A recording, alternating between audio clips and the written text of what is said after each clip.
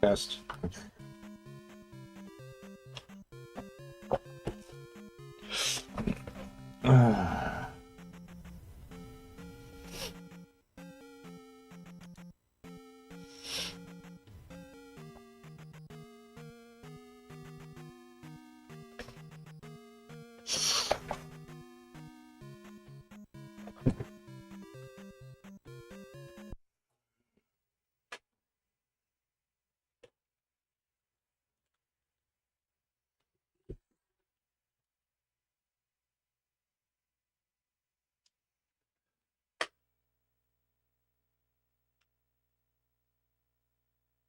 This sword.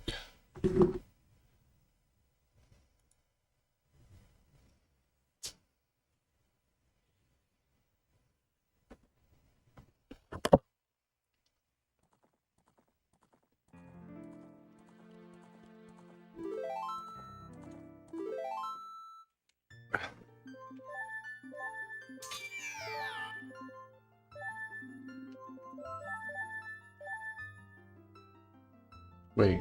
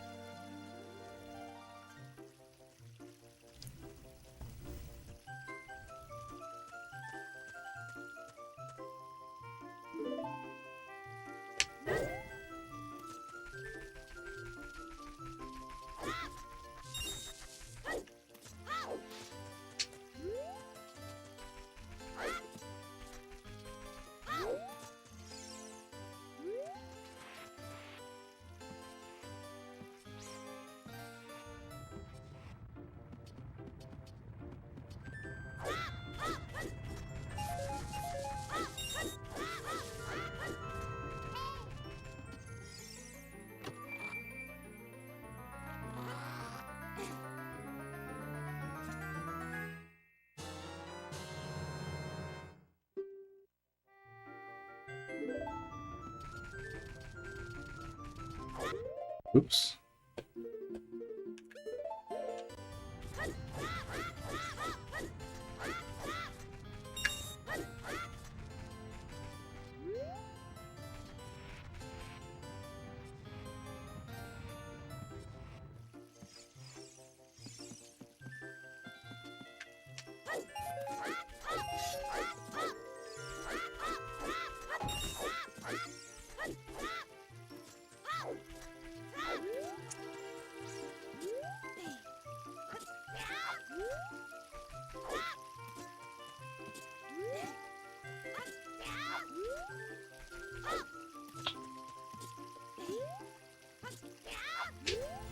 What the fuck am I doing wrong?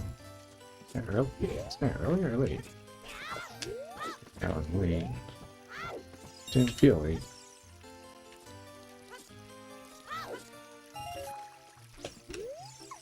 Fuck, dude. Oh my god.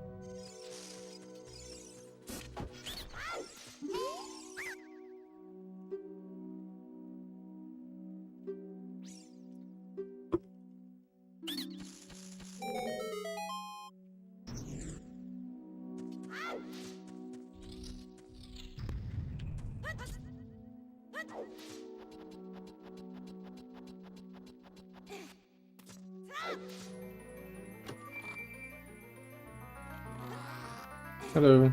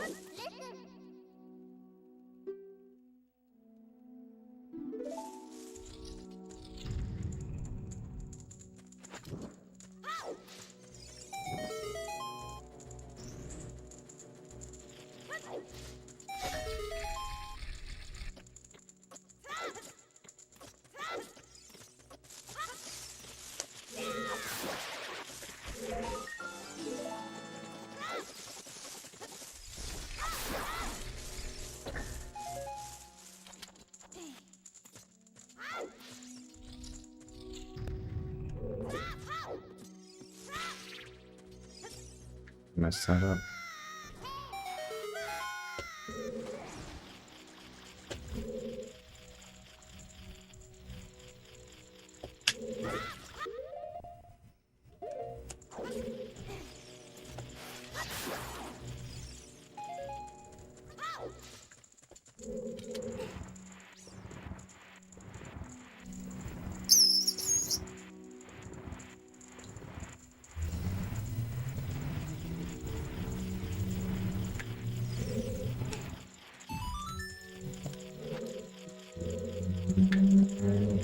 That's right.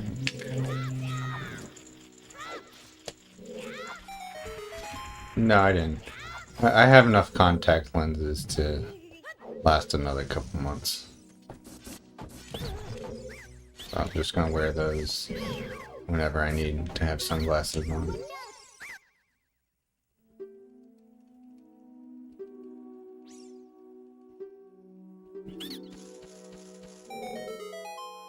And I went for a walk.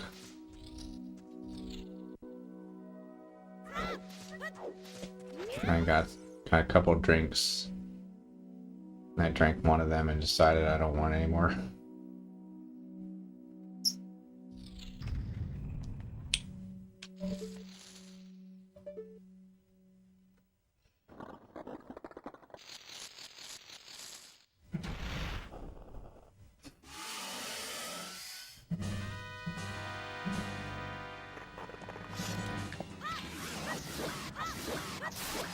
A little stress test of my knee. It seems like it's pretty much healed.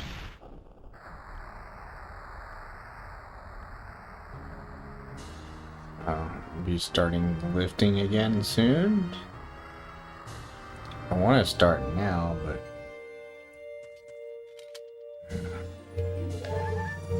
wisdom tells me it's probably better to wait until like Tuesday.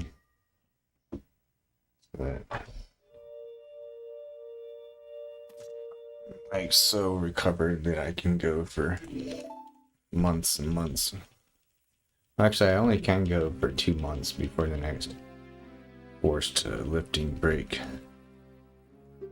I'll be getting a gum surgery, which is a minor procedure, but they told me I can't lift weights for 2 weeks after I do that.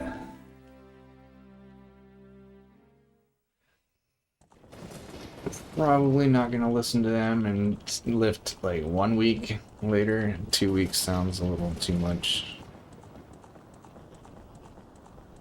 But yeah.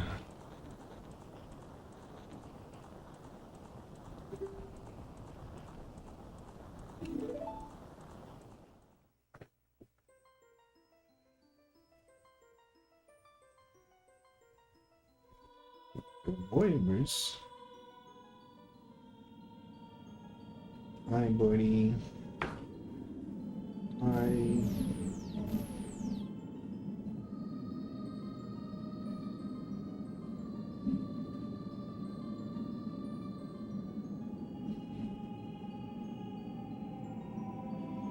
I've been feeling like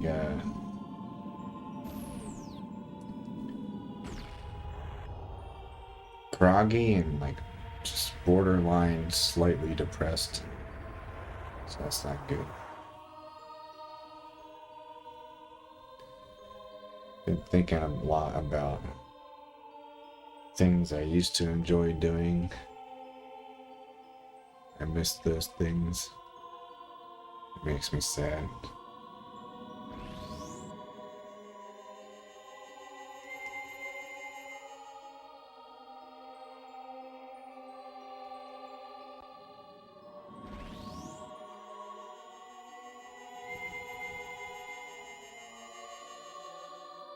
My routine used to be like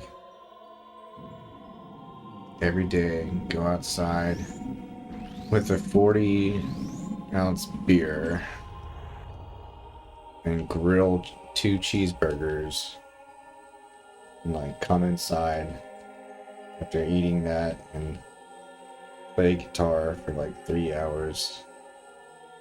I'd be like all inspired, like I'm doing something meaningful, which was making the music, making new music. Felt like life had a little more purpose.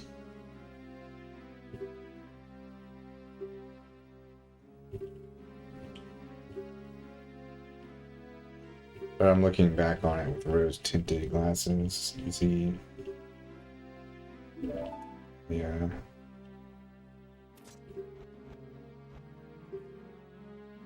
I'm drinking 40 ounces of beer every day. It's no good, so I can't go back to that. Grilling cheeseburgers, I can still do that. But I would have to get a new grill. It's just not the same without the 40s. And then even then, like the cheeseburgers and the 40s aren't the same without the music. I don't know, maybe this nostalgia slash guilt is telling me I gotta do music again.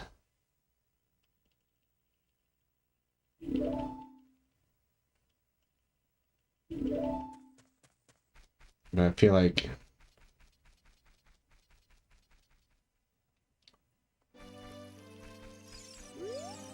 I'm not gonna ever be able to top my past work. It's like I feel like I don't know, yeah, I'm evaluating what I write. I evaluate my skill in music based on how good the writing is. Not necessarily how good I am at the instrument. It's like, what can I write? I feel like I'll never, ever be able to come close to writing something as good as what I did back in the day.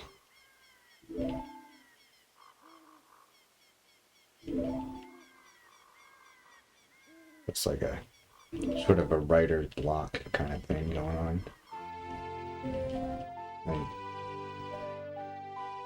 the music I was writing back in 2018 was based on a collection of ideas that I had come up with over the course of 10 years prior to that. So I had 10 years worth of material to synthesize into songs, whereas now I have like nothing new whatsoever.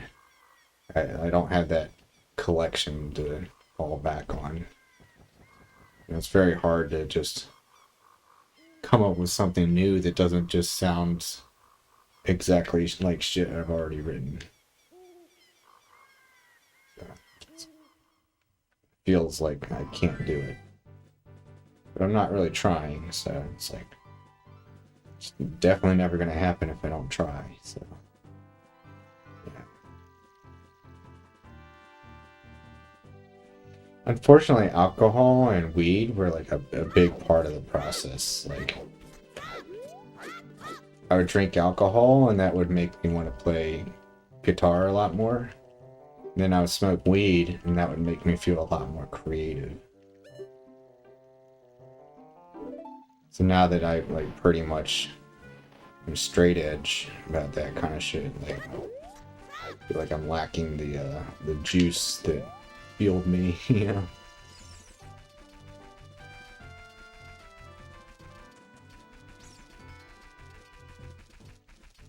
Good boy, Moose.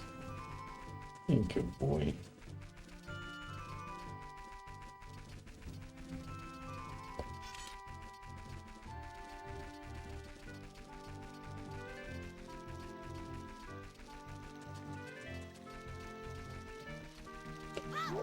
Yeah, it's not.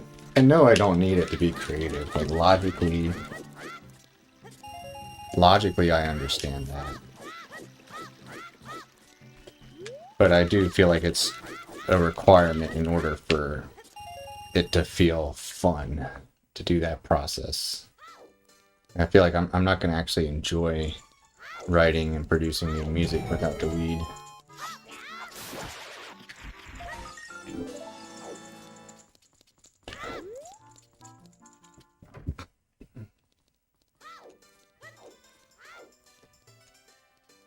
Otherwise, like, why have I not picked up the guitar more than like twice since I stopped smoking weed 10 months ago?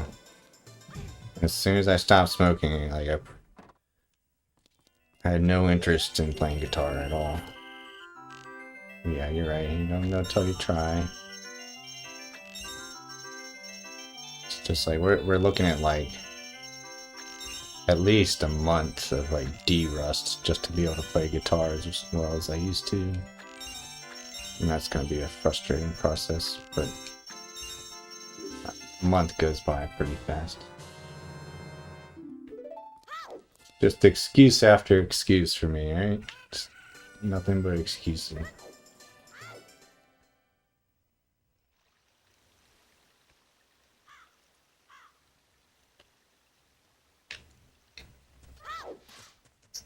Yeah, I really ought to give that a try because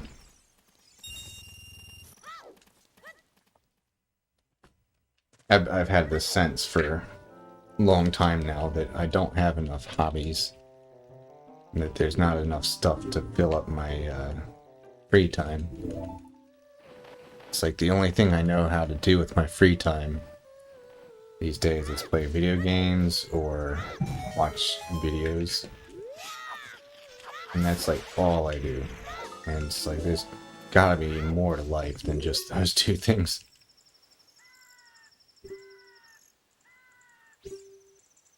Yeah, exactly. Yeah, that month is gonna go by one way or another.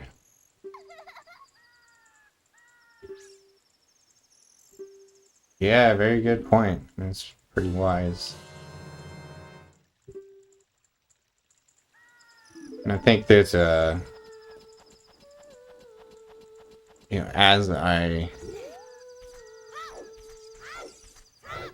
begin that de-rust process, the first week I very well might not be enjoying it. But by the end of a month, it might be like a indispensable part of my life, you know? Like my attitude towards it might change a lot just by making it a habit. So.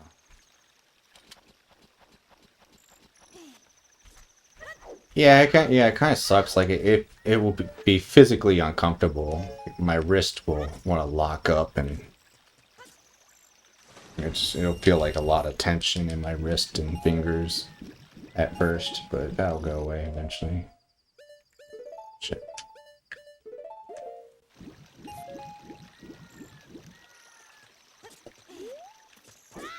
Yeah, maybe if I introduce that back into my life, I'll feel a little more well balanced, because right now it's all, well, my mind is completely consumed with the bodybuilding stuff right now. And it's like all I think about when I'm not working. And it's just a good life has to have more than just one thing that you're obsessed with all the time. Like there should be, like I feel like there should be at least be three things that you spend your free time on, you know? You can't, all your free time can't just be one fucking thing.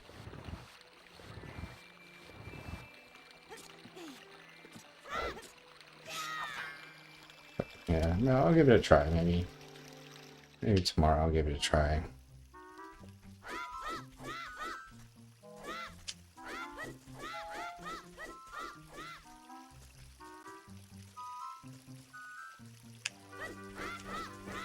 That's good though, like you're still doing a variety of things while still like doing enough of one thing that you care about to at least get significantly better at that one thing.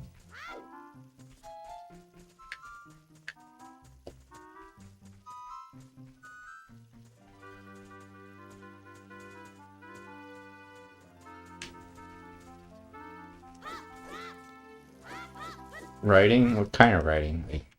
Like books? Or like music?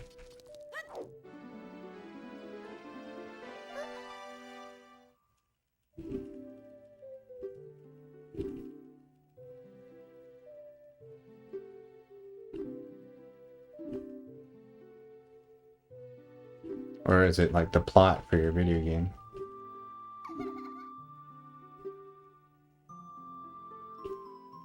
Oh, okay, so it is related to your video game. Nice. I knew it.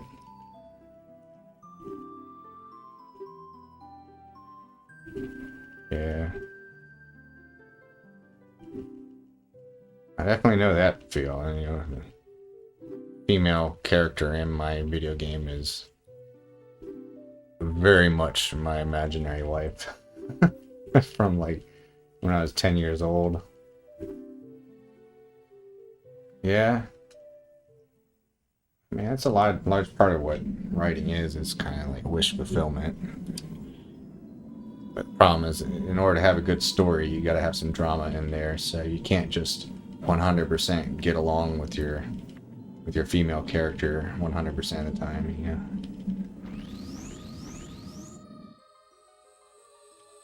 I mean, that's what I did in my video game. In my video game, like the protagonist and his wife, they get along like 100% perfectly all the time, which, you know, is nice and idealistic, but it's not realistic at all. And it lacks any kind of tension as a result.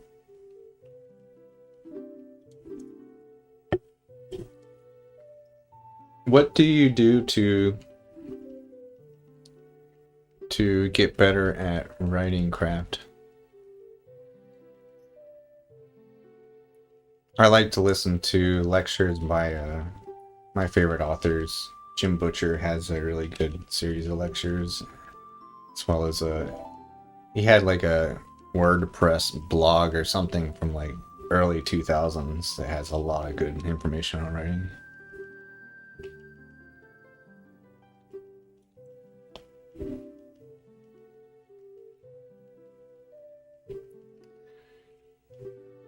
What are some attributes of this female character that you wish you could find in real life?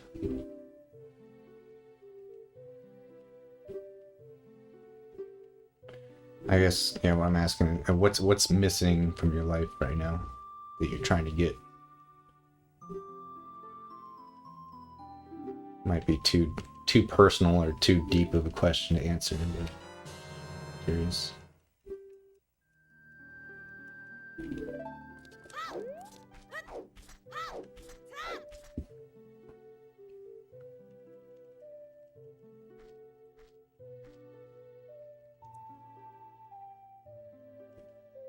Yeah, I'm not really interested in like the technical parts of writing, but I am interested in like the big picture ideas. Things like what scenes and sequels are,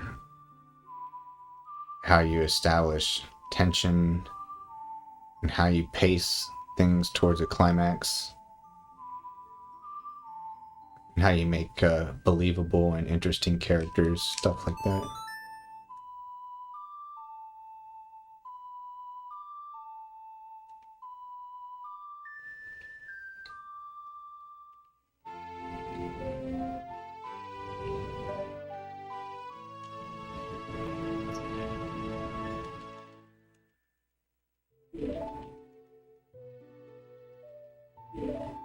Yeah, the waifu characters. So I think that's in psychology.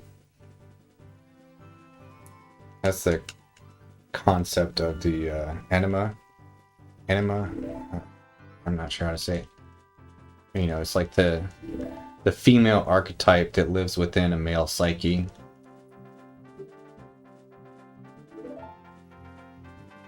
And I think it's good to have some kind of relation or understanding of that aspect of your personality.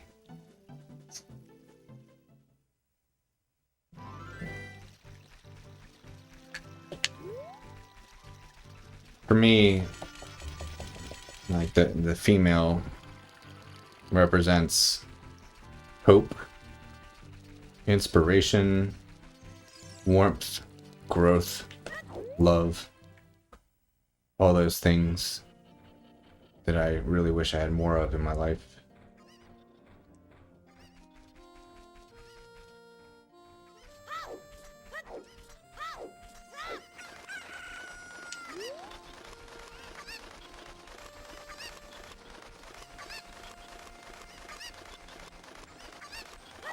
Yes, it's a lot of that missing in today's modern world, especially the hope thing, right?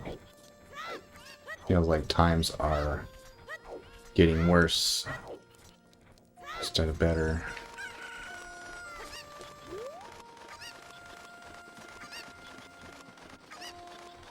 But I think there are aspects of the world that are getting better all the time, and aspects that are getting worse.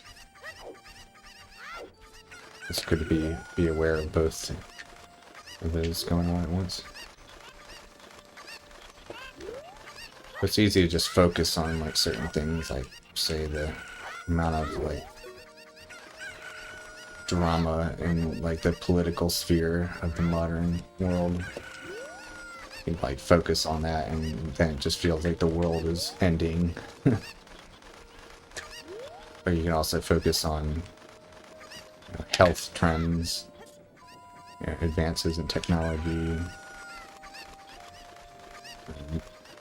Even though there is a lot of war still, there is still less war now, I believe, than there used to be.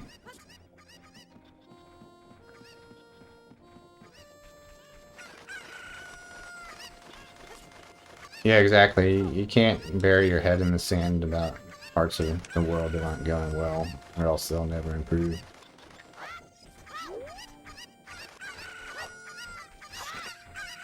The main thing that bothers me is just how much people hate each other nowadays. Like, I don't know, it's probably always been this way, but it feels like, at least among, like, fucking different groups of people living in the same country, there's never been, like, more hatred for one another since the Civil War.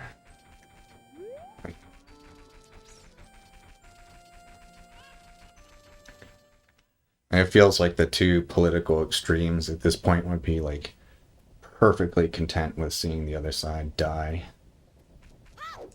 And that's not a good world to live in.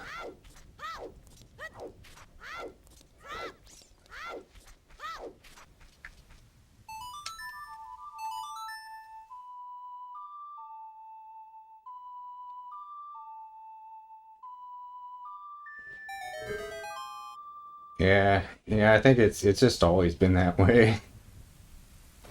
There's a lot of fear mongering. Yeah, it gets clicks when somebody releases some political video that emphasizes how much a certain subportion of a political group hates a certain subportion of the other political group.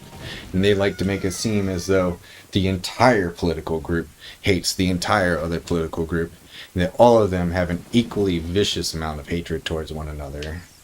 But it's not really like that. There's degrees. Every individual has a different amount of hatred towards the other group. And the things that get the most clicks are things that emphasize that hatred.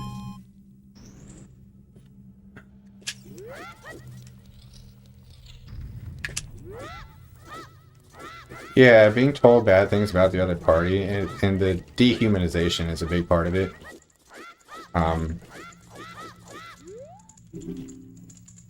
People, like, for example, they will talk about the 80 million or whatever 80 million people of a particular vote in the last election. And they'll talk about those 80 million people as if they aren't human, and that we should just get rid of them, and that they need re-education camps, or that, wow, they must have never gone to school, and like they're so fucking stupid. I'm so glad, like, etc., etc.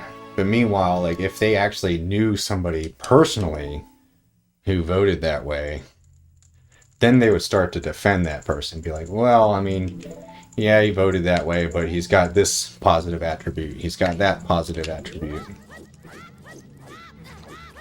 It's like that dehumanization, the depersonalization. That's a big factor in all this.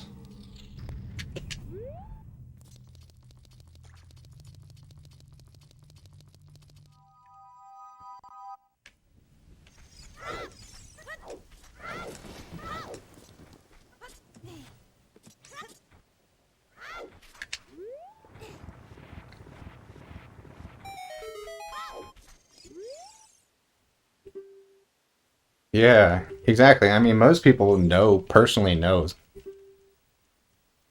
several people and are close to several people of the opposing political party.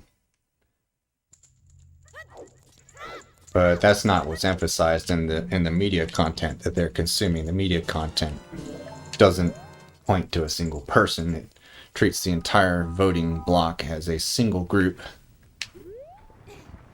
and then tries to label them with particular attributes, like everyone in such and such group must not have gotten a good education, for example, or everyone in such and such political group, uses feelings to guide their decisions instead of logic, things like that. Well, you got both sides saying that. Both sides love to say that the other side is all feelings and no facts. I mean, what it really comes down to is I think all people everywhere almost always use feelings more than facts in their decision making. We're kind of hardwired evolutionarily to use emotions heavily in decision making, but that's a different topic.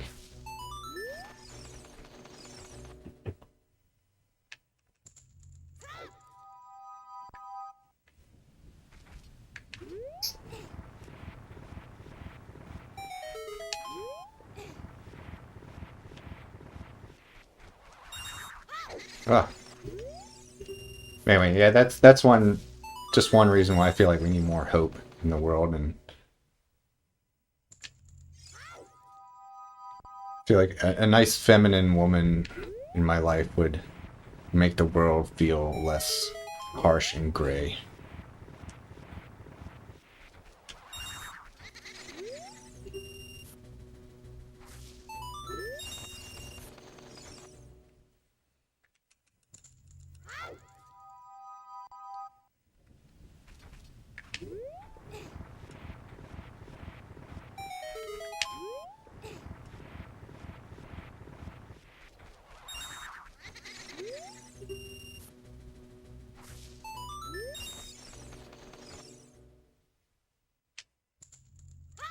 This sucks. I still have a minute to get the heart piece and have a chance of PBing. I could be at this for a long time.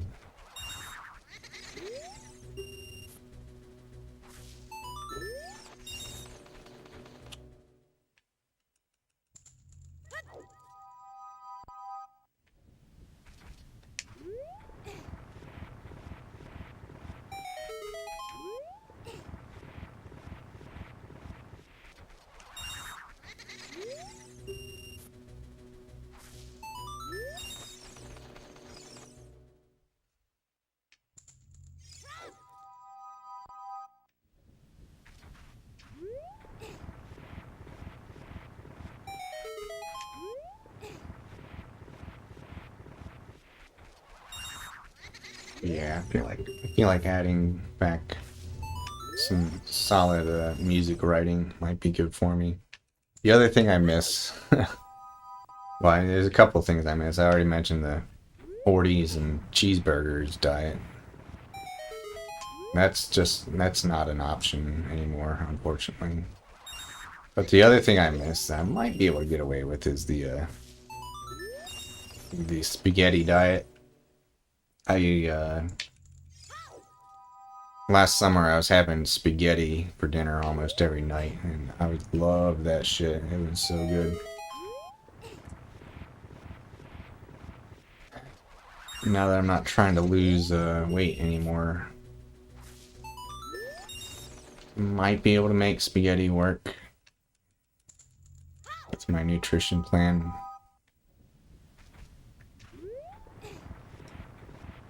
What's up, the Vix? Are you Levez? Or are you somebody else? Sorry, I might have you confused with someone else.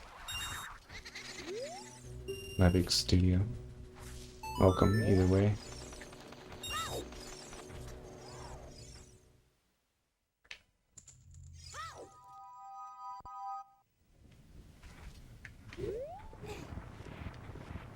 Yeah, spaghetti,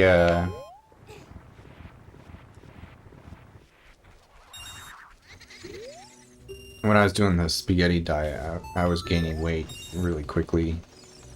But at the same time, like, I was also having a much bigger breakfast and like 4 or 5 energy drinks throughout the day. So I can probably reintroduce just the spaghetti and have the diet be okay.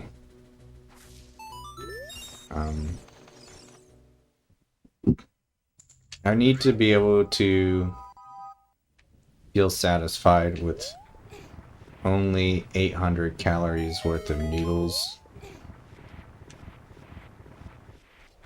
And that's the hard part. I feel like if I just have 800 calories of spaghetti noodles, I'm gonna just finish it and be like, the fuck, I need more.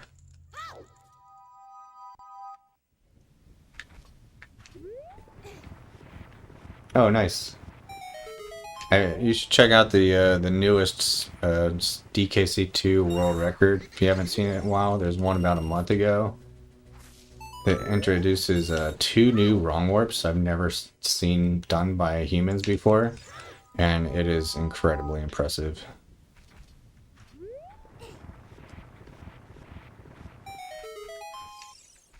Oops.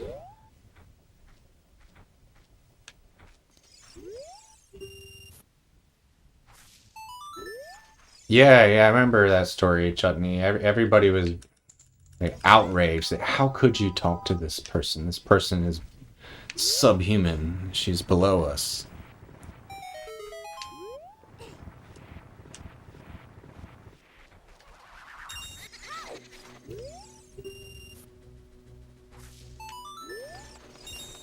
What's up, FDA? How you doing, man? I'm just here trying to get the Dampe heart piece for 10 minutes straight now.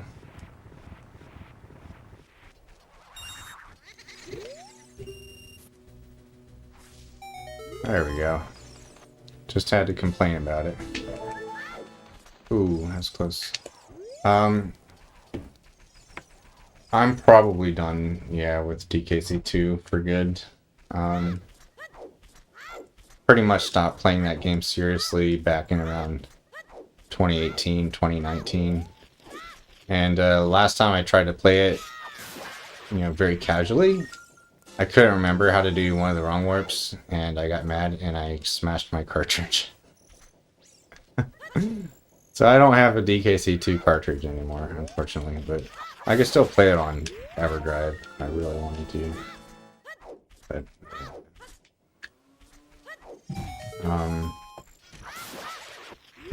I had some issues with the some very prominent members of the DKC community. And so since there are certain people there who I really don't get along with anymore, I can't really be part of the DKC community, and without the community aspect of it, I don't feel motivated to play the game. Unfortunately.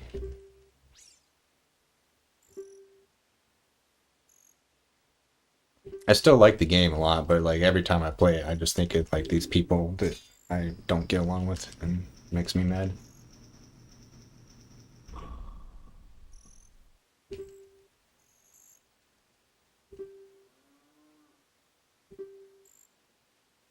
My day's been good. I went for a 2-mile walk,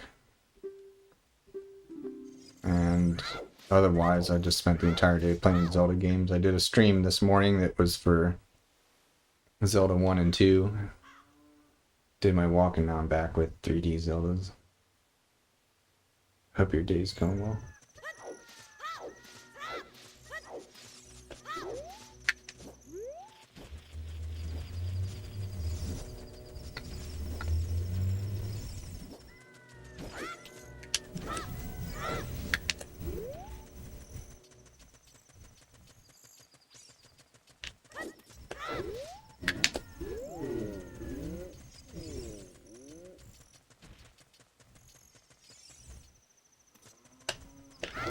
It's all good. If you're just here for Donkey Kong Country stuff, I'm sorry, I don't really do that anymore.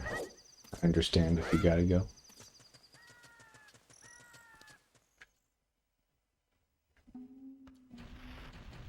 I recognize your name, FDA, but unfortunately I could not remember any specific conversation we've had before.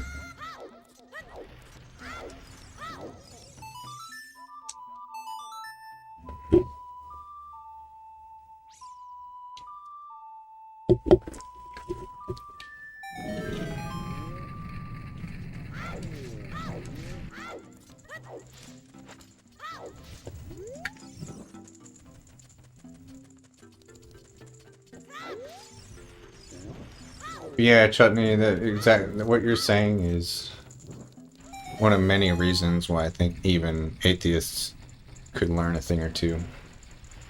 It's exactly the kind of thing that's missing in modern discourse is the recognition that everybody is human and that you're not like inherently better than them.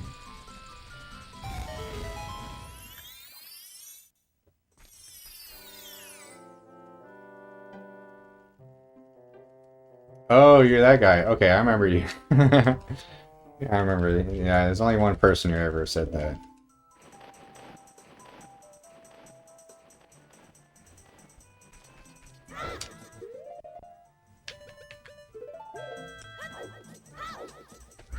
Gotta be careful because I burnt my stick there.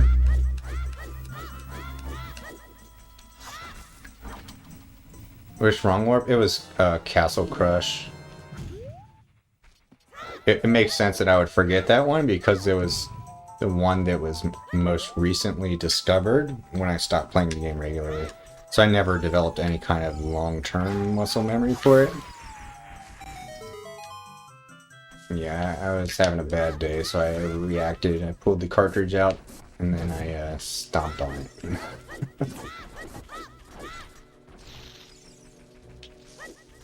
Basically did what Diddy does when he loses a mini game in DKC1.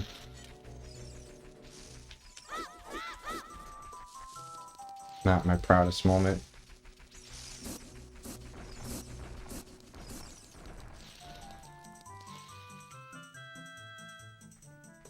Man, I really gotta use the bathroom. I'm not gonna be able to make it until next cutscene where I don't have to press buttons.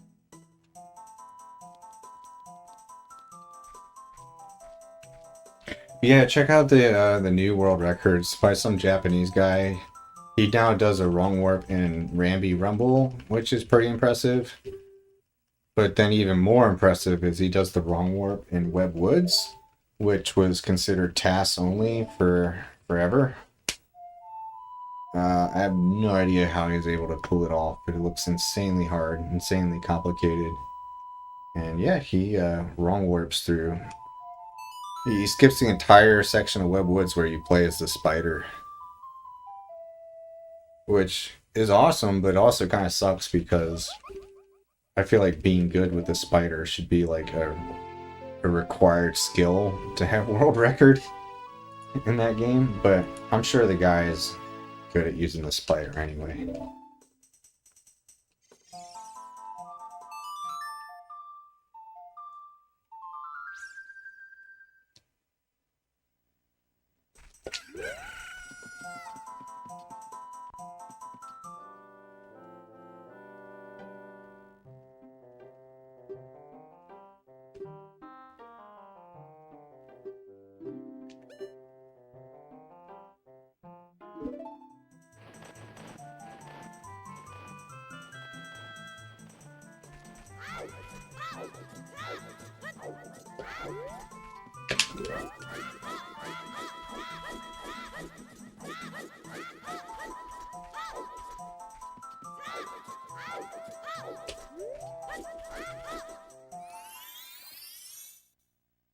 Oh wait, I could probably lose minimal time if I go to the bathroom and find this Runia cutscene here, because you don't have to press buttons for a while. God damn it.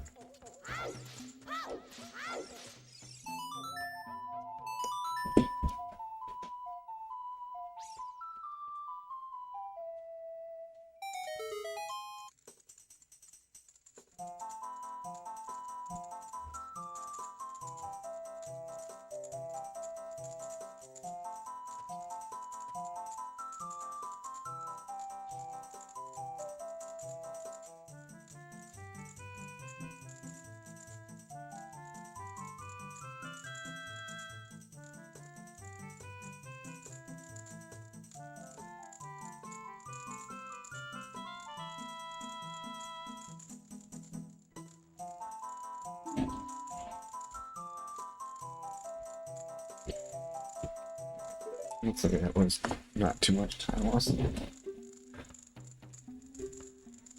Nice, man. Yeah, I think the game hasn't changed that much since I ran it, which means most of the tutorial should still be relevant. It's not like the entire game is like completely changed, so my tutorial's useless. Like, but you still gotta check with modern runners to make sure you're not missing like any new strats. They're low-hanging fruit,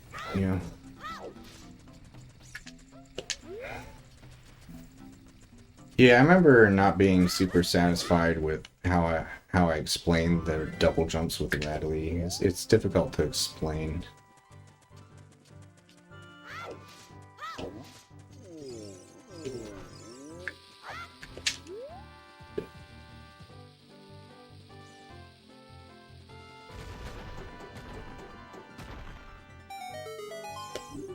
Yeah, nice. What games are you gonna play? FDA, I'm referring to.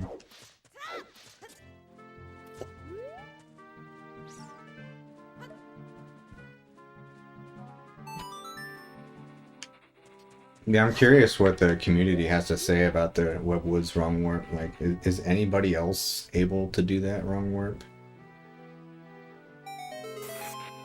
Or is it just this one random Japanese guy who has the skill required?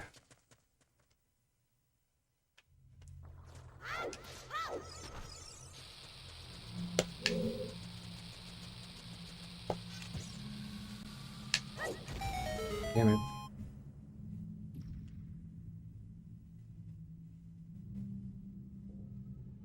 The Ramby Rumble Run Warp looks like it's something I might be able to learn. It doesn't look impossible. But the Web Woods Run Warp does look freaking impossible.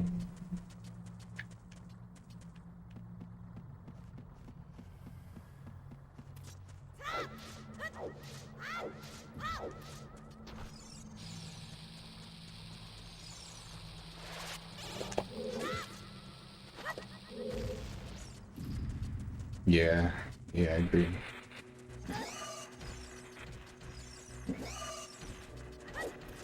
Are there any new Zeldas being made? I haven't heard anything about that.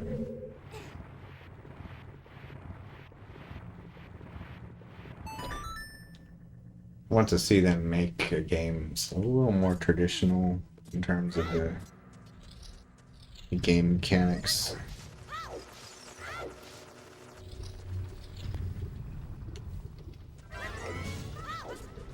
Shit.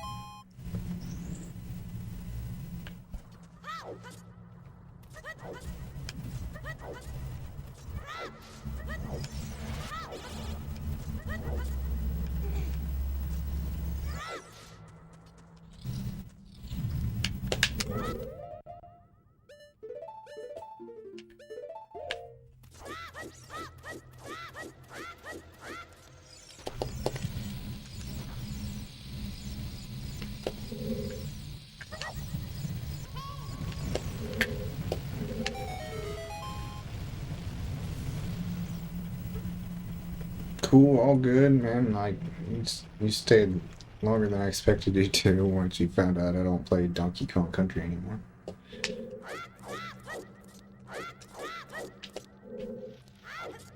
See, do I want this stuff? Nice one.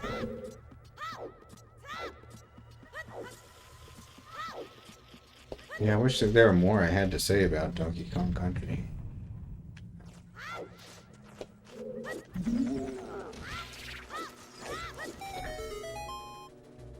I think even if I didn't have the fallout with the community, I was probably gonna lose interest in that game anyway.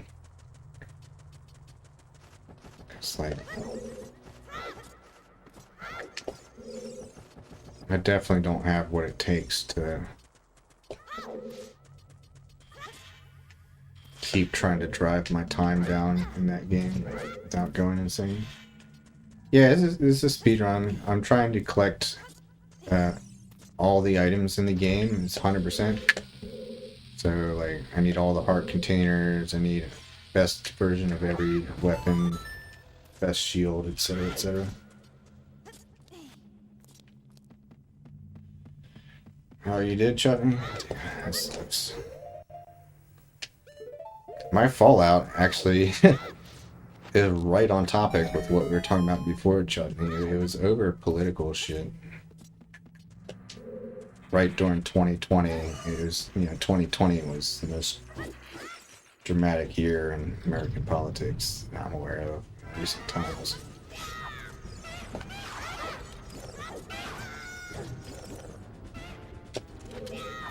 I got in trouble because I was not a fan of the riots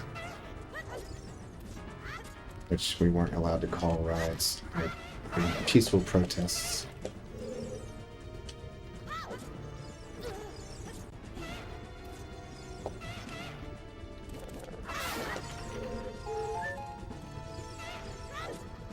God damn it, dude. Dude, this sucks.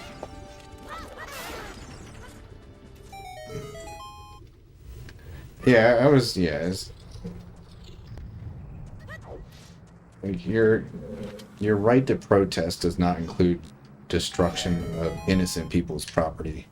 And that's most of the people who are getting fucked over and having their shit destroyed were just innocent bystanders. So that's one thing, and then the other thing is, of course, like I don't even accept the premise that there's like racism in policing. Like, sure, there's some people who are racist among police, but like most of them aren't. Most of them are just trying to do their fucking job.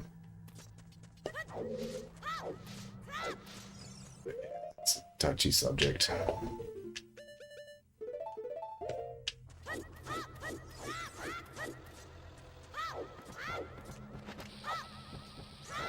Like, to this date, I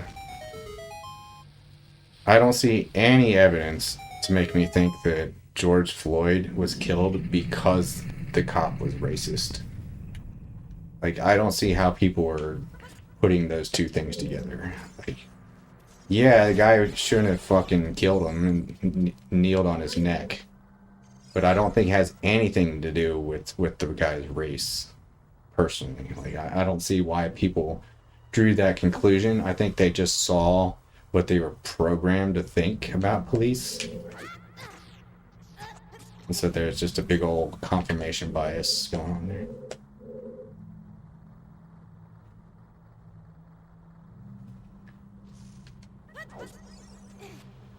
Yeah, that'd be cool, FDA, but I don't really have enough clout to start a community for Zelda games. Like, I'm very much a small fish in a big pond. I would, if you're interested in hooking up with like more Zelda players in general, I would check out the Discords for games like this game. Maybe some of the older Zeldas. I've heard bad things about the Link to the Past community, so I wouldn't spend too much time on that Discord. But the Ocarina of Time Discord is really friendly, positive thinking.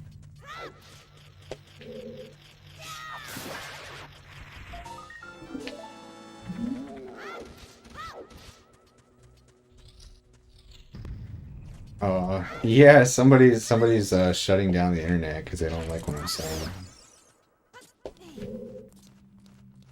It must be it.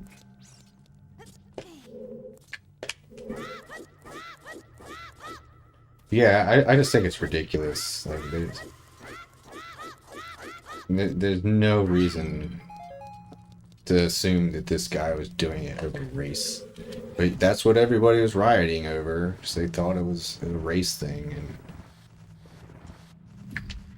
And people just see what they want to see.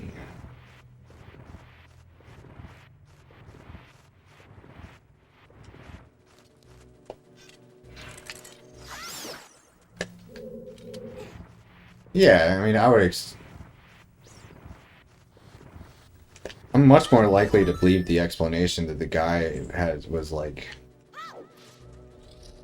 a control freak, you know? That's believable.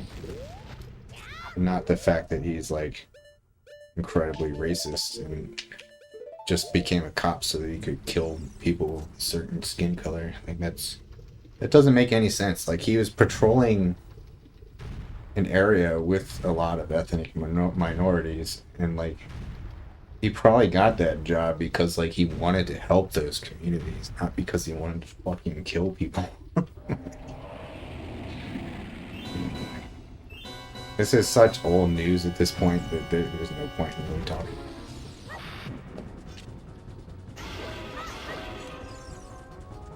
But yeah, this point is that was the topic that got me sort of ostracized from the DKC community. They're all pretty fucking far left over there.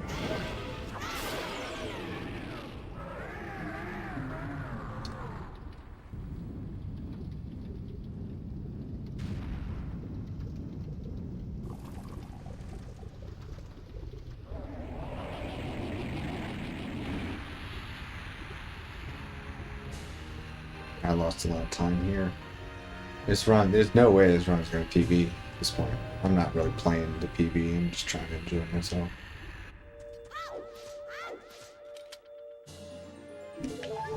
Sorry, Levix, I didn't say goodbye. If you're still here, goodbye.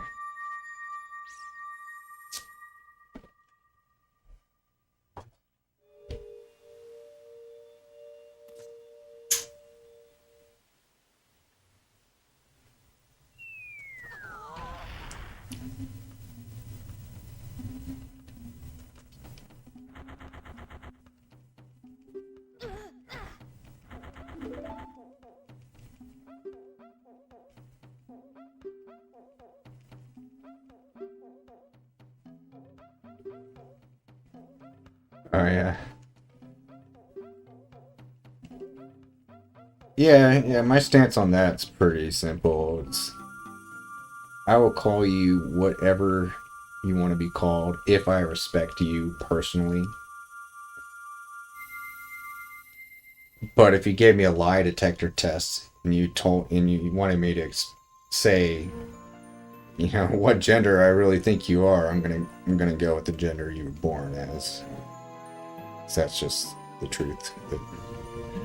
But I don't rub it in people's faces that I think that way. I try to call people whatever they want to be called.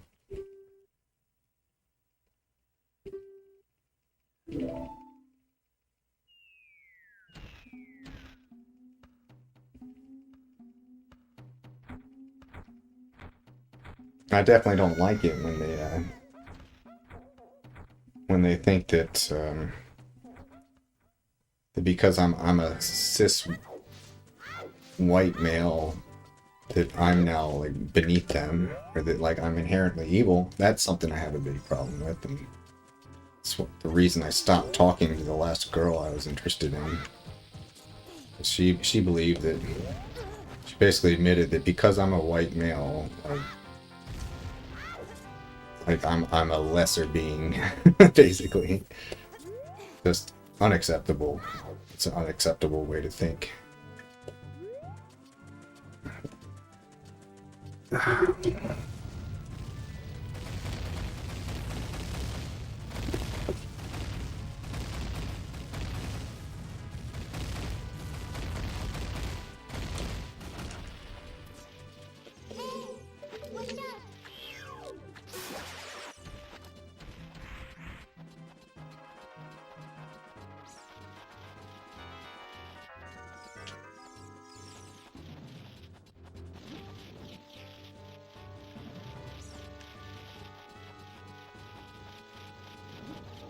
Yeah.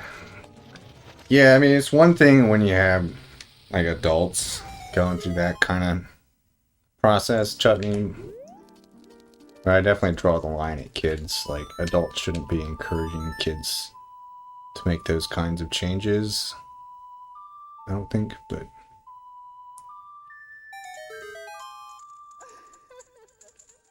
course, I'm very traditional, like, you know...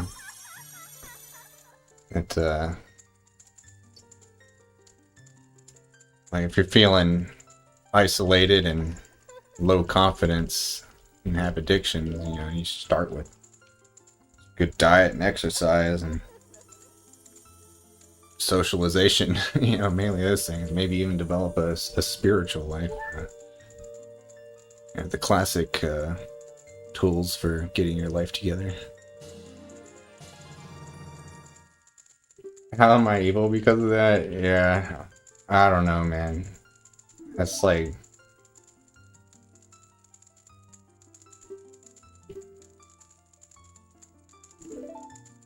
I don't think there's any logic behind it. They just feel that way because they've been they've seen too many white men portrayed as doing bad things in the media they consume.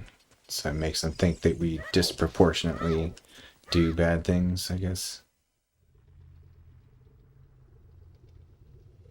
Yeah, I mean, I'd have to see what the newest statistics are, because things might change, but at least as far as like 6, 7 years ago, the transitions were not helping with people's rates of offing themselves. So, but I don't know if that's still true today. Um, so I won't make the assumption that that's true, but I would suspect that it's not helping their long-term mental health. Might not be hurting it, but it's definitely not helping.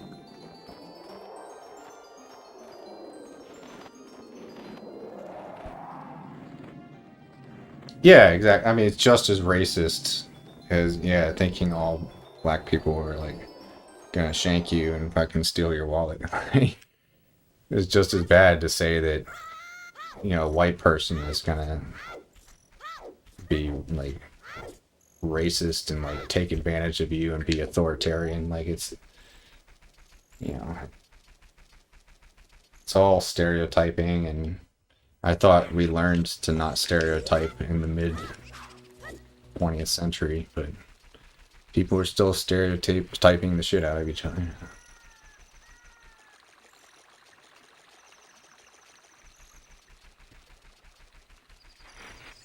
Yeah, I don't get to talk about this stuff much. I mean, I do in the YouTube comments of some of the pundits I follow, but and most people you meet on Twitch aren't going to be willing to even have a conversation about this stuff. Either because they disagree with you so vehemently that they don't see you as a human being anymore, or they don't want to get canceled. I've already been canceled, though, by the DKC community, so now I'm free to say whatever I think.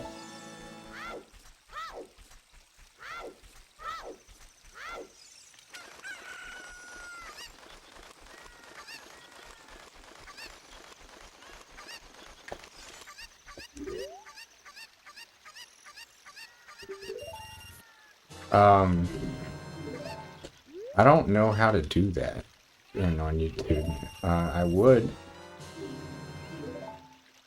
I might not be able to pull that off while simultaneously speedrunning it. Can you send me like a personal message as a reminder? DKC, I'm talking about, that's Donkey Kong Country. It's a speedrun. That was sort of like the main speedrun that got me notoriety back in the day. Did a couple GDQ runs of it.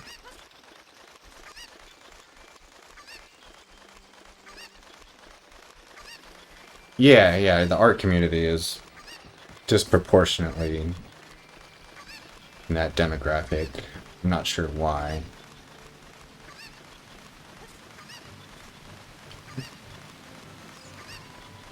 That's actually a good question. I wonder why it's so disproportionate. Cool. Yeah, I can try to mod you after the stream. So I think if I wanted to do that, I would have to like pull up a couple different windows. It's like I actually don't have YouTube open right now. Instead, I'm seeing your chat through the program OBS. So like I can't actually interact with the YouTube interface. Yeah, self-expression, maybe a little bit of introversion factoring into it. Could be wrong about that. Maybe something to do with, yeah, I guess, yeah, self-expression is essentially being liberal. To be liberal is to have freedom to express yourself how you want. So someone who puts a lot of value on those kinds of things is more likely to follow the liberal worldview.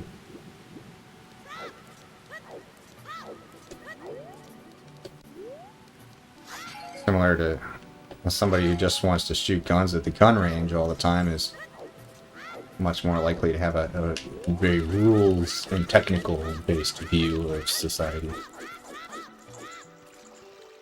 So if you don't follow rules on the gun range, then it's a pretty bad gun range, right?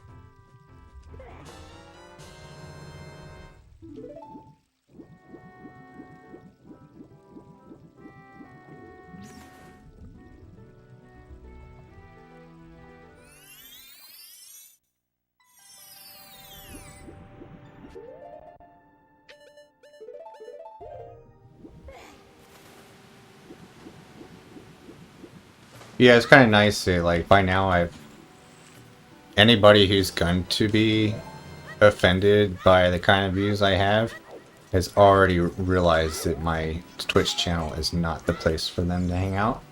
So, like, you don't run into those people in my chat anymore.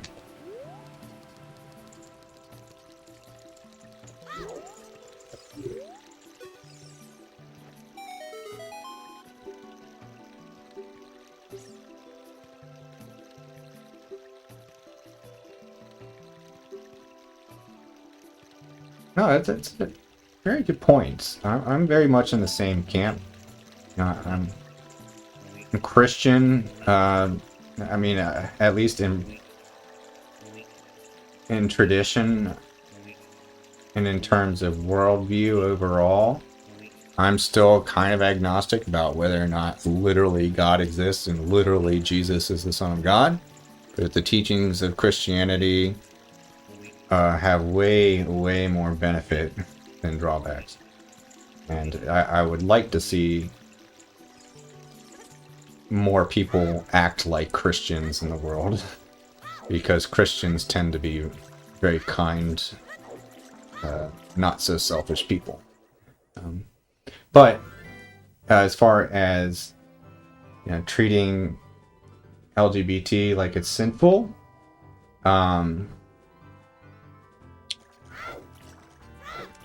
I think it's sinful in the same way that jerking off to heterosexual porn is sinful.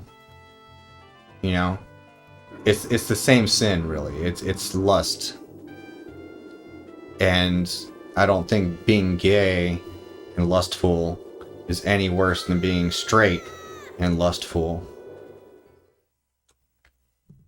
And even if you do have lust, I don't think that's like a huge deal. Like, it's not as sinful as murdering somebody. Like, it's a completely different discussion.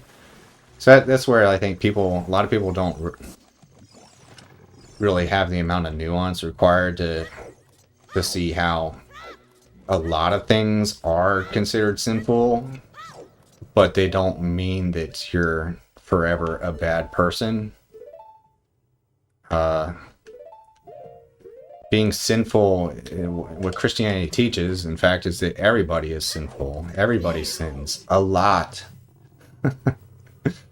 And that just because you're being accused of a sin doesn't mean that the Christian person next to you thinks that they're better than you. Like, Christians have to admit to themselves that they too are very sinful. That's like part of the faith, is admitting that you yourself are sinful.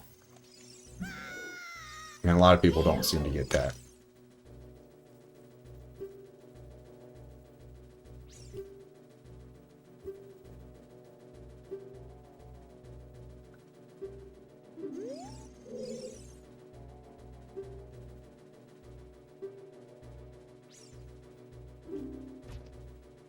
Yeah, exactly. Yeah, what you're saying about people treating them cruelly, like that's not what Jesus taught.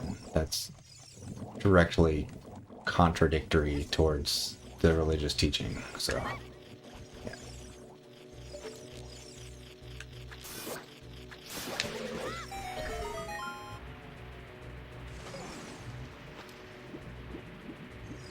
Yeah, definitely. Yeah, I definitely don't agree that like the best expression I've heard is that God sees hearts, not the labels that humans put on one another. Um, I think if you're a good person, I don't think you have to believe that Jesus is the Son of God in order for God to recognize one of his own, basically. Like you can be a good Buddhist and be just as likely to enter heaven as a good Christian. And yeah, a lot of Baptists believe that like if you don't declare that Jesus is your Lord and Savior, that you're never going to heaven, which is completely illogical because there are going to be countless people throughout the earth who will never even hear of the name Jesus in their entire life. What did those people do wrong? You know? Explain to me what those people did wrong. Yeah, it just doesn't make sense.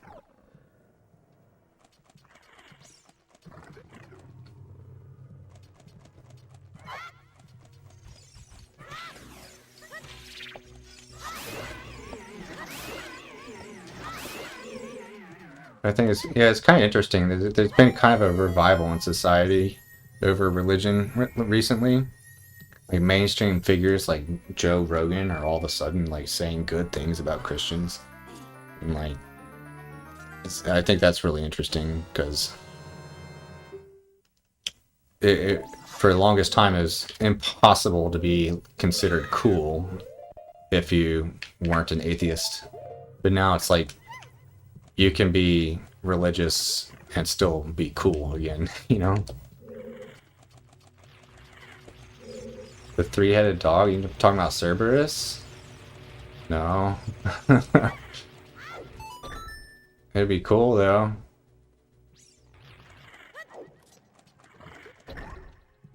I think Hades is a badass. Like, I'd like to meet Hades.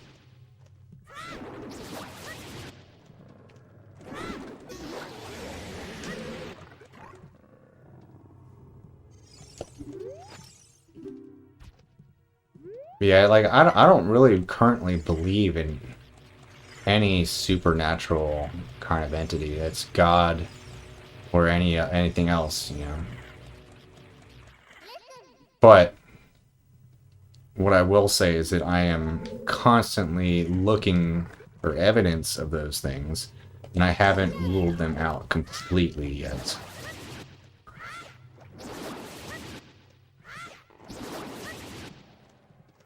And again, like even if there is no God, I still believe the worldview of Christianity is helpful towards a flourishing, healthy society where people are kind to one another and less selfish.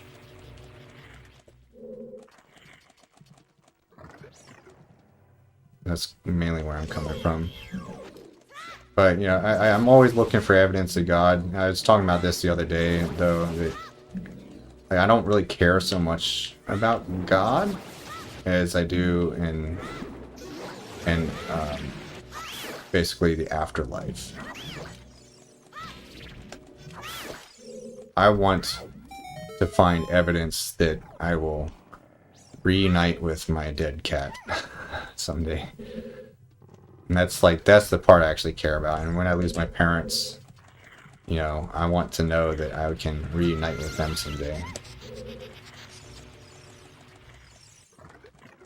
And yeah, people often associate religion with the afterlife, but it's not necessarily...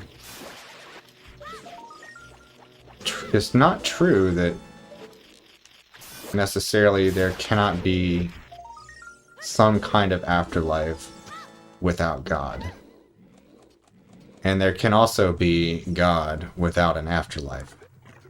And people will just assume those two things have to go together, but they don't. They really don't. I mean, both of them probably aren't real. But, you know, I certainly hope they're real.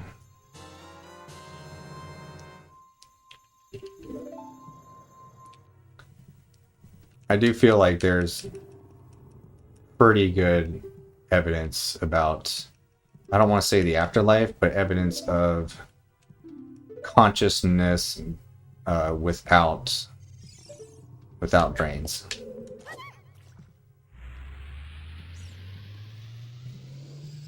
I think there's been a ton of examples now of consciousness-like things occurring in people whose brains are currently not turned on. But it could just be wishful thinking, because of course, like I said, my bias is that I want to see my cat again. So I will do anything to make myself believe that that's possible, no matter how naive it may be. Yeah, I'm referring to near-death experiences.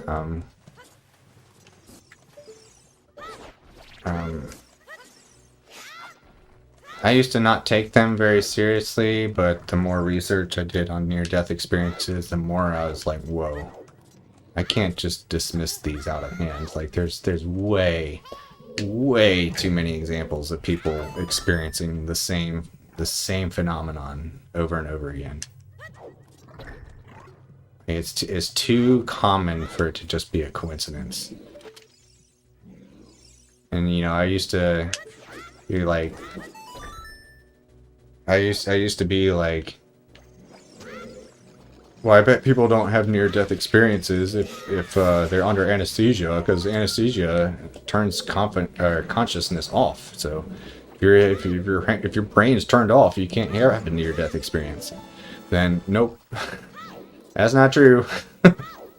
Something like a quarter of all people who have near-death experiences do so under the effects of anesthesia. So it's like, if you actually dig into the literature on it, it's hard to refute, I think.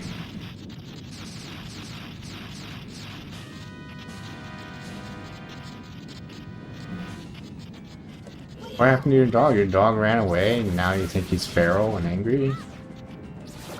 Sounds awful. If anybody's confused, I assume you all know this by now, but I am talking to people on both Twitch and YouTube. That's why I'm like talking to people whose chat you can't see.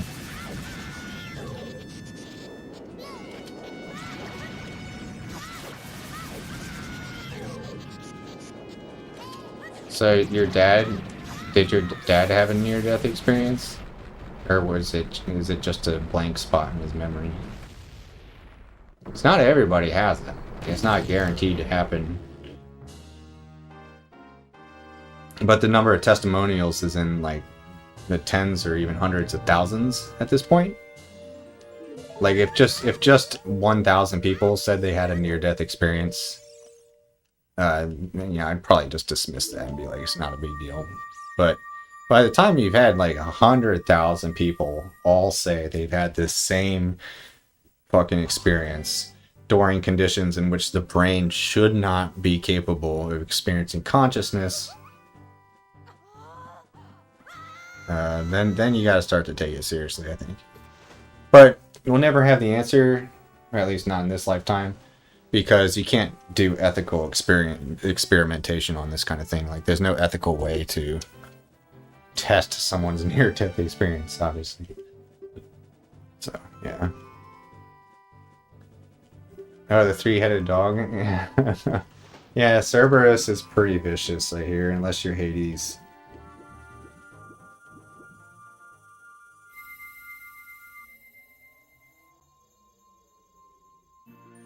Yeah, my mom had kind of a near-death experience too.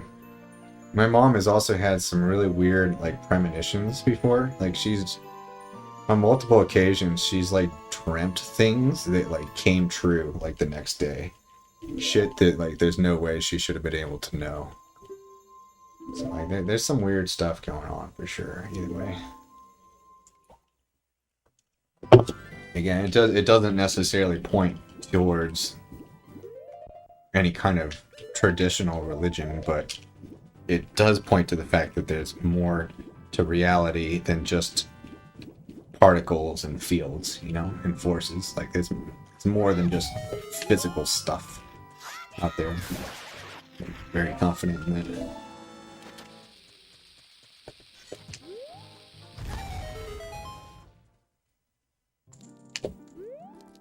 Oh wow, yeah, I haven't heard of that. And that sounds interesting. Chutney. Ah, it's crazy.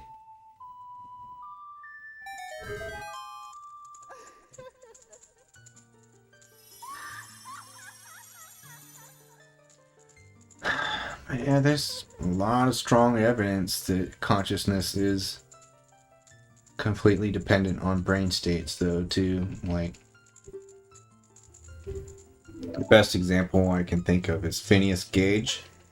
He's a famous guy from at least 100 years ago. He was a railroad worker, and he had an injury where, like, a spike went into his brain, but he managed to survive.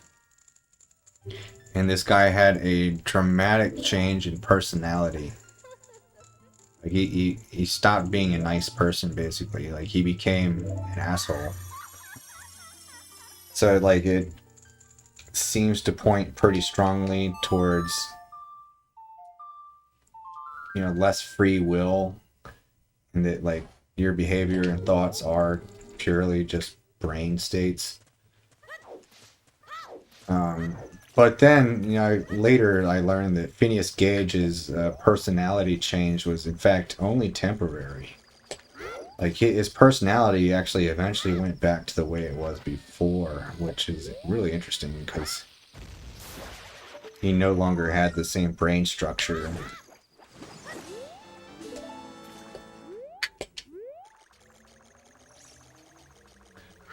Yeah, my mother's dreams. She would dream something like an example is like she dreamt that like somebody we knew at church was going to have a baby girl or something, or I think it's a boy. Either way, like she dreamt like the day before this person announced that they were pregnant. That yeah, she dreamt that she was going to be pregnant, and she fucking knew somehow, which is crazy. But although you could argue that something like I think pregnant women have some kind of a glow or something that people talk about. Like, shit, I need to redo this. Stick's going right now. But still, it's kind of crazy. And, you know, my mother hasn't had these kinds of dreams, but there have been a lot of dreams where people have dreamt that, like, somebody they know is gonna, like, die. And then that person dies, like, the next day. Shit like that. Crazy.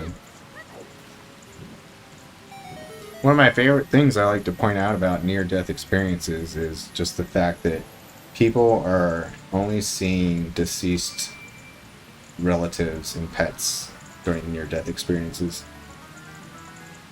which is really interesting because if it were just some kind of hallucination, you would think that a hallucination would have an equal chance of having a living person in it as a dead person. But no, near-death experiences almost always have dead people in them. And similar to what I was just saying, very often you'll hear cases of people who meet somebody during a near-death experience who they thought was alive, And then when they come back from the near-death experience, they find out that, oh, that person died like 2 days ago. That shit'll give you goosebumps if you really think about it. It's crazy. How could that happen? It's insane.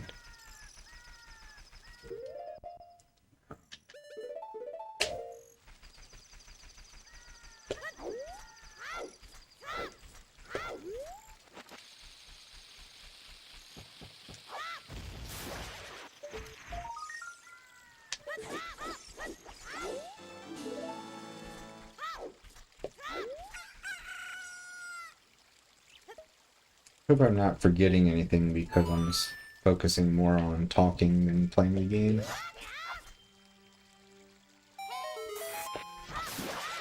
But yeah, isn't that insane? Like, people find out that somebody they know died because they saw them in a near-death experience. It's mind-blowing.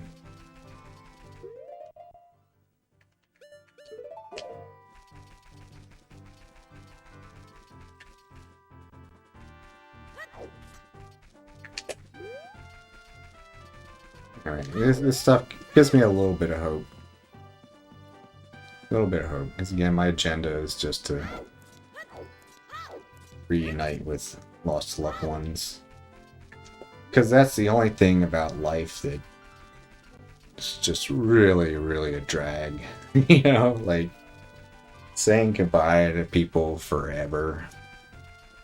That's a tough pill to swallow. Like, I don't care about my own death nearly as much as just saying goodbye to someone forever and ever. I don't think the human psyche is equipped to handle that kind of trauma. We just can't accept it.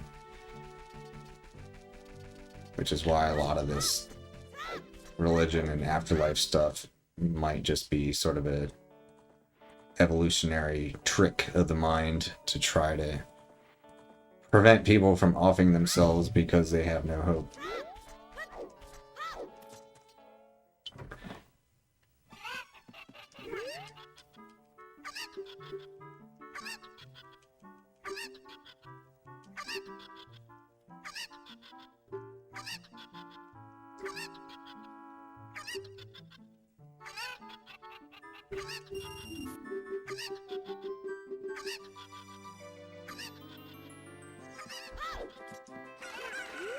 Yeah, you know, the way I see it is it's the only wound in life that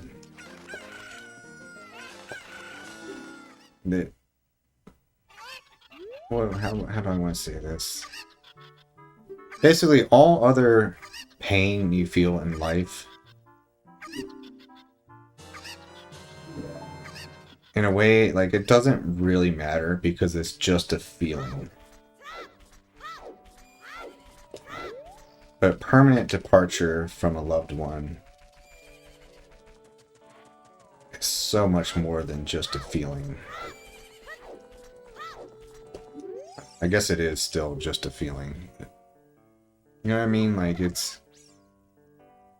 like, in comparison to the pain of losing a loved one, all the other pain you feel in your life is just child's play. You know, it's on a completely different level of pain.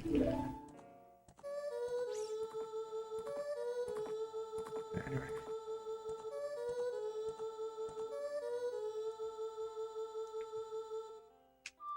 Fuck.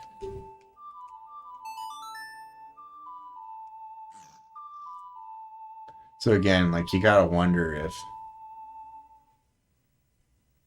if there's something like an evolutionary advantage to believing that you'll reunite with lost loved ones in an afterlife, because I think the news that you lost someone forever can be so bad, so depressing, that it can cause people to no longer view life as worth living.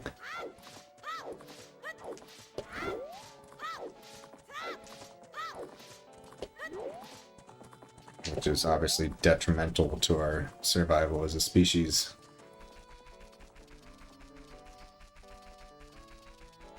And that's why, another reason why I really hate it when atheists, like, try really hard to convince religious people that there is no religion.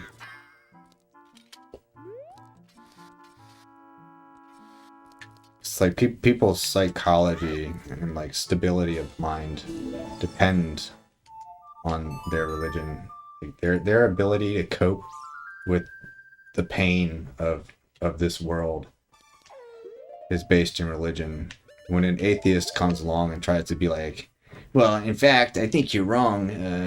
Yeah, you're really stupid if you think that. Like, you're doing an incredible amount of damage to that person by trying to convince them of your atheist ways.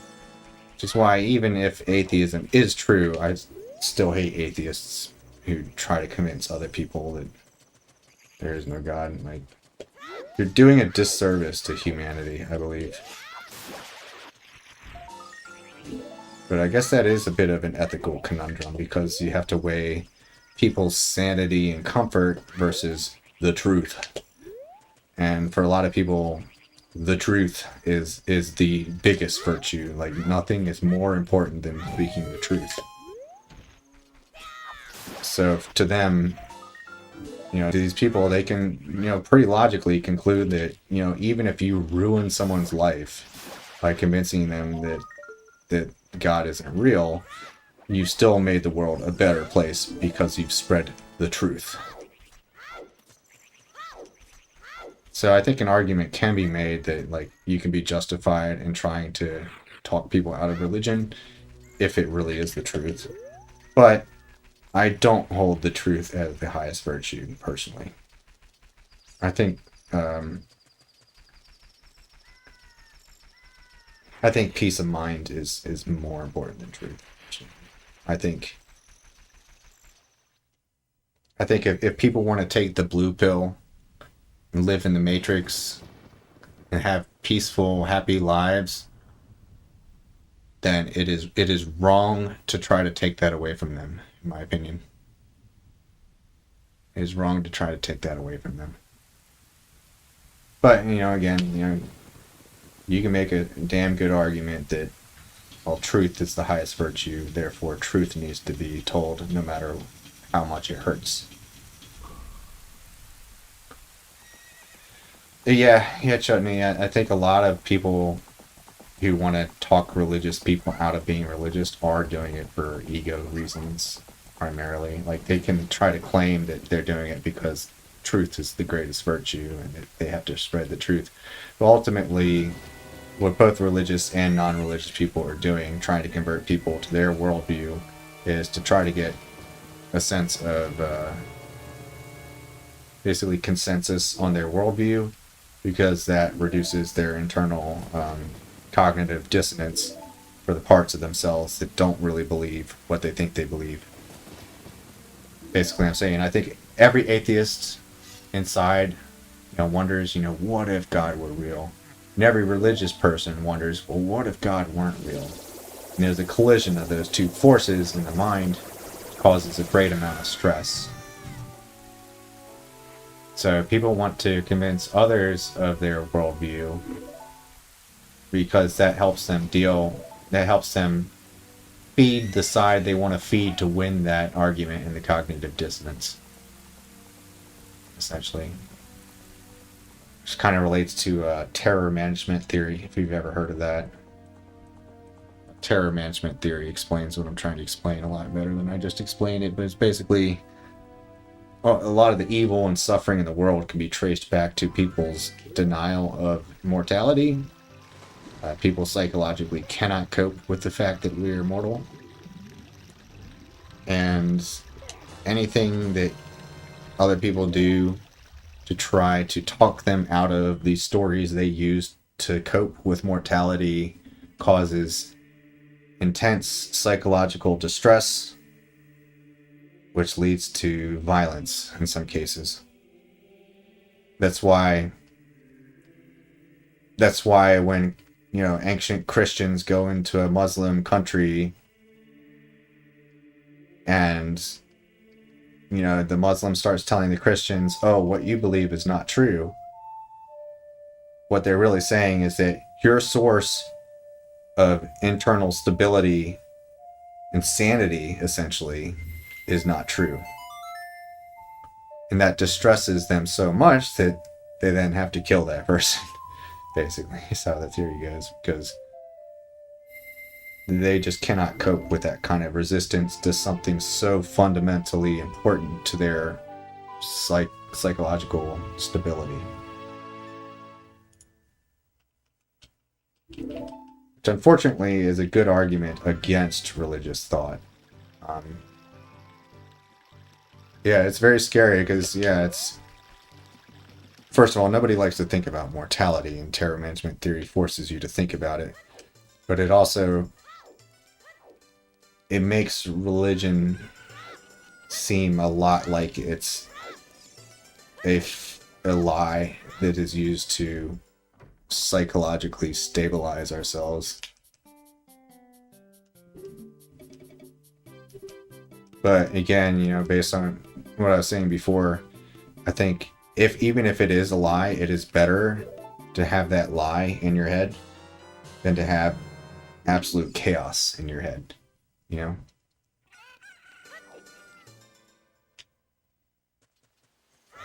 But that's where a lot of atheists would strongly disagree with me.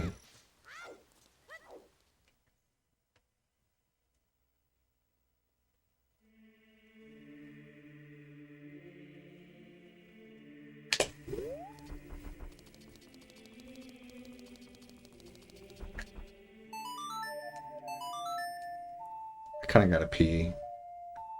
I'm gonna do that, even though I'm gonna lose time.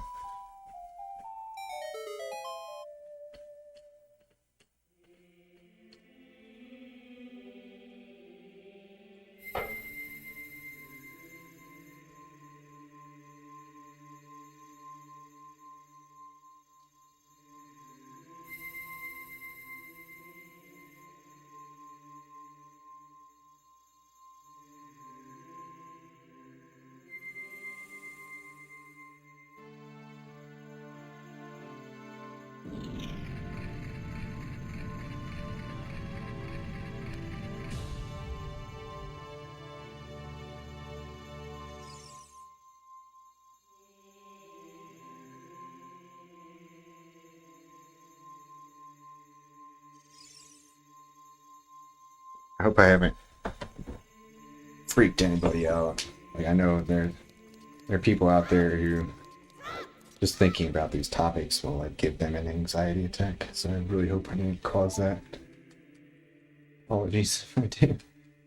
But I will also say I think it's good to think about these kinds of things instead of bury your head in the sand. Because if you have something you really believe in, it's gonna make the final moments of your life a lot more peaceful.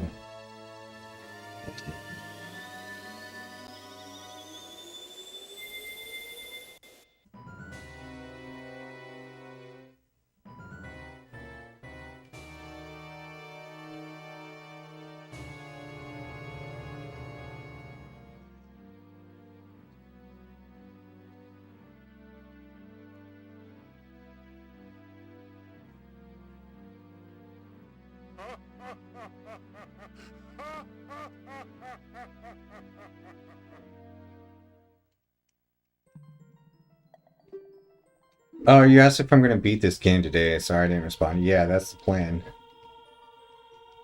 If you look at the timer, I beat the game in 6 hours and 19 minutes last time, but I'm 5 minutes behind that, which means I'll be done with the game, and the timer says about 6:25.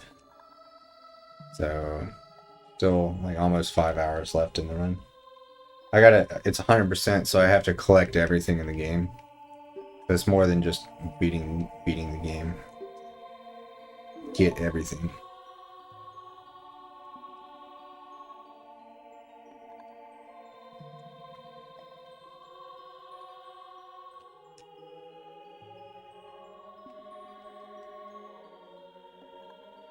This is kind of a break in the run. Like the last hour of the run has been pretty much non-stop action, but now we've got a lot of cutscenes and a lot of like side quest type stuff to do.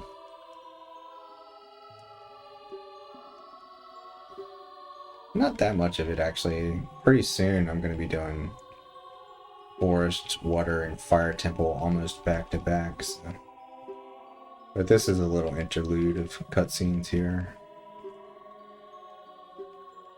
This is the point in the run where, like, a lot of the times I stop and, like, wonder, am I really gonna beat this whole game?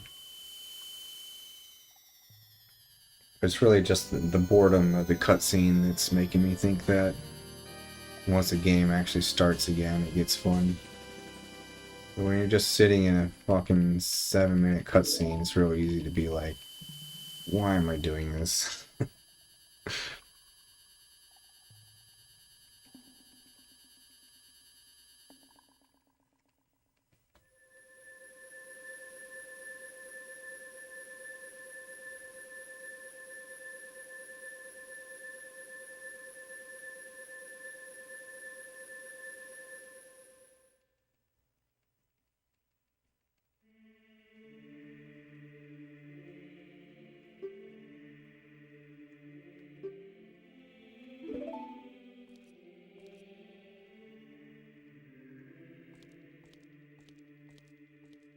Yeah, all this shit we've been talking about is, again, it's something that I think you should have a stance on and you should think about instead of just ignoring it your whole life, because even if you aren't consciously thinking about these things, your unconscious mind is thinking about these things, I believe. So if you use your conscious mind to try to figure it out, you're more likely to actually resolve the stresses associated with it. A lot of people who have like syndromes where they have like panic attacks all the time or like severe addictions, a lot of that is they're just seeking an escape from the pain associated with these same topics. So figuring out your stance on them is a good thing. Having said that, I myself am very guilty of escapism in general. That's why I'm playing this game. It's also why I'm treating bodybuilding as though it's like a really important thing. The amount of thought I put into getting jacked these days is kind of funny. It's like, it's as though it's like so important. It really isn't.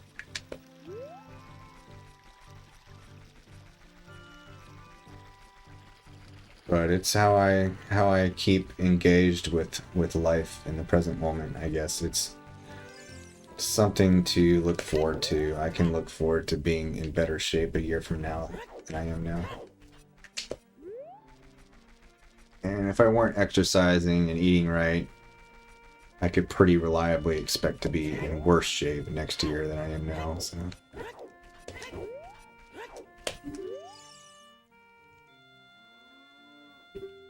Yep, yeah, the escapism is huge, yeah. I mean, there might be other things he's trying to escape, but I think death is the big one. Like, people don't think about it a lot, but all fear in your life ultimately comes down to deaths.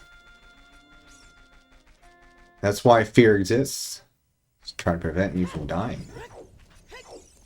So like anything you're afraid of, ultimately, it's the same system in your mind.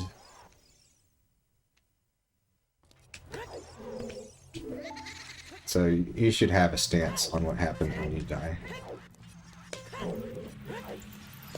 And if you can convince yourself to have a more hopeful view on what happens when you die,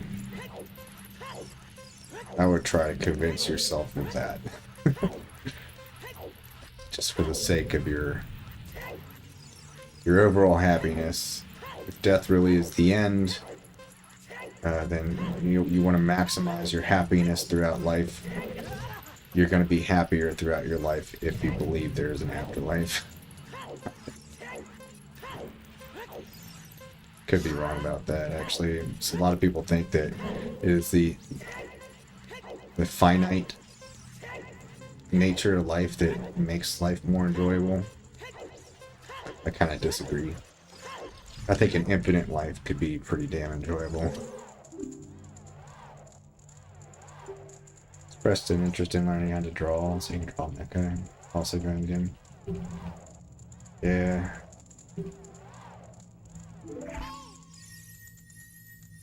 Oh yeah, he sounds very conflicted. Yeah. I'm curious if he's his challenges are related to actual theology, or if it's about the social construct that is Catholicism. Because, like, it's more his family. Yeah, that's what I figured. It usually has to do with other people and make people not like religion. Like, I think Richard Dawkins, for example, the only reason he's such a fucking like major atheist who like always dogs on religion is because he's had personal experiences with people in his life that gave him a bad association with religion. And that's what it all really comes down to. You know, if every Christian person you've met is really kind to you, then you're going to think really highly of Christianity. And that's more or less the experience I've had in my life. But there are other people who've just been exposed to some really bad people who call themselves Christians, and therefore it makes them feel better to say that it's all fake.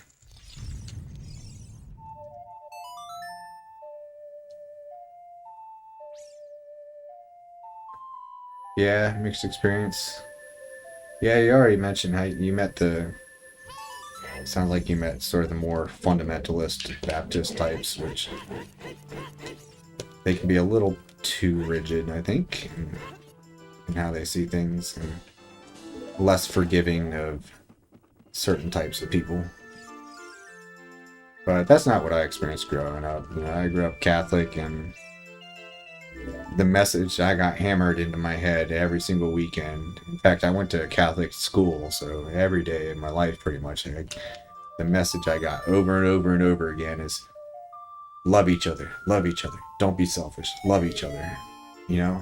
And you know, that really got drilled in, and that's a fucking good thing. But some people don't associate Christianity with love at all, you know. I know a few people who like have never met anyone Christian in a loving context. It's like a very different message than I got.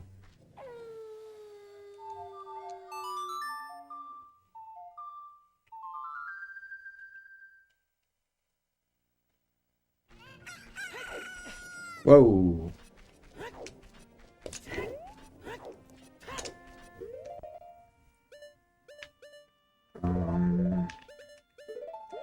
You know.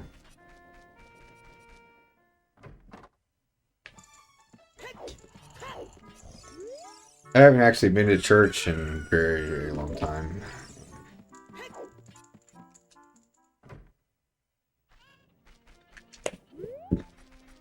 Main reason is, well, first of all, I'm lazy and I don't like leaving my house. But like a lot of what it comes down to is I feel like I've heard everything that the priest is gonna say already at church. Like I feel like he's just repeating shit that I've already heard 100 times. But if I go on YouTube and I look up like theologians like talking some serious like fucking philosophical debates, like I feel like I can learn so much more that way. It's like the actual church experience is kind of dumbed down to the layman's, but I want to hear what like experts on philosophy have to say about it. But I realize I'm also kind of missing the point, because probably the main reason religion is so healthy for the psychology is because of the communal aspect. The fact that you're going somewhere where everyone shares an experience together. Yeah, I'm not getting any of that. But again, it's boring to me because like everything the priest has to say is like, I just feel like it's usually like very dumbed down, repetitive.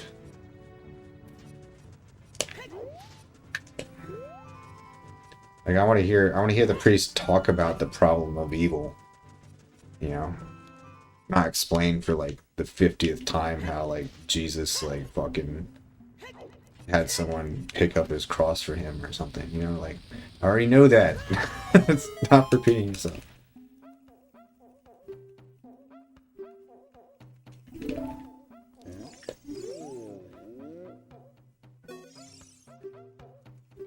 Yeah, exactly. Yeah, the good Christians are accepting of all other belief systems as well.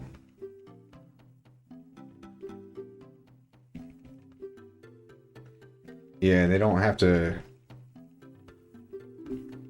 try to change who you are. Like, I think smart people realize that change has to come from within. Can't be forced into change. So when a guy comes onto a college campus and like shames everybody and tries to get them to like commit to Christianity like on the spot, like he's trying to force a process that is very complicated. It takes a very long time. It has to be initiated by the person going through the transformation, not some outsider. Having said that, I think it's okay to preach to people who are interested in being preached to. So that's how we learn, is hear what other people have to say.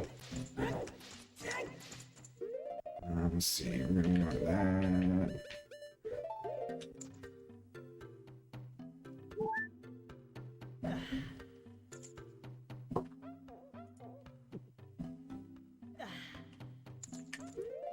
Should have equipped this earlier. What else do I need next? I'm gonna need bombs, right? Yeah.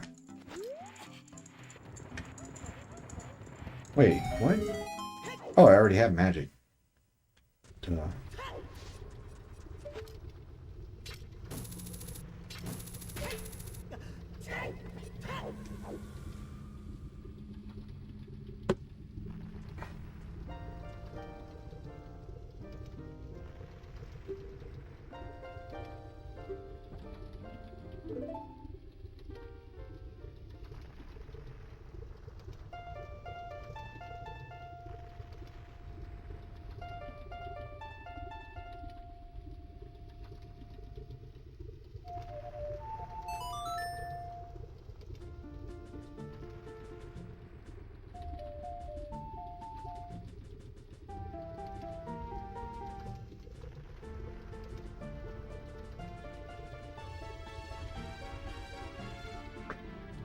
I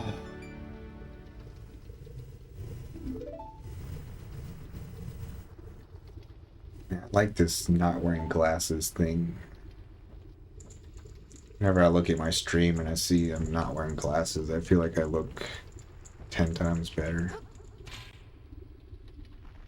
It kind of just always sucks. It sucks to always have this fucking thing on your fucking face. You go back to wearing contacts all the time.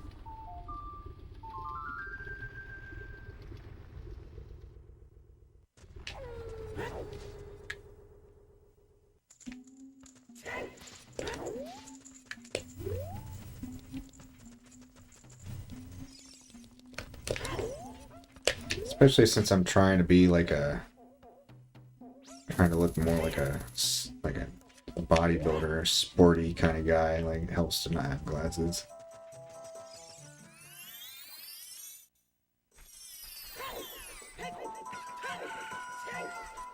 Although I think it's pretty cool when you have like, jacked bodybuilders who are also like fucking scientists.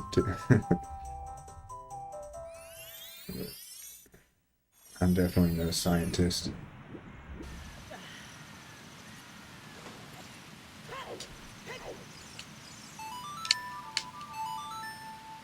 Clark Kent look. Yeah, I can't pull that off, man. I need fucking amazing dark hair and blue eyes for that.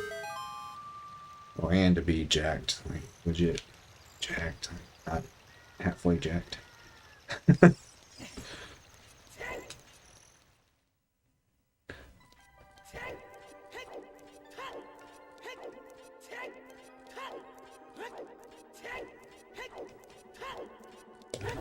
You know, gotta start somewhere.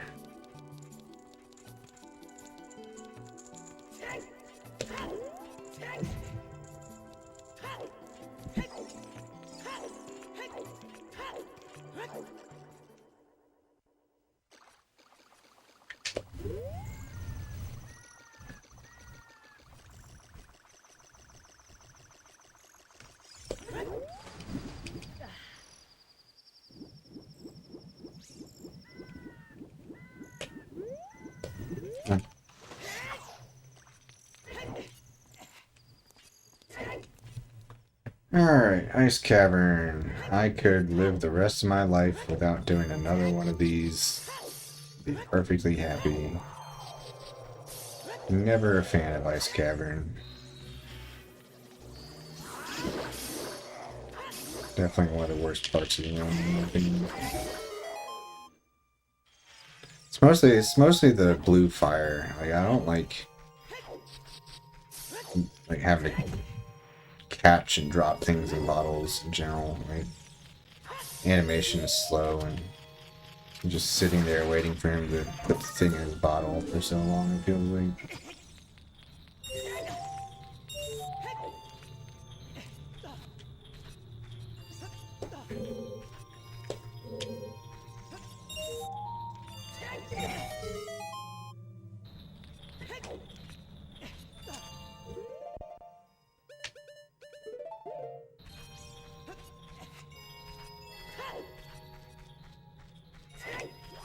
Also, the corners are really hard to move quickly around in this dungeon. Like, the shape of everything is it's weird. Like, you want things to be like 90-degree turns generally for good movement in this game, but you have a lot of like 110-degree turns and shit like that.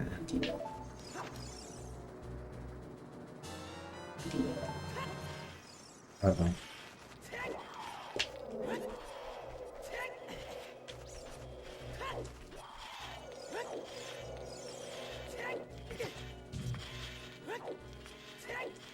Plus, there's nothing more irritating. Well, one of the most irritating things is getting frozen.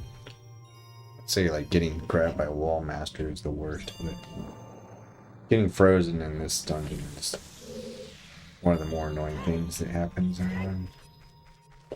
For sure.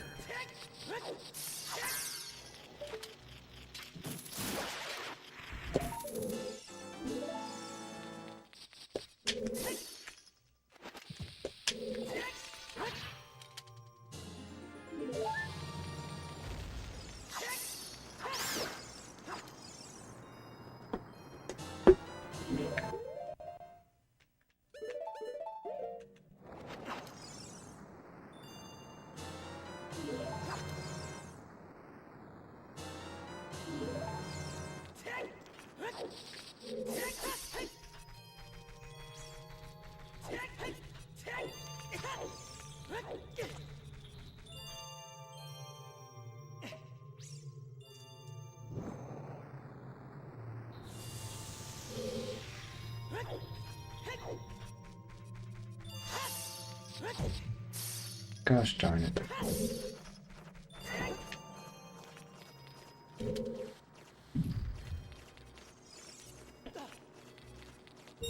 What kind of interface do you have to do your level design?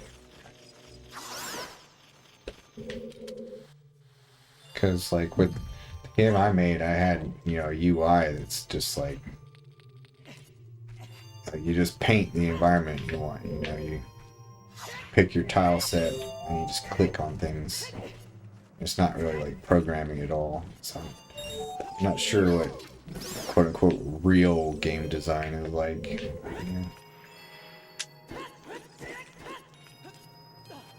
Yeah. I need more fire? I don't think so. God damn it. Wow, he still got me. Fucker. Basically, I don't know if Unity has some kind of UI to help you with mapping things out in 3D.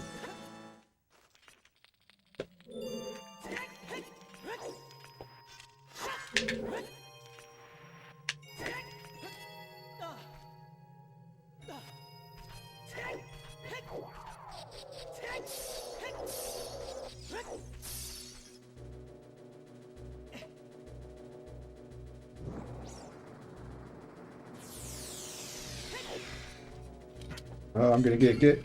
Okay.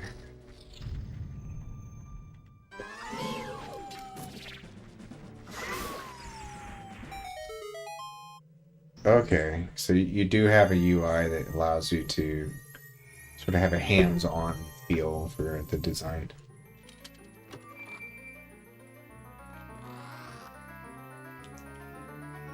You know, now that I think about it, I did actually take like a 2-hour course on Unity, and I remember being able to manipulate things in 3D space like that.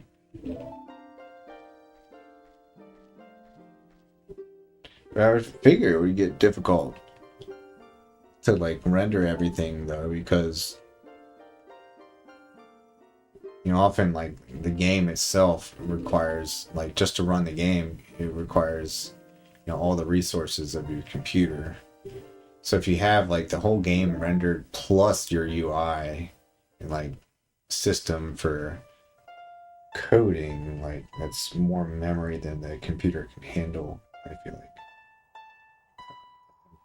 I have no idea what I'm talking about.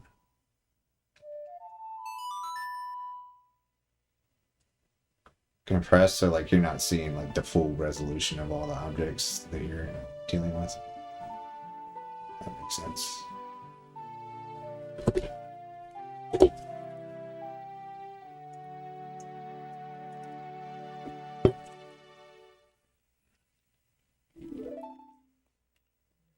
Ah.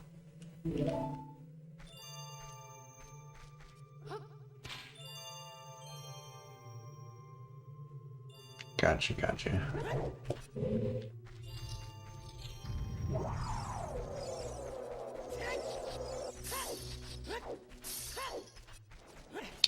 Alright, we're done with Ice Cavern. See, that was painless. That wasn't that bad.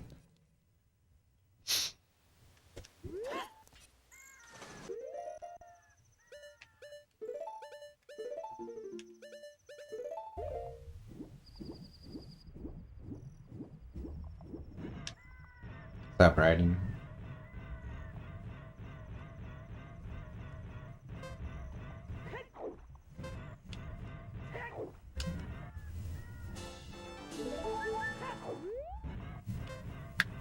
Yeah, you guys might have a lot to talk about.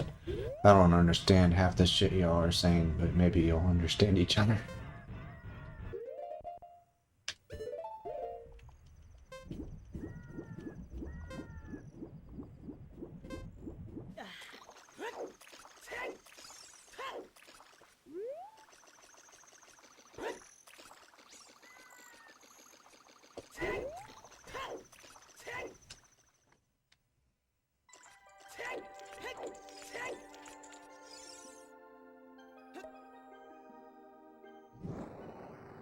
Yeah, makes sense. It's all Fugazi until I can see the actual thing that you're looking at.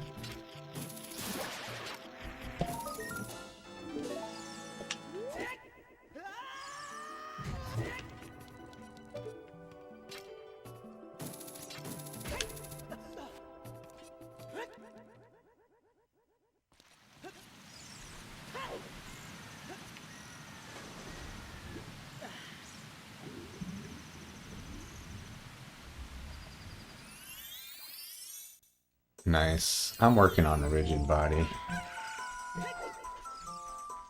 But I'm about to gain a lot of fat, so I'm not gonna eat. Oh wait, that's not what you're talking about.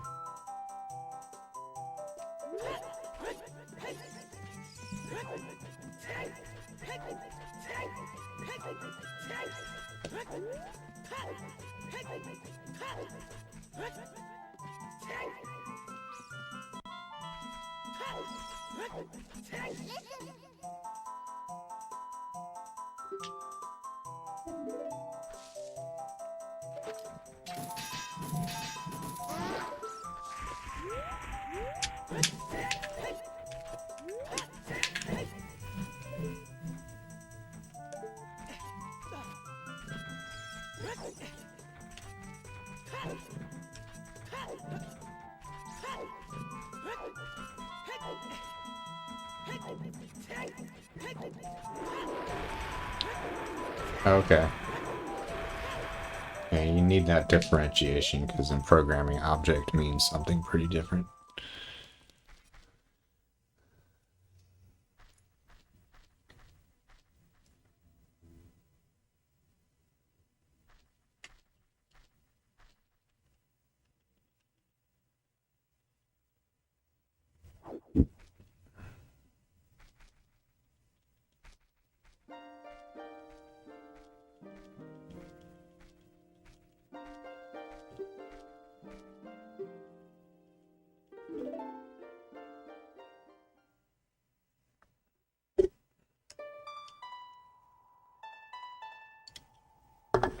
You're an entity that does things.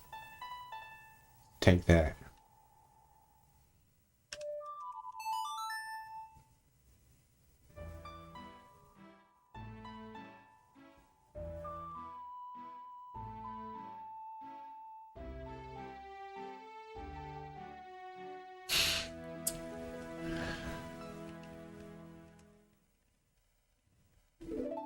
Nice.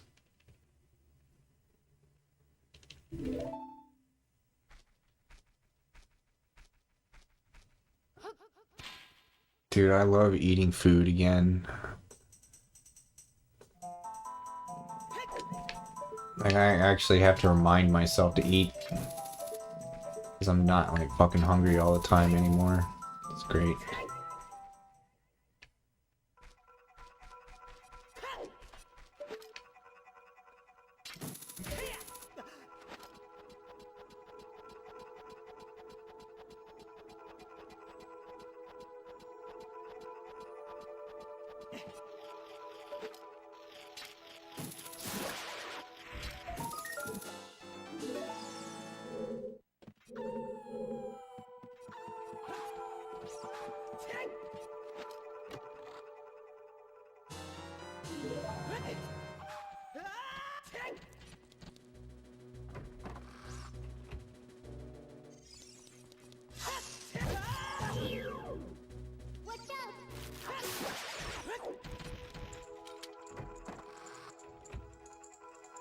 It's more like Doom, right?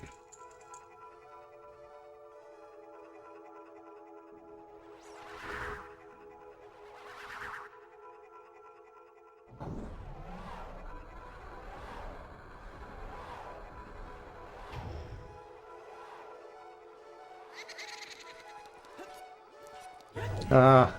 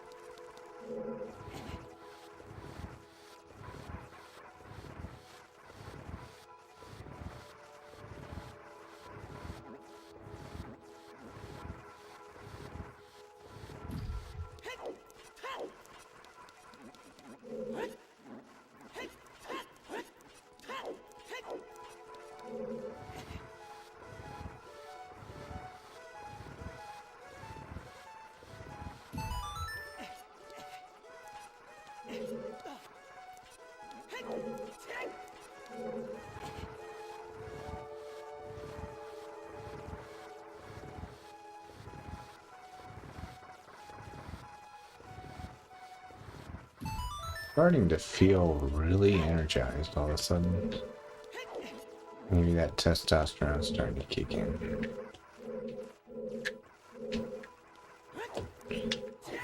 Pretty much been groggy as shit the last 4 days, but like right now I feel like my brain is just like really active all of a sudden. Opposite of depressed. Hope it's not temporary. Like, active in a good way. Like normally when my brain is active, that just means I'm anxious, but this is like calm focus. Yeah. Can't wait to lift weights again. Gonna be able to go so hard. I'll injure myself some more.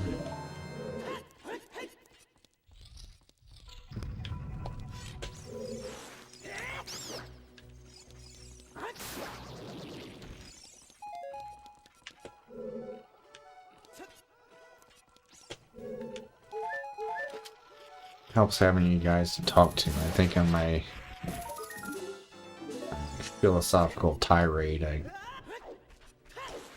helped me clear out a lot of the junk that's been going around my head.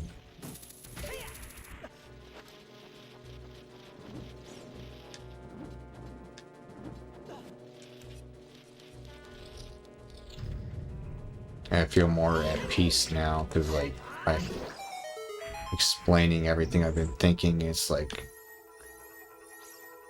feels like I've solved the problems that I'm trying to figure out.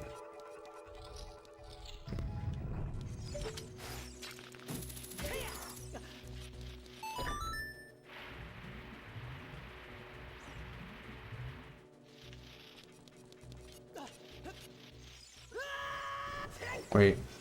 Shit, I need to kill this guy.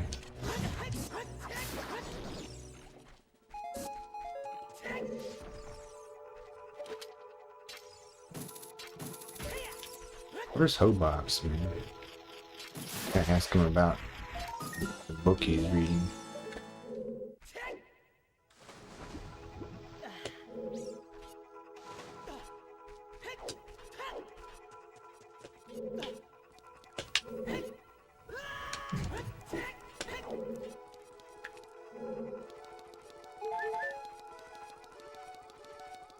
Yeah, he was at the Bollywood movie. He said, I mean, he should have been done with that for like 3 hours by now, though.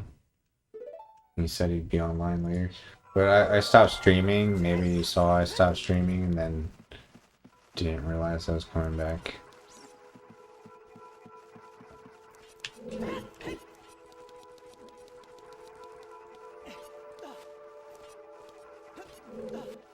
If he was at a Bollywood movie, I suspect he was with his girlfriends. Because she's Indian. So he's probably got better things to do than watch Zelda.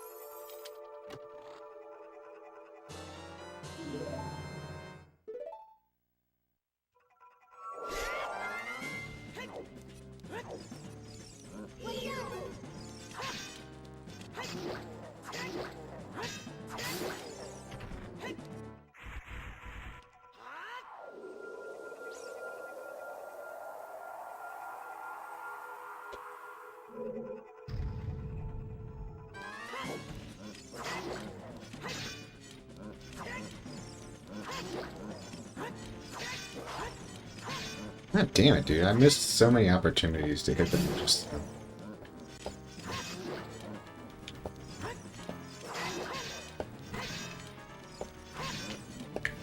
Oh, this is a terrible fight, dude. I didn't get hit, but it was super slow.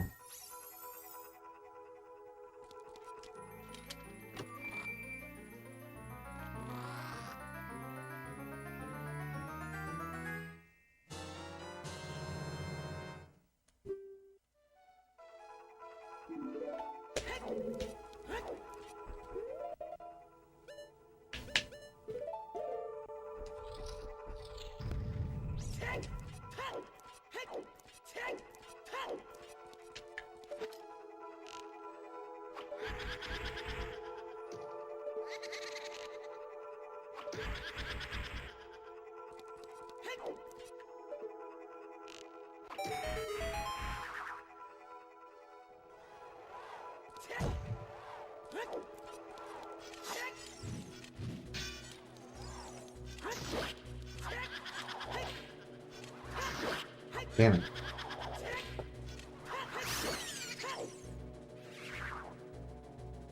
Would it be difficult if you had to render a 3D model on the slope? Because you either have to have like 1 foot just hovering above the air on the lower part of the slope, or you have to have the upper foot clipped into the ground, unless you're able to make the 3D model's animation adjust so that it looks natural. What's up, Homax?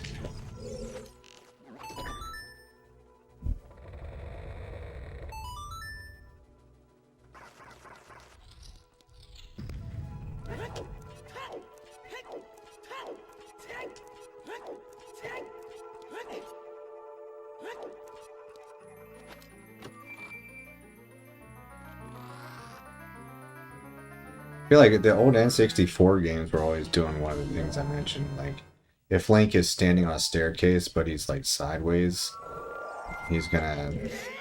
1 foot is gonna be like clipped into the staircase. And the other one's gonna be like slightly hovering above. Let's look at it right now. You can see it. Oh. Okay, yeah, see the right foot's kind of hovering above the slope, but they did actually adjust it so that his right leg is a little bit lower than the left leg.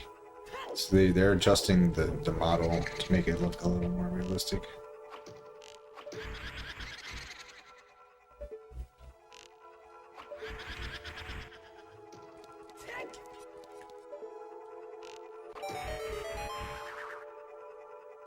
I feel like that would be a lot of work to set up, and like there'd be a lot of like bugs with it.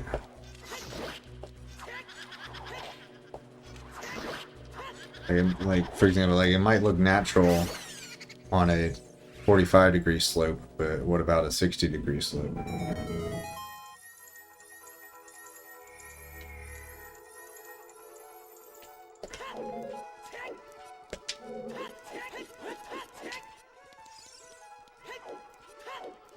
Oh yeah, I forgot to highlight that. I forgot that I had that. I think it's just, I'm pretty sure it's just, you know, every split was a little bit better than average. If every split was like 5 seconds faster than average, that adds up to like 40 seconds, which is how much it PB'd by, so, well, not quite that much. You get the idea. PB was very weak in Dungeon 2, like the old PB. So I could have just matched the performance of my old PB, but because Dungeon 2 wasn't bad, maybe that's why it was better.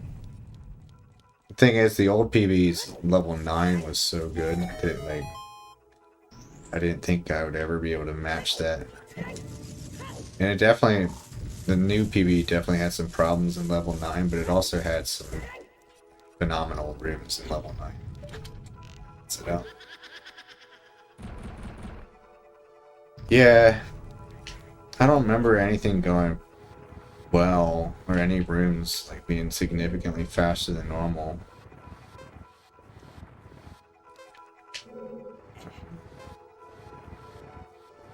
But clearly they were. It was actually by the time I finished level 1, which is almost halfway through the run, that's when I started to notice something was up. Like I looked at the clock and I finished level 1 at 18:30, and like I remember thinking, I thought like anything sub 19 was pretty good for me, and 18:30 is like way under 19. So that's when I started to suspect there was a really good pace. And then I finished level 7 or level 8 with like at like 27. And normally there's only like a little more than 10 minutes left in the run after level 8. And at that point I was like, holy shit, this run's crazy. Did I get all that? Hold on, I need to check something. Okay, yeah, I'm missing the Skulltula right here, I think.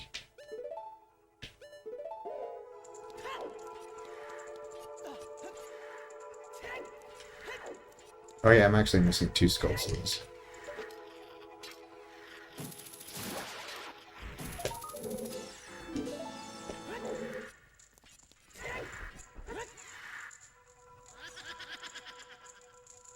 Yeah, I have to highlight that new PB. Takes me from 31st place to 25th place out of 75 on the leaderboard. I'm not a big fish yet. No big fish, but like, I'm getting competitive. I'm starting to get to where like people gotta put in a little work to beat me, which is great.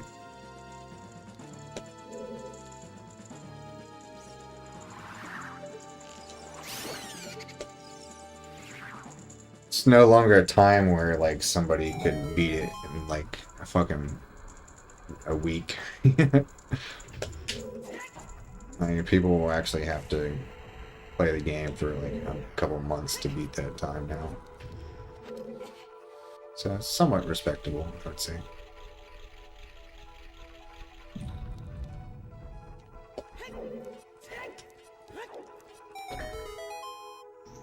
For reference, I'm now... It's a little less than 3.5 minutes from world record. So, it's a lot of time to save still.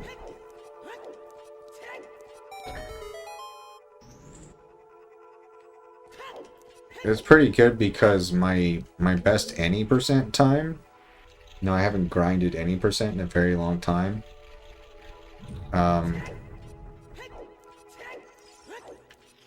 But my any percent PB in that game is like low 35 minutes or like high 34 minutes, which means my 100% PB is now like only 3 minutes slower than any percent, which is pretty crazy. That's a good sign.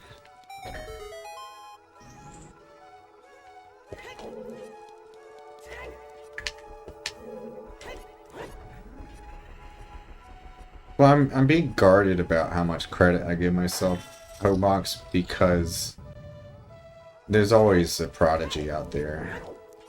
Like, there's always some fucking guy who, like, accomplishes more in his first month of speedrunning a game than most people accomplish in, like, 2 years. So that's why I'm being careful to say, like, somebody will have to spend maybe a month to beat me now. But, you know, someone without a lot of talent, yeah, they might have to spend a pretty long time to beat me now. But I don't really know. What can't you post here? Your code? just... There's nothing in my stream settings that would prevent that, but maybe it's a global Twitch thing.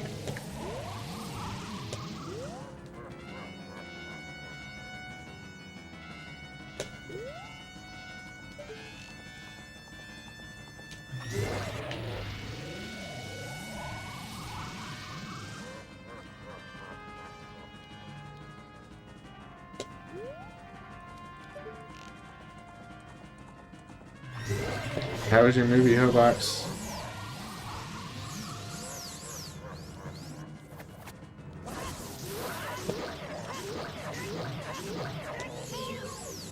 I did some bodyweight squats and my knee feels great now.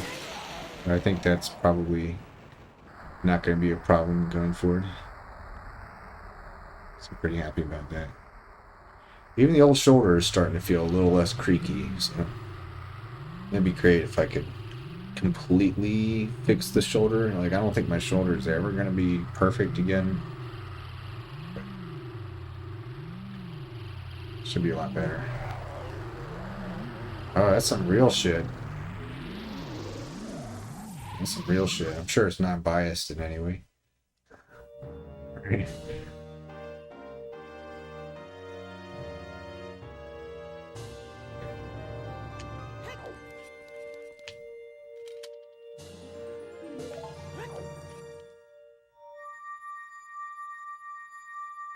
Something for lower back. To me, for pain relief or for strengthening it?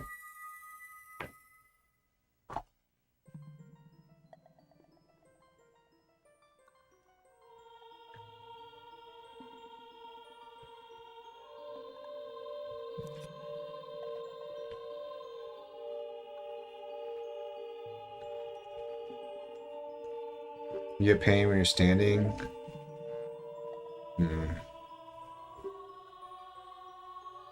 It's a difficult problem to approach, but usually I think it's because you don't do enough activity in general.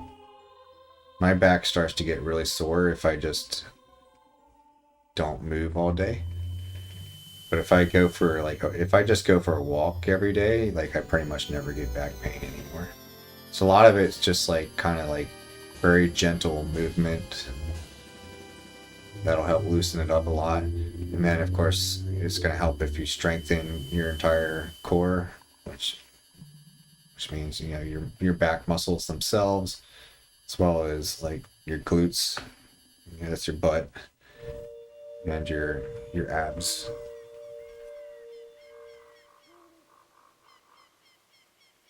But for me, like the best treatment for me was just very light cardio. Helped me a lot. Because you tend to get, if you don't move a lot throughout the day, the muscles will stiffen up. You don't have to do anything crazy to loosen them up either. You don't have to foam roll or fucking do a crazy hard workout. Just go for a walk every day. That's what I recommend.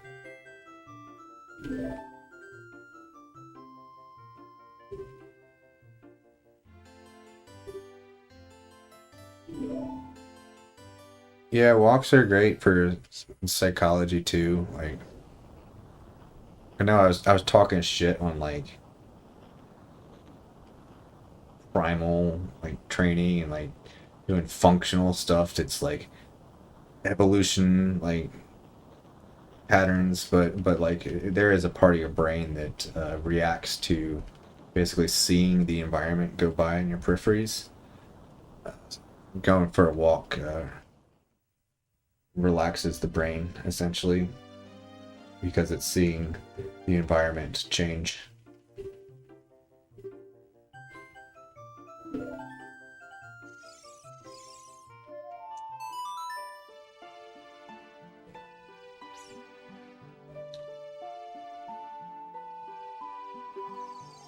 Yeah, it seems kind of counterintuitive because you would think, you know, walking has nothing to do with your back, but it does. It definitely does. And usually the source of pain is just being sedentary in general.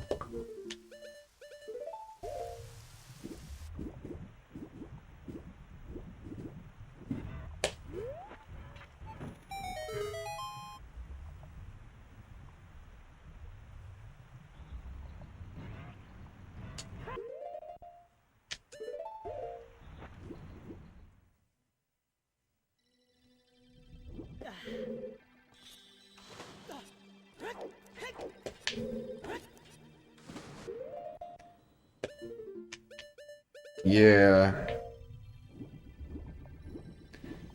Physical therapists will generally recommend that you stretch your hamstrings out as well. But I don't really trust physical therapists because a lot of their training is based on research from like the 1950s. Gotta take it with a grain of salt. They also tell you to pretty much everybody agrees that strengthening your abdominal muscles is probably a good thing for your back. But it's not gonna like immediately fix the pain and provide relief like the way just going for a walk can, I think.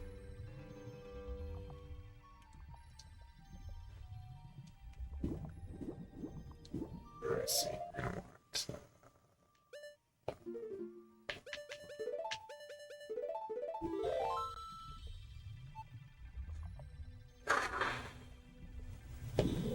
I think it's my favorite temple now. It's crazy because everybody like casually hates Water Temple, but in the speedrun, Water Temple's so good. Yeah, I really feel my brain get like engaged and like turned on when I do this dungeon.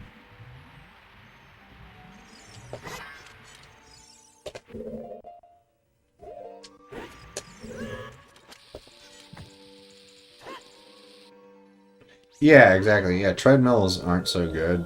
I mean, treadmills will still have the physiological effects of walking, but it won't have as many of the psychological effects of walking, which can't be overstated. Like, walking is very good for your psychology.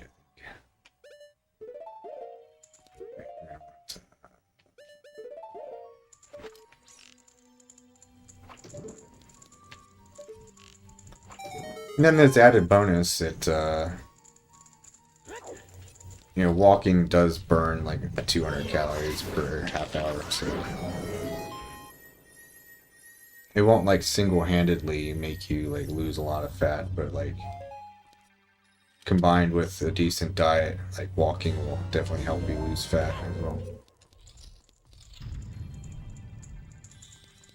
Yeah, I'm always listening to something when I walk. Either an audiobook or podcast. Ironically, it's often a podcast about shit like walking. I'll be on a walk listening to some guy tell me how walking is good for my health. Nice. I was going to ask you about that.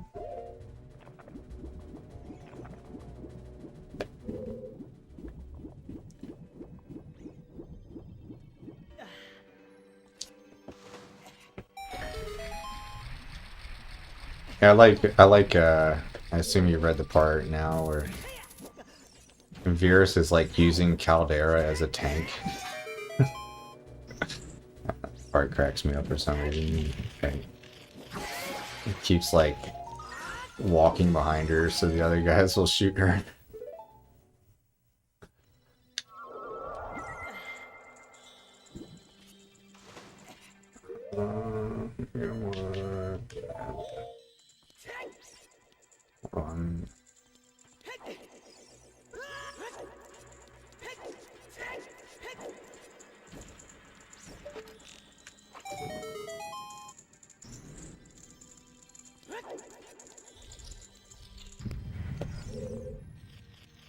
Has anything happened involving a train?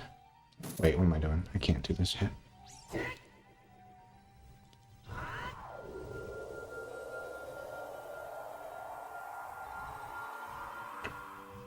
Oh, so you saw the harvesting of Shireen then.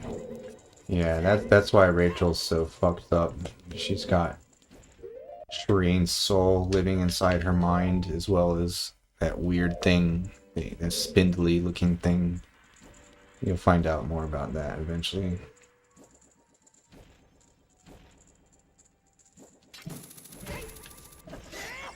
Yeah, Rachel's a bad person. Like, she's a real piece of shit. Like, I hate her. But it's like, it's really... She's a piece of shit to begin with, but like Richard turns pieces of shit into like complete psychopaths. He's the truly evil one.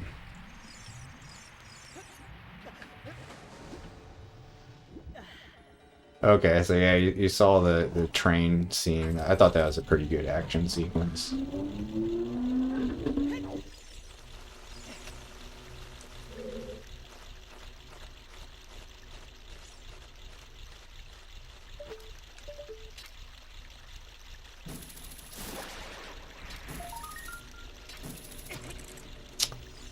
Shit.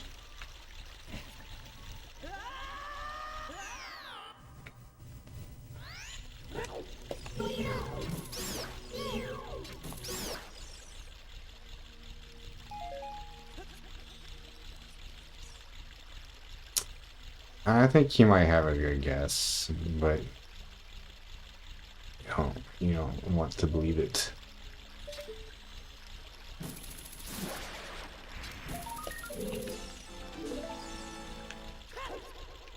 Question is, are they ever gonna just leave Beerus alone at this point? They've tried to kill him, what, like 4 times? Oh yeah, the boomerang strat looked horrible. Hope that's not part of the new route.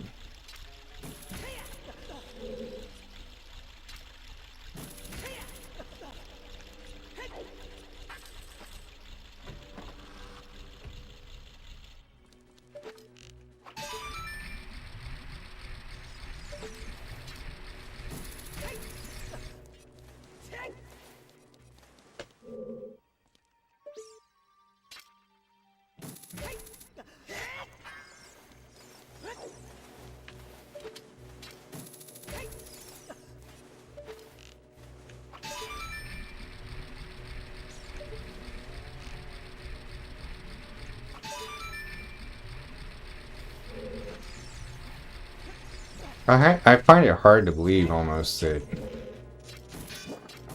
skipping the regular hook shot even saves time, because it takes like a minute and a half to get the hook shot. Which means like all the rooms in Water Temple that you have to do without a hook shot have to take less than a minute and a half. And that doesn't seem realistic to me at all.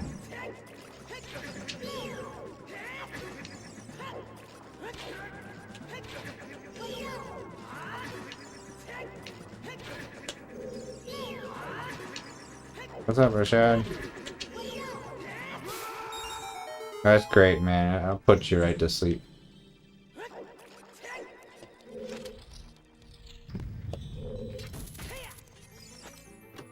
Yeah, I think that's the idea, is that they don't go to the graveyard in Adult 1. They even get the hover boots as child, so like there's a lot of overworld optimization involved. But when I said it takes like a minute and a half to get the hook shot, and like I was kind of even including like going into the graveyard as part of that. Like it doesn't seem like it takes that long to get. That's a crazy shift. Damn, dude.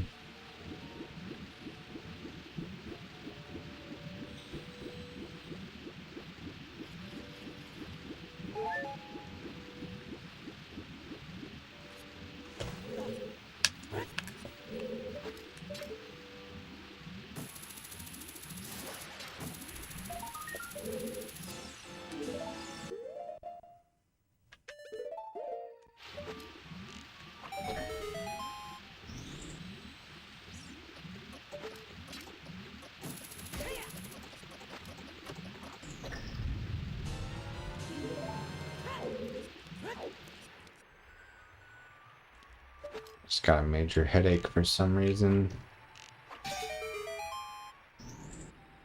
My body's doing all kinds of weird shit since Wednesday, taking that first testosterone shot. I mean, headaches where I used to never get headaches, grogginess that lasts like half the day.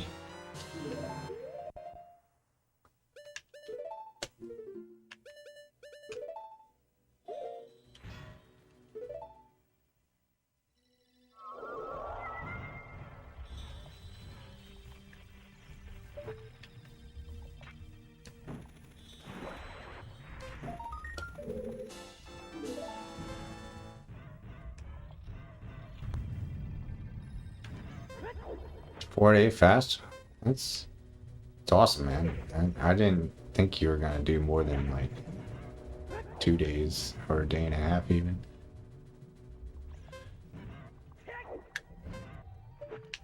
Like, hard part now is you gotta not let that be an excuse to eat 4 days worth of food in one day now.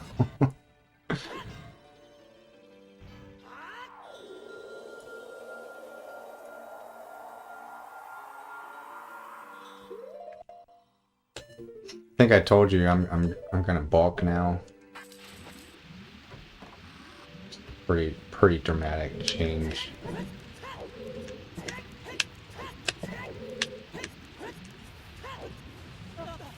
I'm so happy, dude. I'm so fucking happy. Like, I'm already like having to like remind myself to eat because like I'm not hungry yet when it comes to mealtime.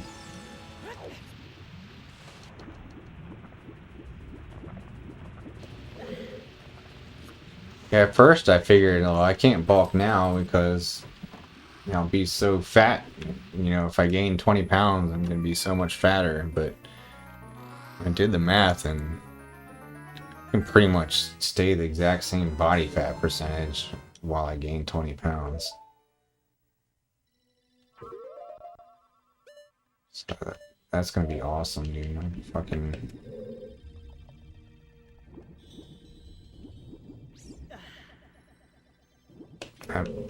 Like, if that's true, that means I'm gonna reach like my lifetime like natural limit like, in the next year. It's like for a guy my height, like naturally the best physique you could possibly hope to get is like 180 pounds at like 10% body fat.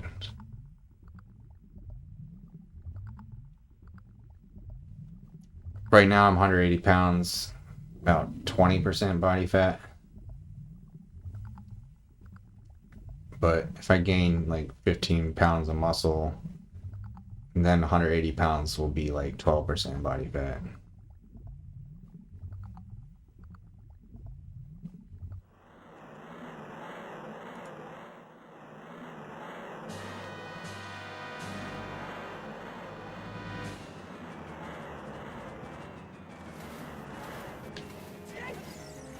It's awesome, but it's also kind of sad because I know after that, then I'm gonna be pretty much done growing for the rest of my life. Like,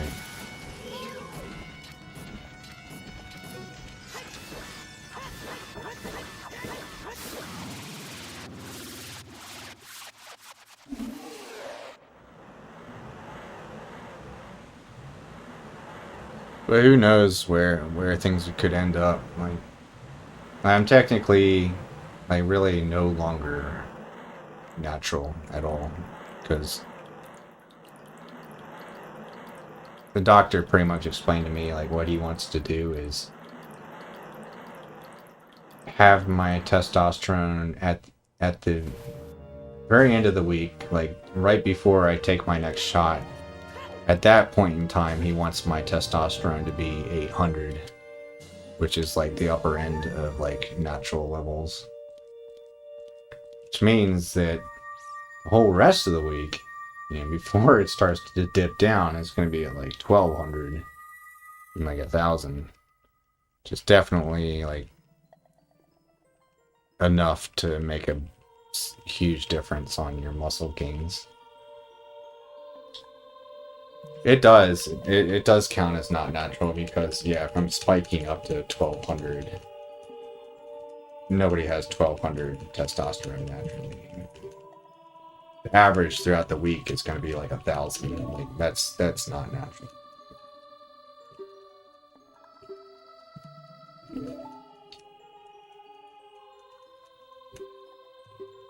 Well, bear in mind, 800 is like 800 is like the fucking peak. Like most guys aren't anywhere near 800 even. And it's also like relative. Like if I start at 300 and I go to 1200, that's 4 times as much testosterone. Like that's gonna make my androgen receptors light up like crazy and respond.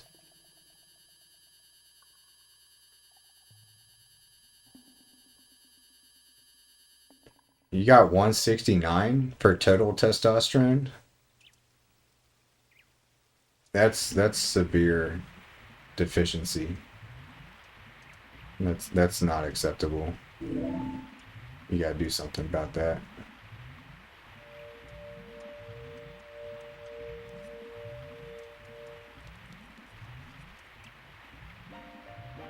Yeah, but it's a combination of two things. There's your testosterone levels and then your androgen receptor sensitivity.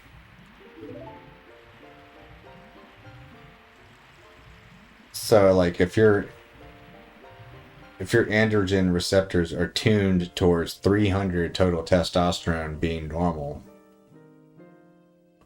then going up to 1,000 is going to hit those receptors very hard.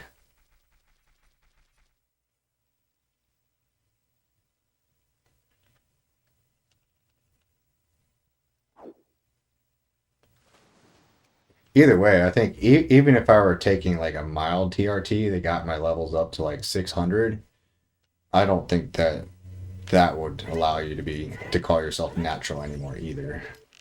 Like you're taking an exogenous hormone that's definitively not natural, in my opinion.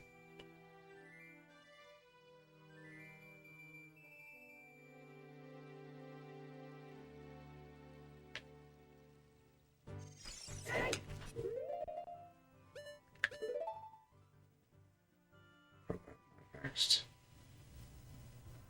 Um,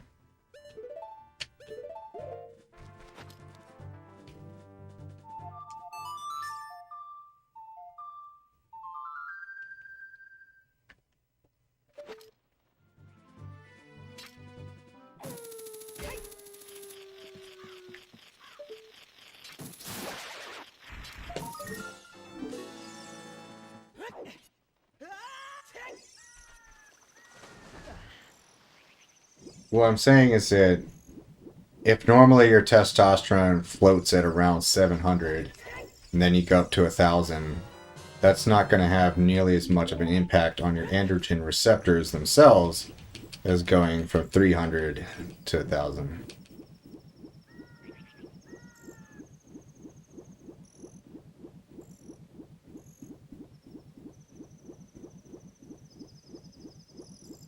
Yeah, I know I'm not doing a fucking steroid cycle where I'm gonna be like well into the 200s and shredded. But I'm pretty sure it's gonna put me like above my natural limits.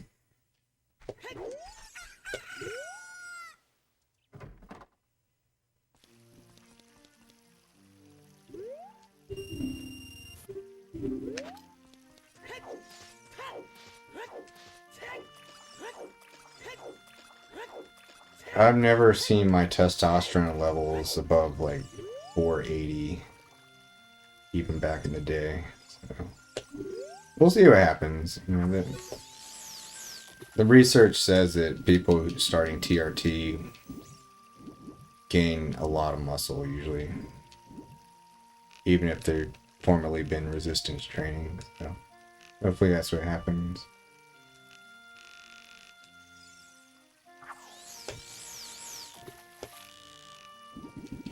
It's gonna cap out pretty quickly, you know. It's not like I'm gonna gain and gain and gain and gain.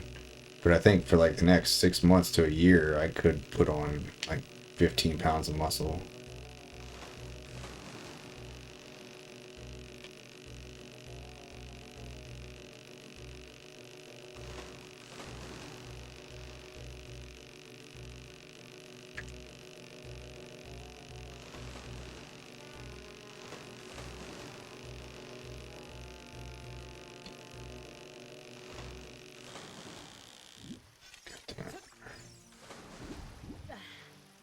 And I still haven't maxed out my muscle memory too. So like I'm not as muscular as I was last time I got in shape. Which means that's gonna be like further accelerating how much I can gain in the next year. So I think it's gonna be pretty dramatic.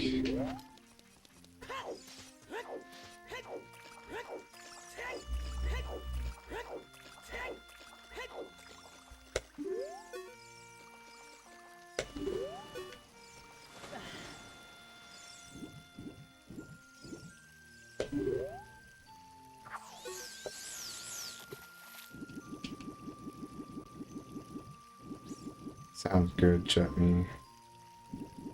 I should eat soon too.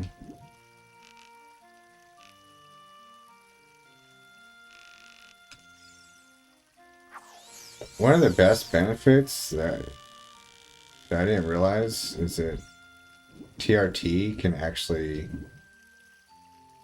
liberate more visceral fat.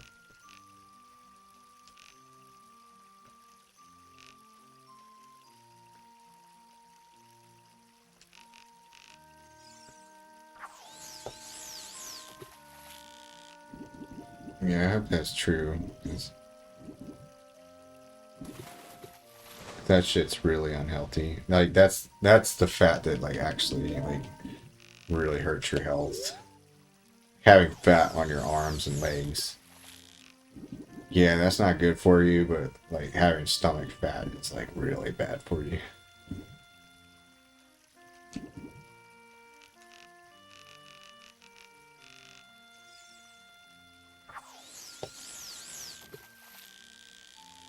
Of course, it's not going to go down on its own. I'm still going to have to do a fat loss diet to make it go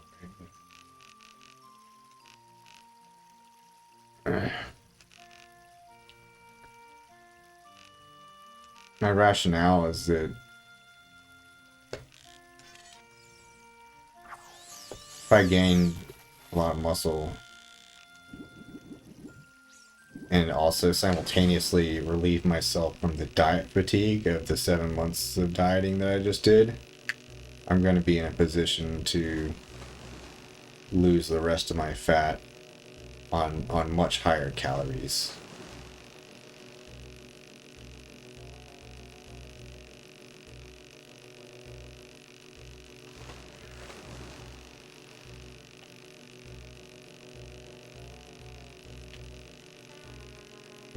I got to the point to where I needed to eat like 1,600 calories in order to lose a pound per week. That's not good. That's not good as a male.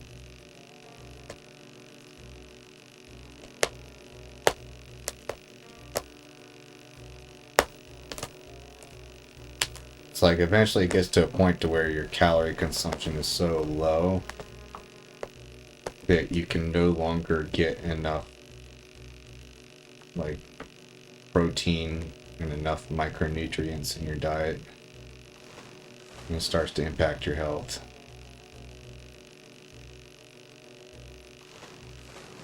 Hi, Botan.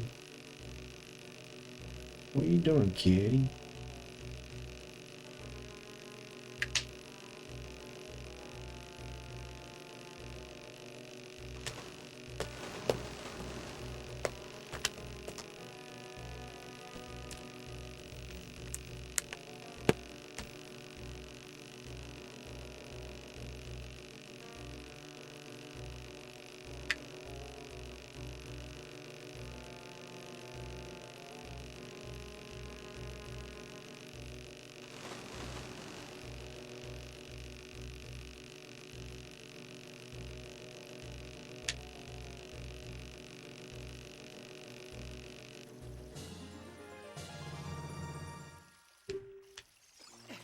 That is like the number one reason not to run this category.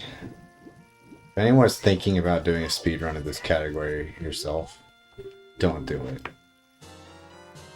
You're gonna get to that fish and like you're gonna hate your life.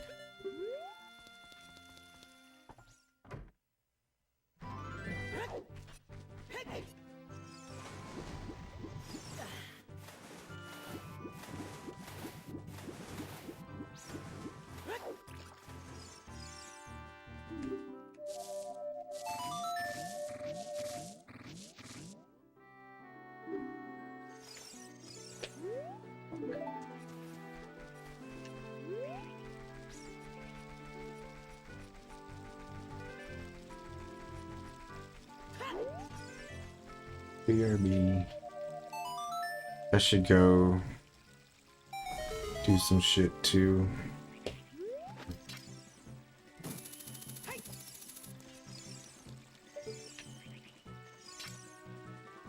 Got pee. I haven't had any soda for a while. It's starting to hurt. The pain, horrible, horrible pain of not having soda.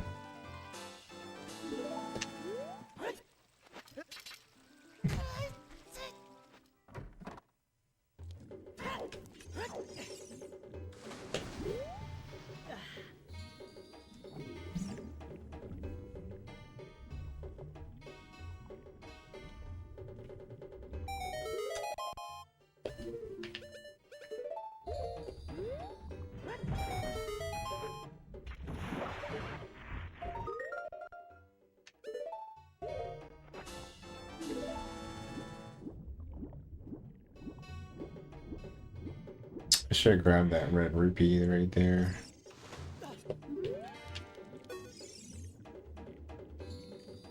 Yeah, I needed that red rupee. I'll get one later.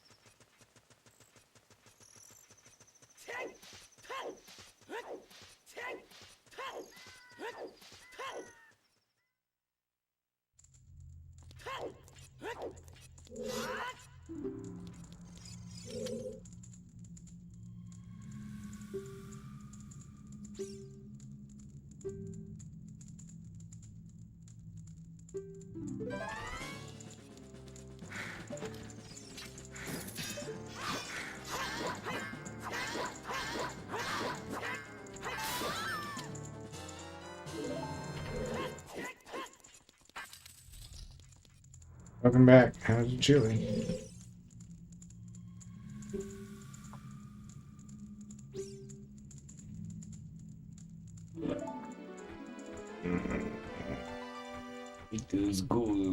old.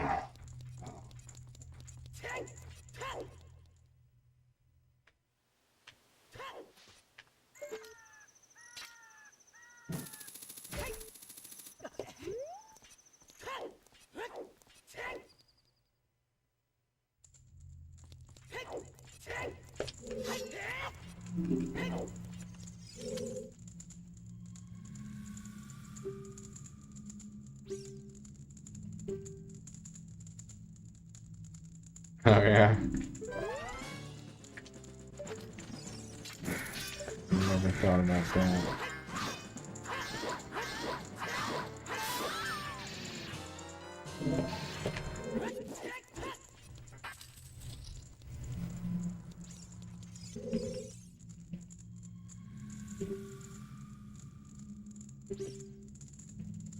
My favorite thing about church has always just been like hot women. I mean, there are hot women everywhere, but I feel like if you find a church that isn't just all really old people, then your chances of finding a hot woman there are pretty high.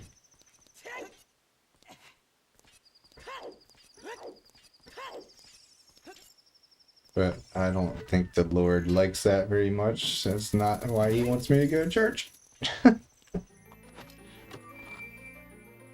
Nice. Facebook dating.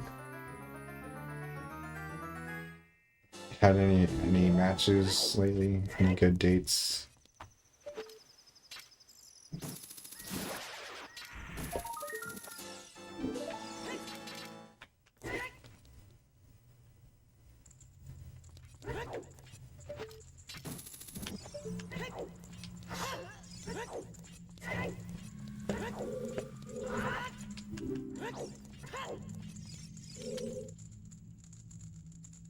Yeah, that does help.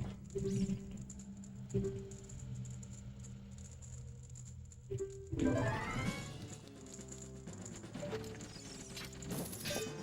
high school, we had this like thing called work camp.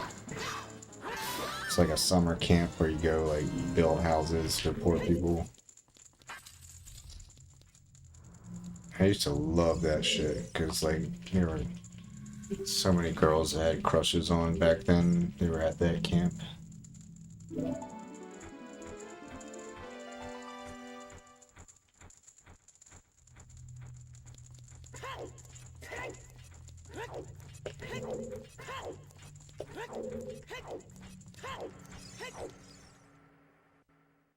It was awesome.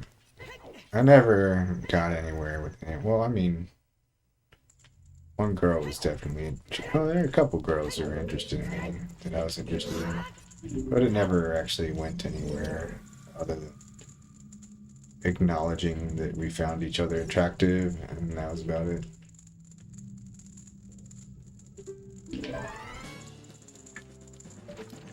But it was still fun. There's a lot. You get a lot of dopamine, even if you're not actually getting the thing that you're interested in. Just thinking that you might get the thing that you're interested in is enough to make for a really fun experience.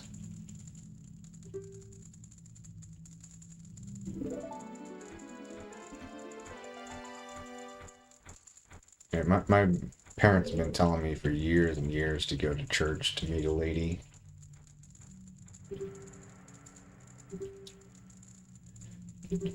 Because they had the insight of knowing what my sister experienced. My sister and her group of friends, they would always like go to church and like hope that they meet a guy there. So like you're definitely gonna run into receptive women there, women who are interested in starting quality relationships. And you already know that a lot of your worldviews match, so that's like a lot more likely to work out than going to a bar. Unless going to bars is your worldview, in which case that might be perfect.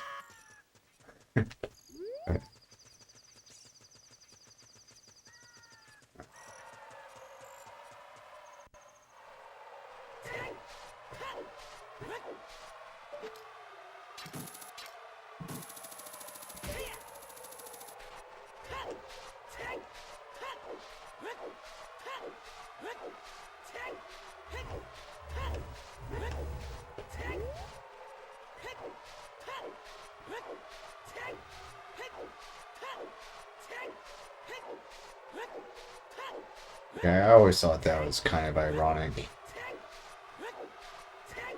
that my parents were trying to get me to go to church for that reason. That is not the right reason to go to church. I mean, it is a reason, but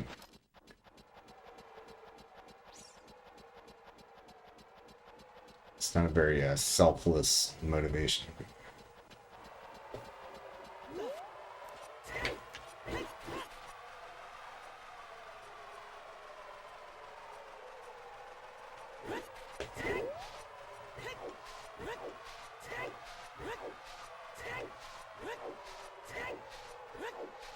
Oh, did I start getting... Oh, wait, never mind.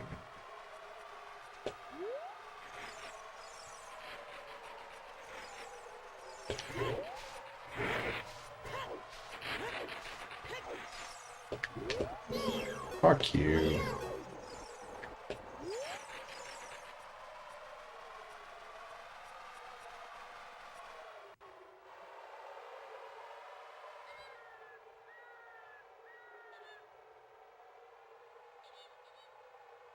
Why is the time of day so late?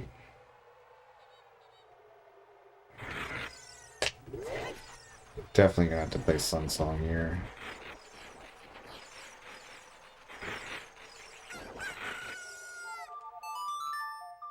That's like way later time of day than I normally get. Oh, I know why. I know why. It's because I used to not play Sun Song before the fishing game. It means I was doing the fishing at late night.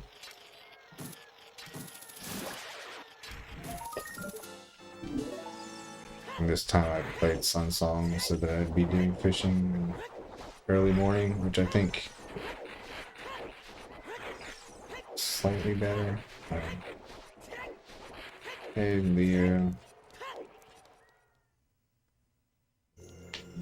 That's a bad run. Bad Dampy, bad fish, bad gameplay, but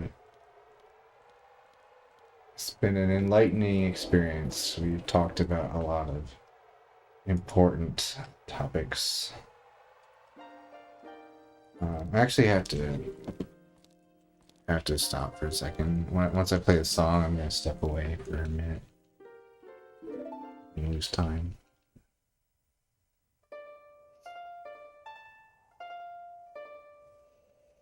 Welcome back, brother.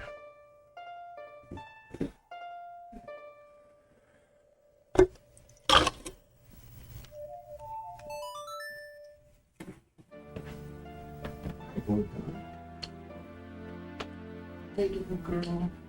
What are you doing? What are you doing?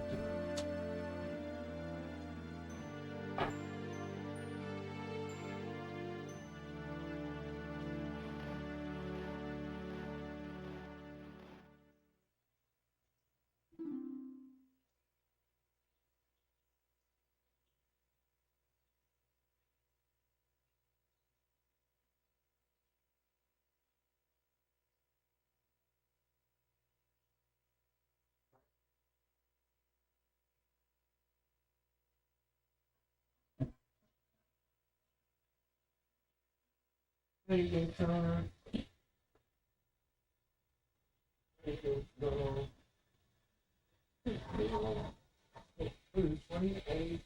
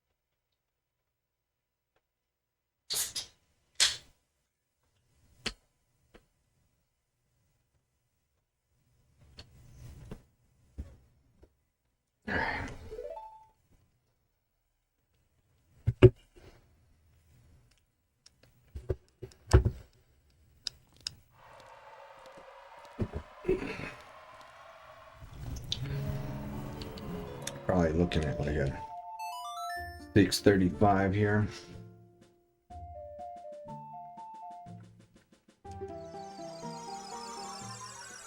It's a garbage run. But I'm not really playing with the intent to PB here.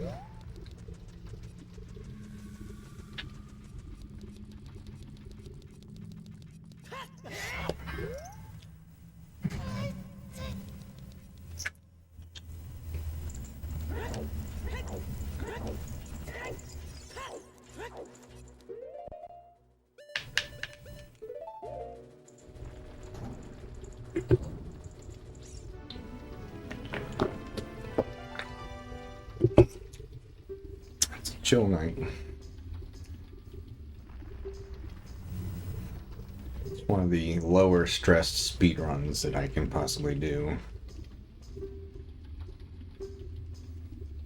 For me, it's like, cause there's so many cutscenes and like, it's almost nothing that's like really hard.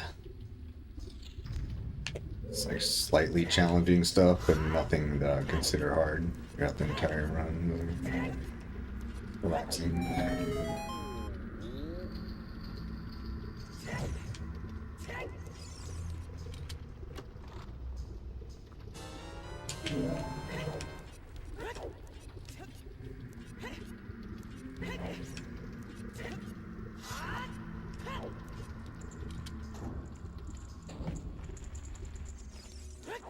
Yeah, it's a chill night. Getting my recovery in.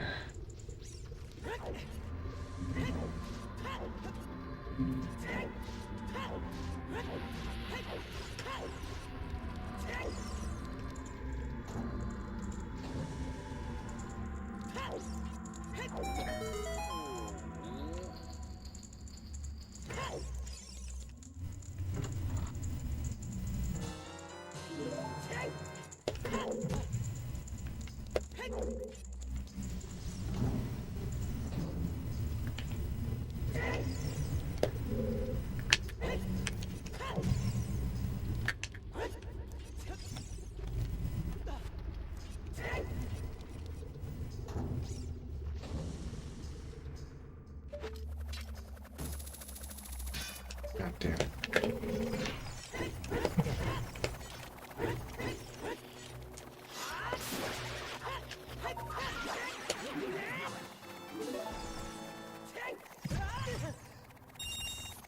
Ooh. That's good. I still need 6 more rupees.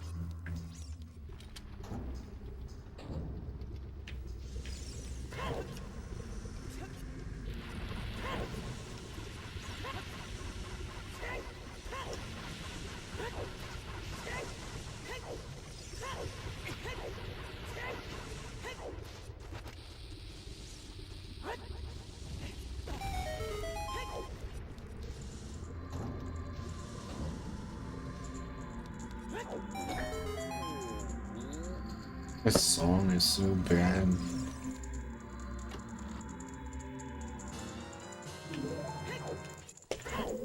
Makes no sense. Like, it's not even music. This song, complaining about lack of hymns.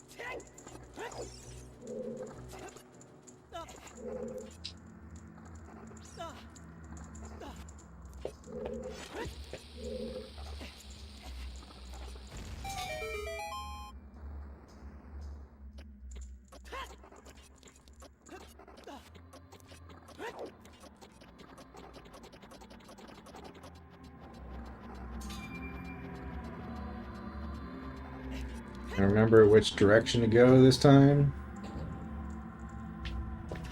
Yes, we are.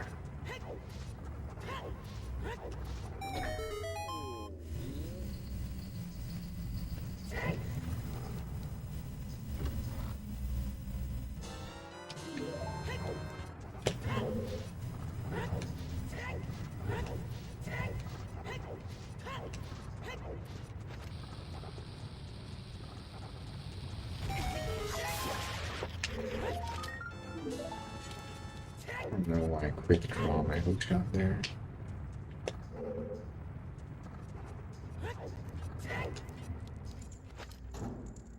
Yeah, I would probably rate Fire Temple a lot higher if it still had the old song. Like, I don't get excited about doing this temple at all in speedruns anymore. It's no joy. I like Water Temple way more.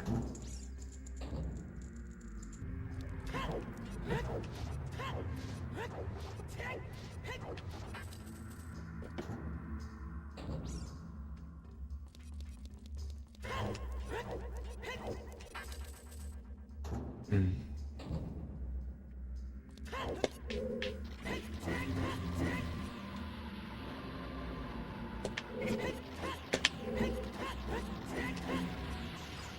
Get up.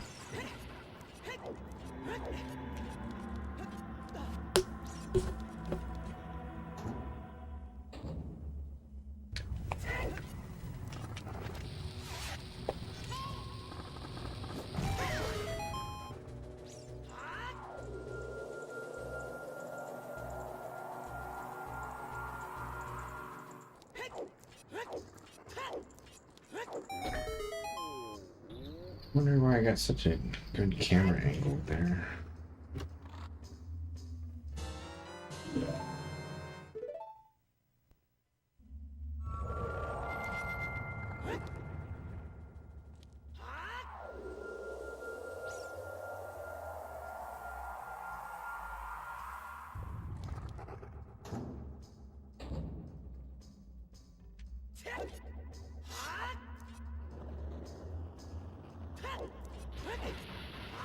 Oh my god, dude, really?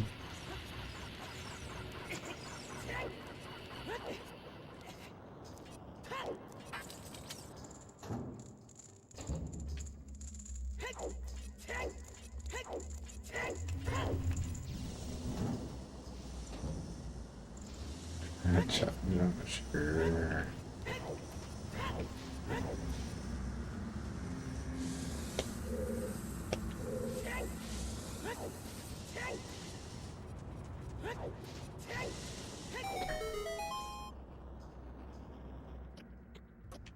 That looks so hard, because, like...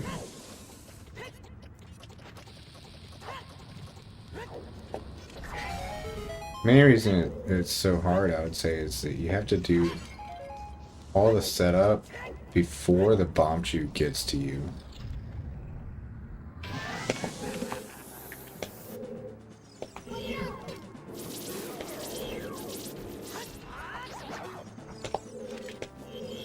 So, like, you have to, that's why you have to pause buffer every input. So, like, not a single frame gets wasted while you're setting up.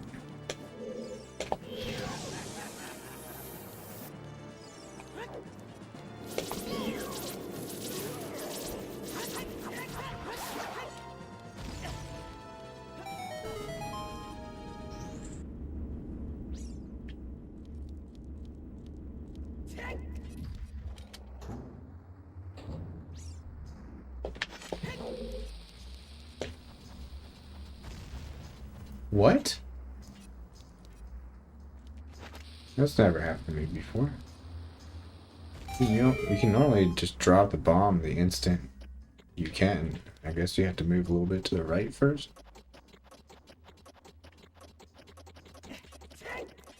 Or maybe I didn't drop it fast enough, because like when you shield drop a bomb, like if you shield drop as you're like starting to pull it out, you'll actually drop the bomb a little bit to the right of you.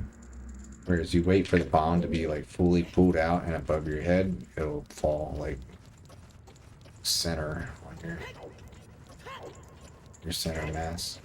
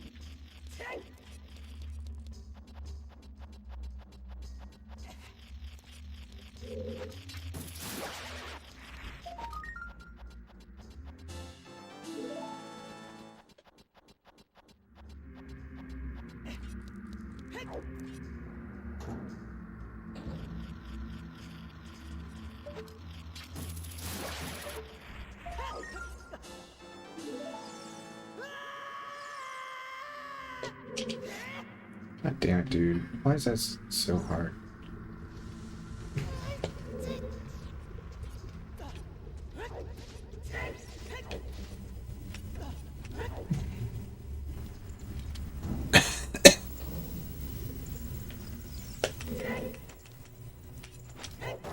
Yeah, fast will do that, dude.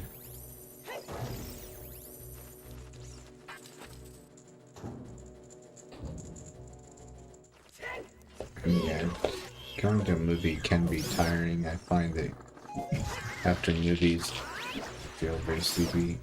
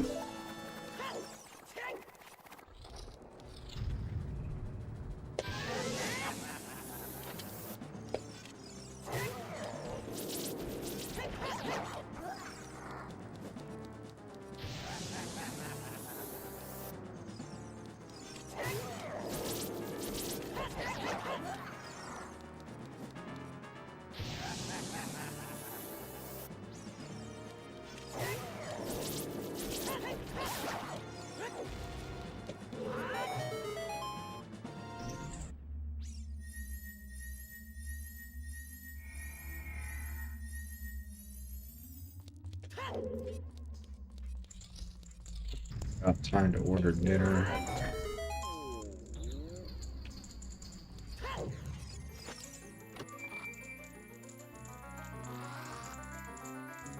Do that during the cutscene.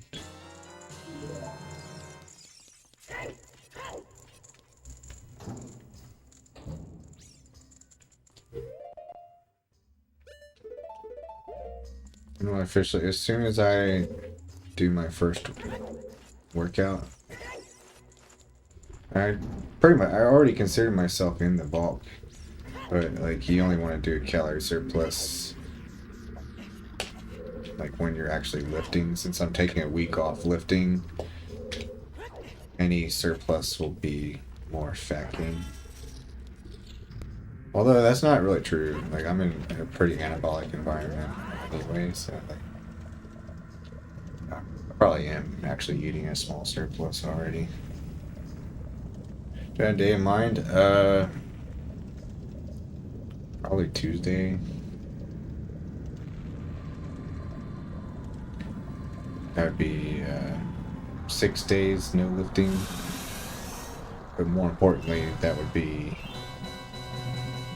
3 days after my knee stops hurting. Yeah, exactly. I'm gonna go play by ear. Like today, I was able to do body weight squats without knee pain. So I'm gonna assume that in 3 days more, I'll be totally healed. The first day back in the gym will be we'll have some leg work.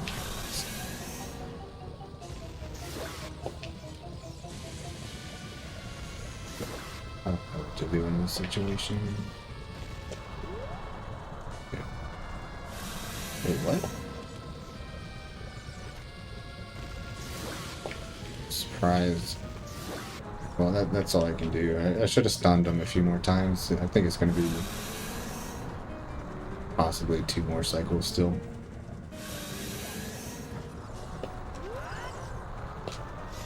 Hopefully I finish the boss off in this next jump slash, but I don't think I've quite done enough damage yet. I think he's gonna have like, yeah, he's got like 1 HP left.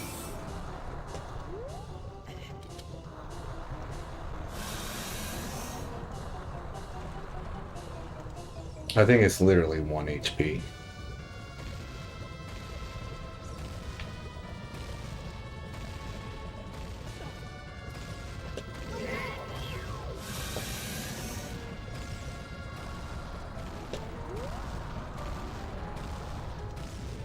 Doesn't really matter. This run's already bad.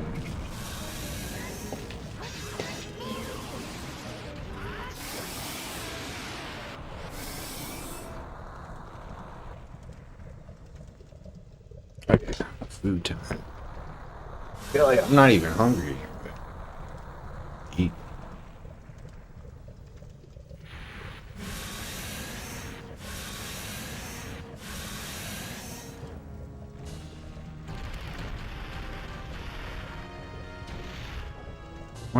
I want to have a spaghetti day soon. I can finally eat spaghetti again.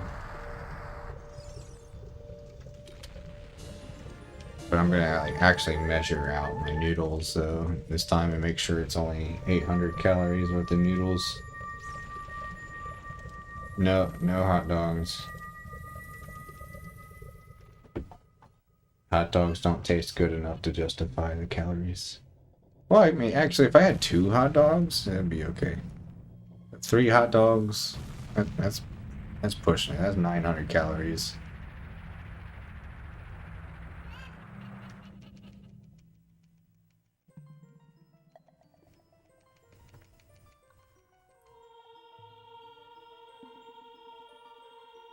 It's about half and half. The meat in hot dogs is pretty fatty. Yeah, I think it's about 150 for the meat and 150 for the bun.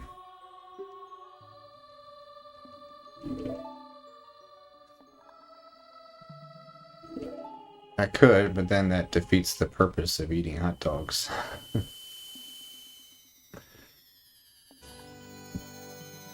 Like, I'll eat something healthier that I like the flavor of better than a low-fat hot dog.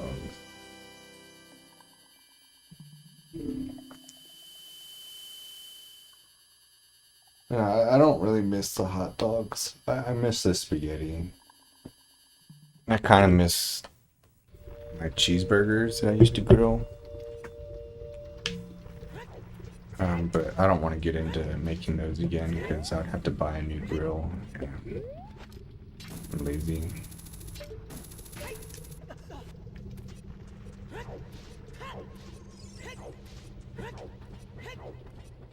I'll leave it open as an option. Thing about not being on a fat loss diet is you can be a little more flexible with your food choices, because not everything has to be super high protein all the time anymore, because you'll be getting enough protein anyway.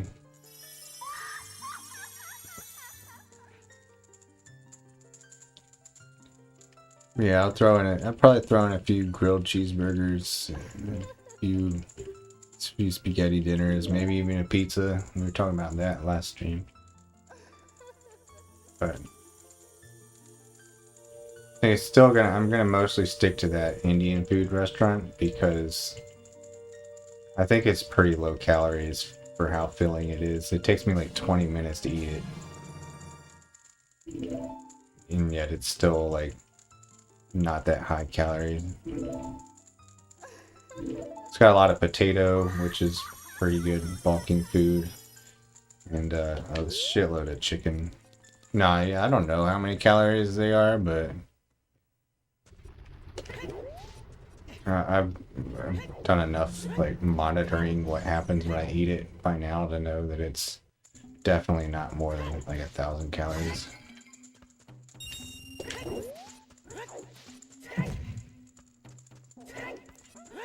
I guessed, but then I had it like fucking 25 times. So that's like enough experimentation to like know for sure at this point, I would say.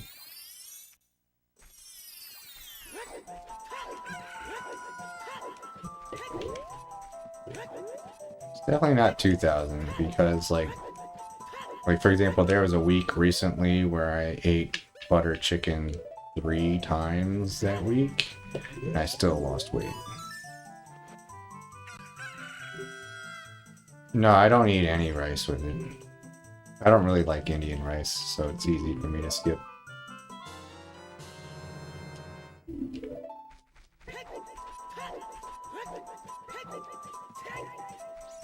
It's definitely not like a consistent amount of chicken, too. Sometimes I get like several more or less hunks of chicken in it than other times. Either way, I don't see myself getting fat from that. I mean, anything can get you fat if you eat enough of it, but I think that the samosas, which is like the carb that I eat at the start of the meal, is so filling that I get full pretty quickly. And I stay full for a long time, which is the most important part.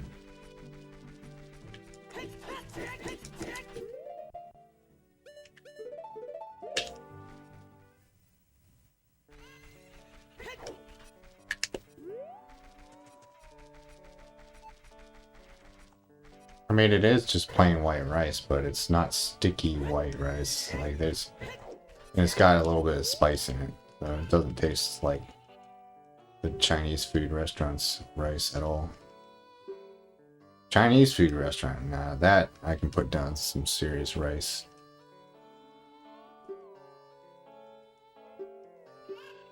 I'm still gonna, that's one of my meal options too. I guess gonna have the Kung Pao chicken sometimes. Yeah, it's too plain by itself, but like I alternate one bite of chicken, then one bite of rice.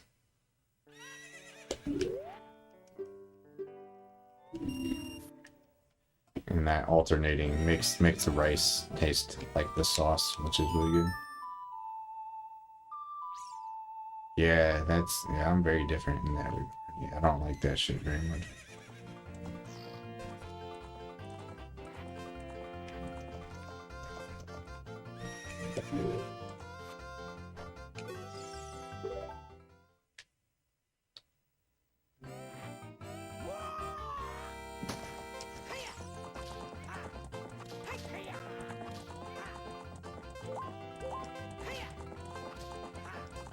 Yeah, biryani is good, but dude, it's not good. Dude, come on, man. Don't fucking lose. What the fuck was that? Why was that so close?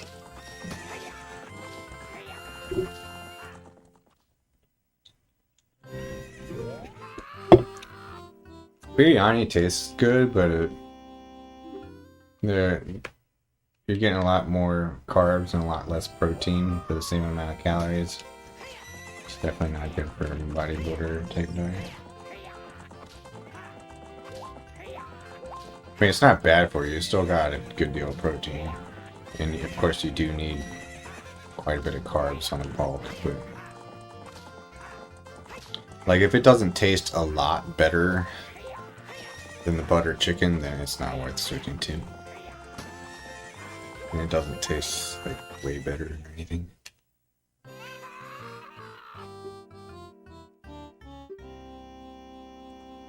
Yeah, I don't like the flavor of cloves.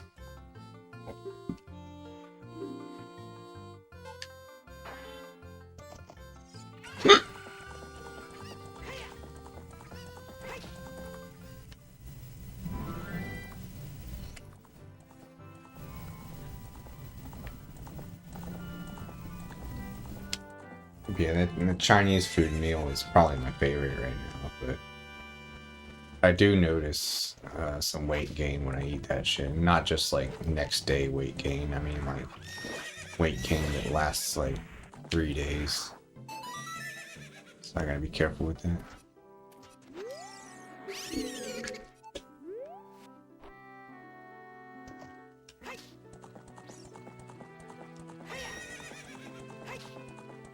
That's so delicious.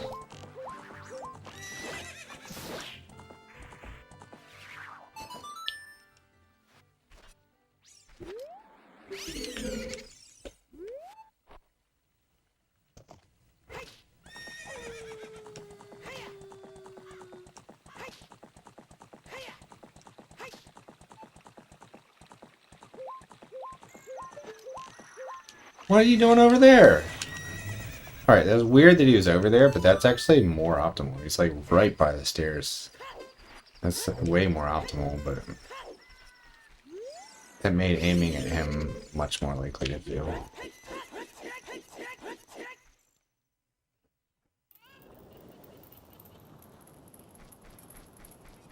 What are we doing on delivery here? No Dasher has started order yet, so. Been getting that a lot lately. Like, I'll order something and it won't get picked up by a Dasher for like 15 minutes.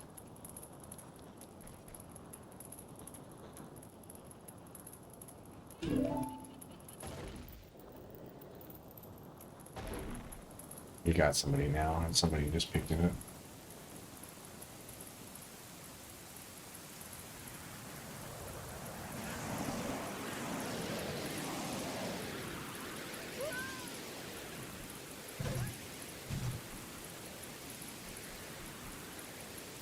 I'm not surprised. Like, I never thought it was a good deal for the Dashers.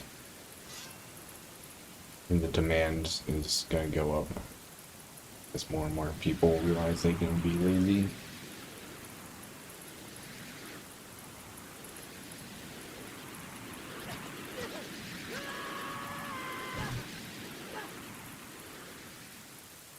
Yeah, I think any job where you have to use your own car is a pretty big risk, I think. You know, spending a lot of money on gas, and like the wear and tear on the car is no joke. Like that shit adds up. And you never know when it's gonna just break down.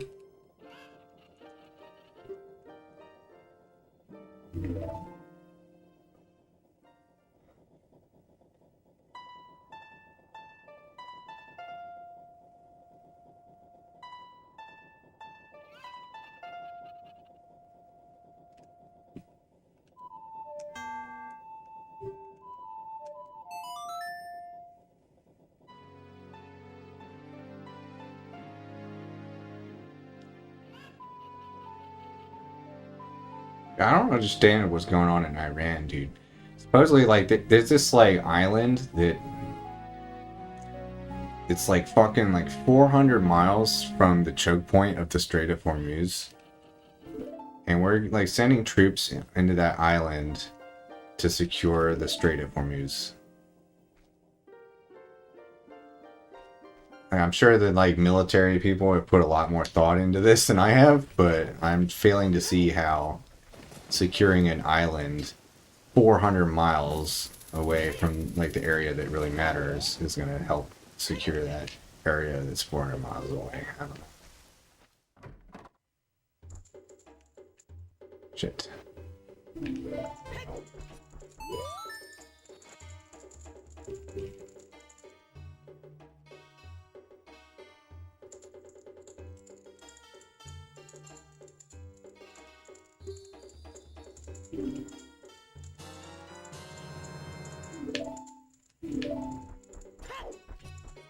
Yeah, I don't know how that's supposed to work, dude. Right. Okay, yeah, this makes sense. I don't know, maybe the idea is that taking over this island will, like, will piss them off so much that then they'll give up? I don't know. It has nothing to do with, like, the actual choke point in the strait, so... Maybe it's the source of their boats for where there's, like, maybe they're sending the boats from this island to the strait. Something, I don't know.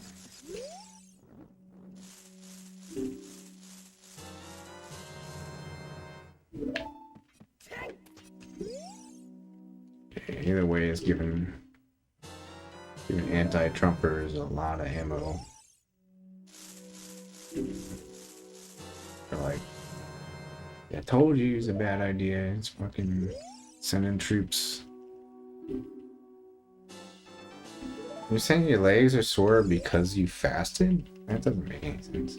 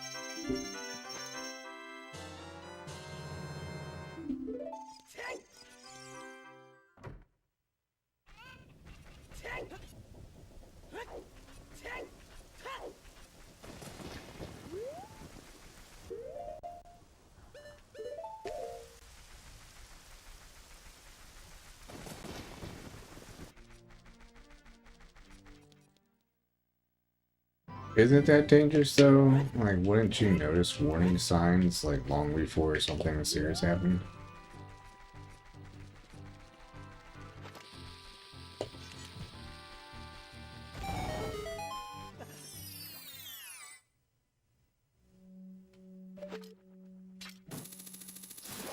You'd feel like dizzy, I think.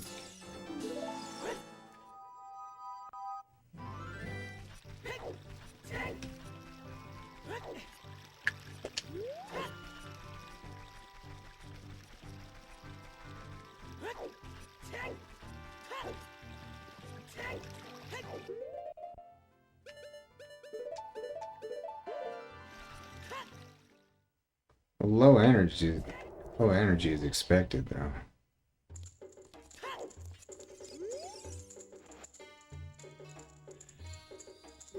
Yeah, shower would cause you to overheat, potentially have a dehydration kind of event, you know?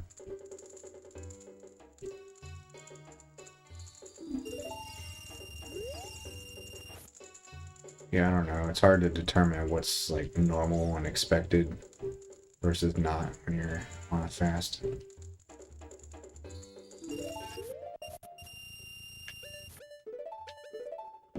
I don't know why the route has you save and quit here. So I'm pretty sure just walking outside this hut and running over to the Temple of Time would be faster But it's what world record does, so I'm gonna do it.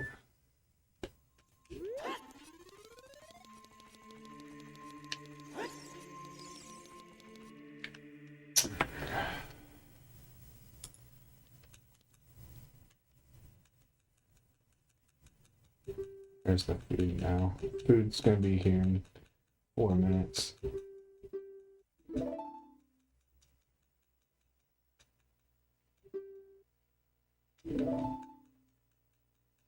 How long does it take to restore electrolytes? Can't you do that in like a half hour or some shit?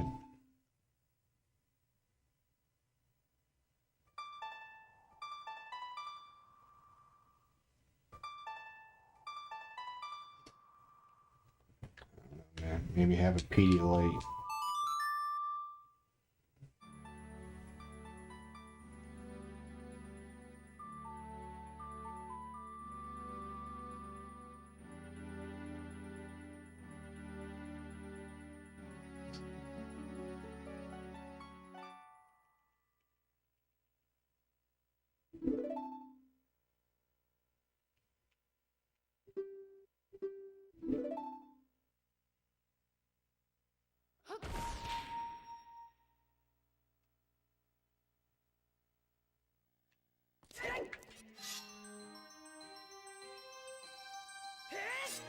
Oh, really? Yeah, those will fix you right up.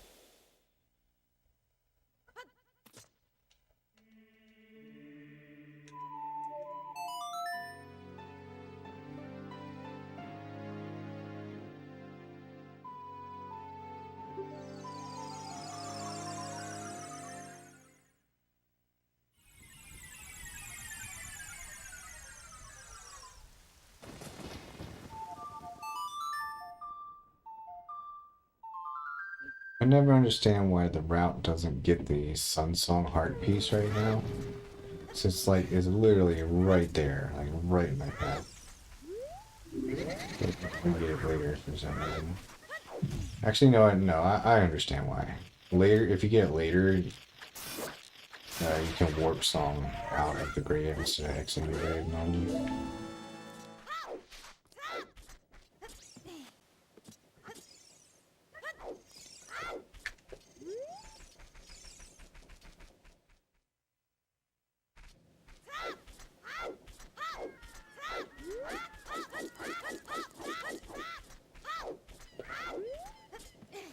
What are you doing?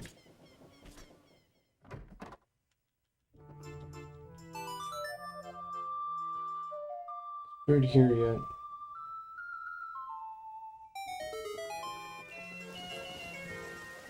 I gotta wait for the bird at my door.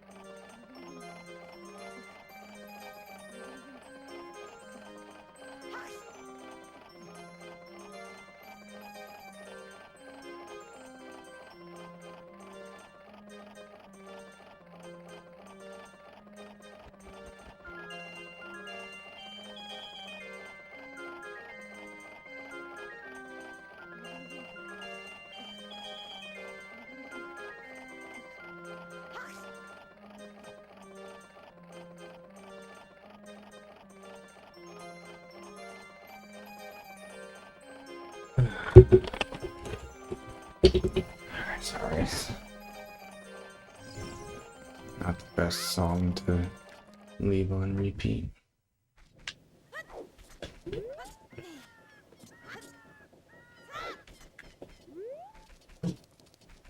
What are you doing, Botan?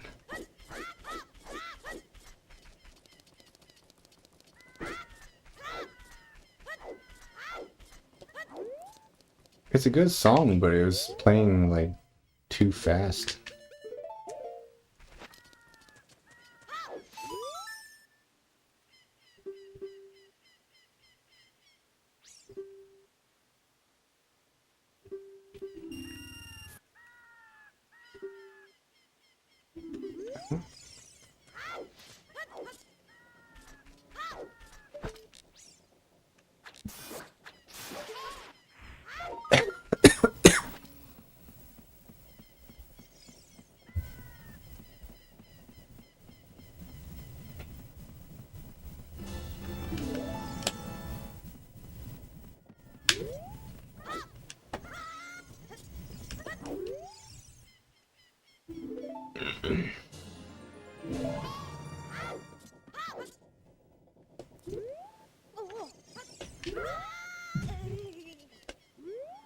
I'm gonna eat my taco before I go inside here.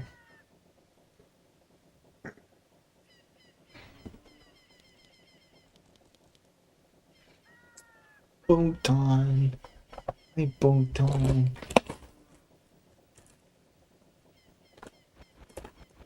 Same old, man. Cheesy 40-day crunch.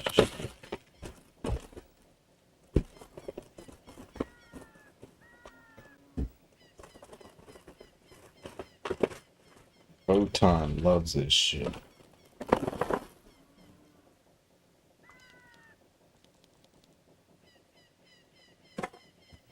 God damn it.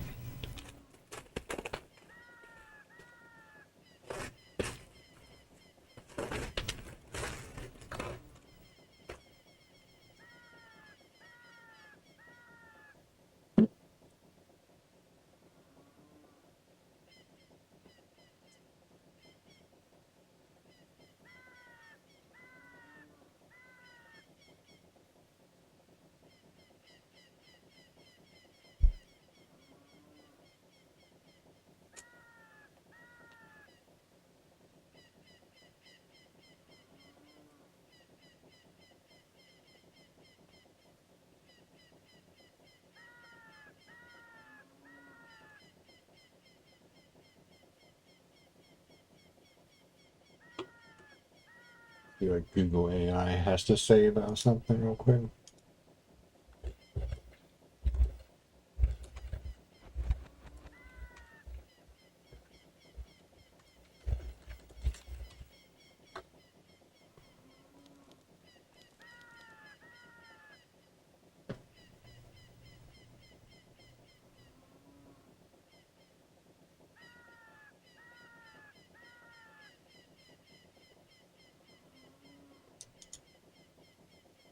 Hmm.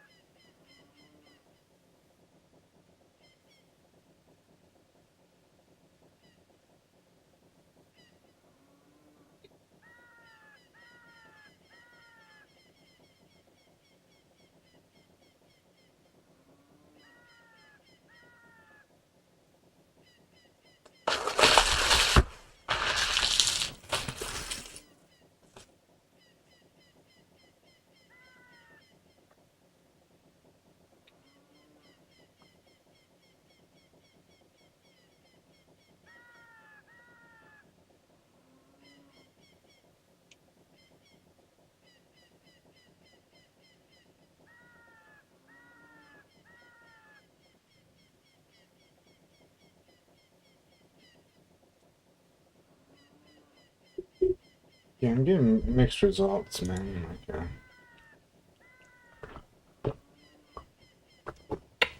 Like, depending on what question I ask the AI, you get different answers regarding testosterone.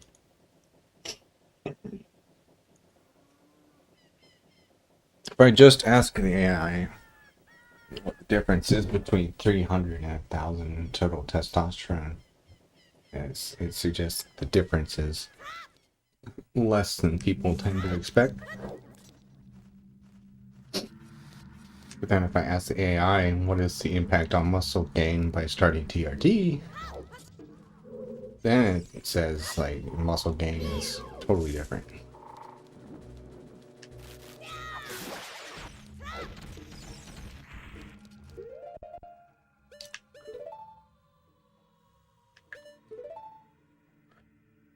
Let's do it with June.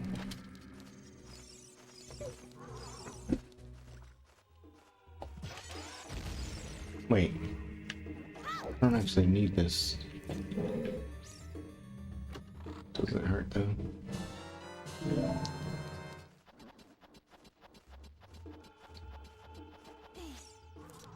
I don't know, it kind of makes sense though. Like that still agrees with what I was saying before. Technically, if you're just looking at individual A has 300 testosterone, individual B has 1,000 testosterone, their changes and their differences in muscle gain rate isn't going to be that significant. But that's not what I'm asking though. I want to know what happens if individual A goes from 300 testosterone to 1,000.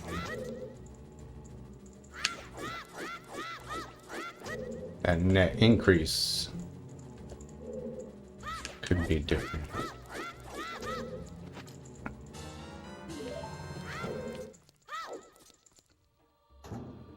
I guess part of what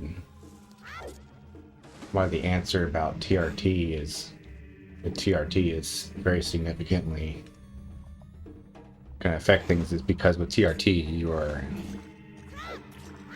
assuming lower than normal testosterone to start with. So compared to that, even a normal rate of gain is going to seem like a lot. Damn it.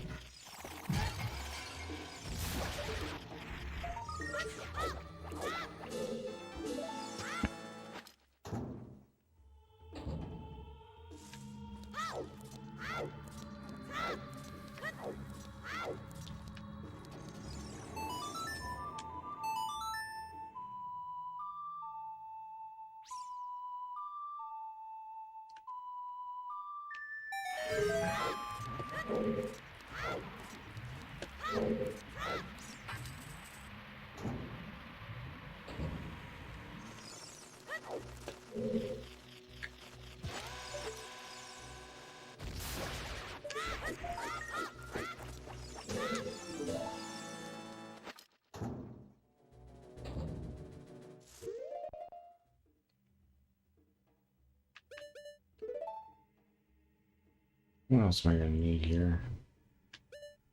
That should be fine.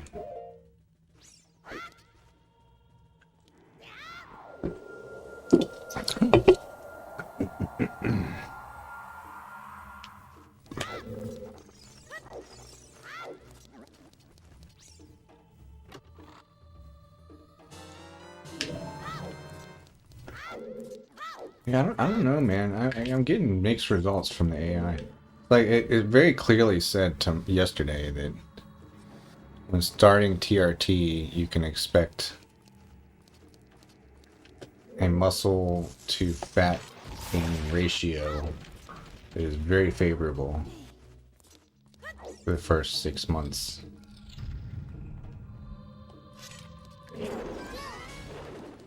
But I wonder if that was assuming you've never lifted weights before in your life.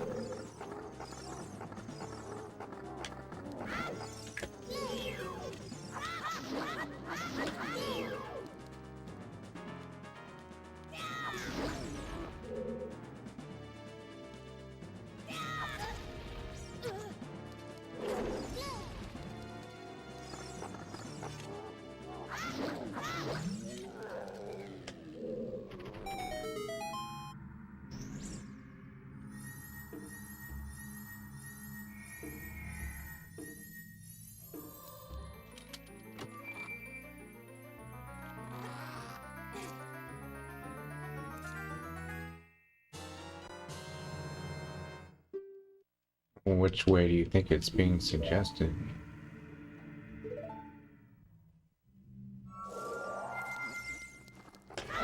The anecdotes all tell me that it's a significant effect.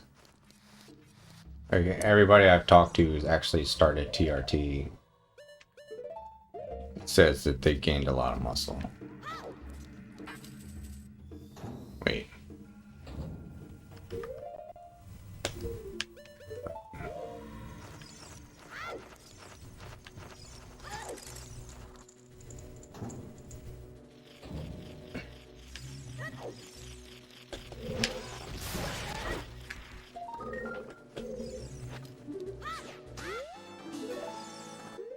Yeah, I don't know. I feel like I feel like whatever the truth is, if I believe that I can gain a lot of muscle now, that's more likely to result in more muscle because of the placebo effect, as well as confidence boosting training quality and improving diet adherence.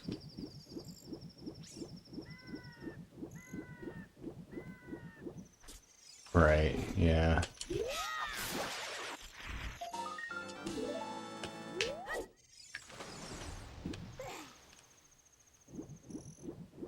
Yeah, I mean it helps. Even the more pessimistic answer I got, like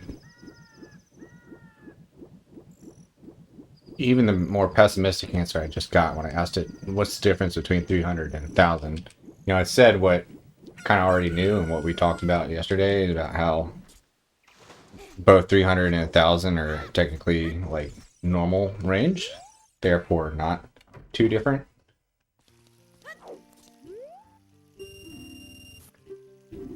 But then it said that,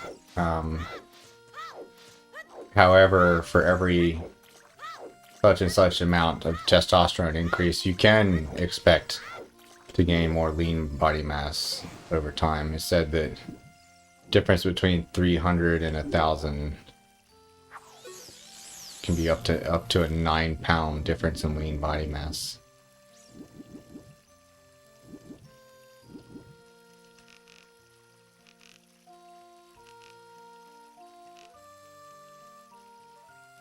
And again, like I also think that the way it was answering that question is as though I was asking if individual A has 300 testosterone and individual B has 1,000 testosterone, which one of them is going to grow muscle faster?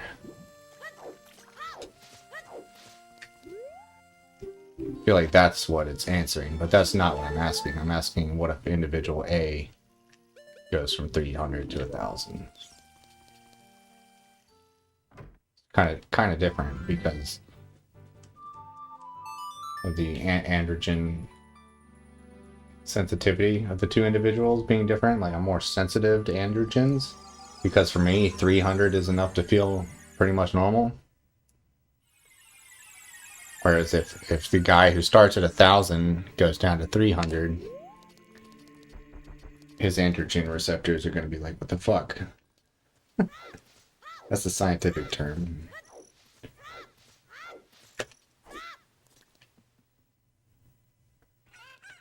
Yeah, I've seen some answers from AI, especially the Google AI, that are completely wrong about subjects that I'm like truly knowledgeable about.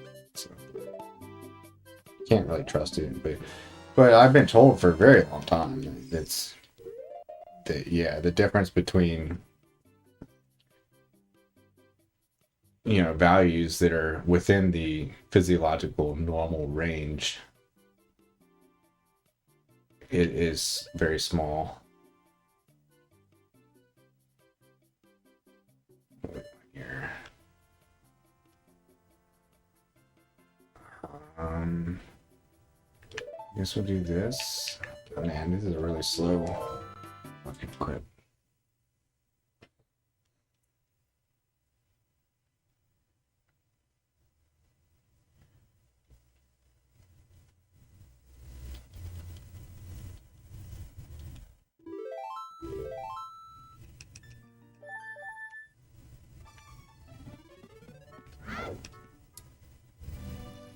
Yeah, like I said, I think if I have the placebo effect on my side, like that's probably gonna help. Either way, it's probably better to believe that I have a big growth spurt coming.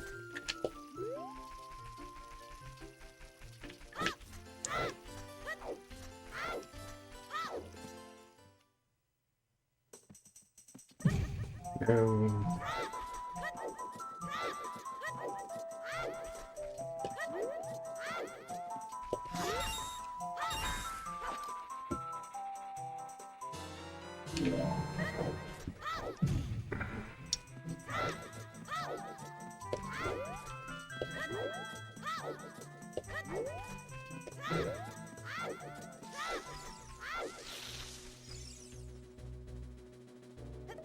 Even if the testosterone makes absolutely no difference, which I'd seriously doubt is the case.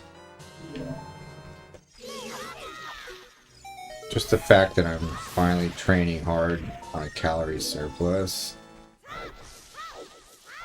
with like muscle memory from 10 years ago means that I would still probably gain really fast for a while. Problem is I wouldn't, it's just it would cap out at what my muscularity was back in the day, which is good, but not as good as I wanted, of course.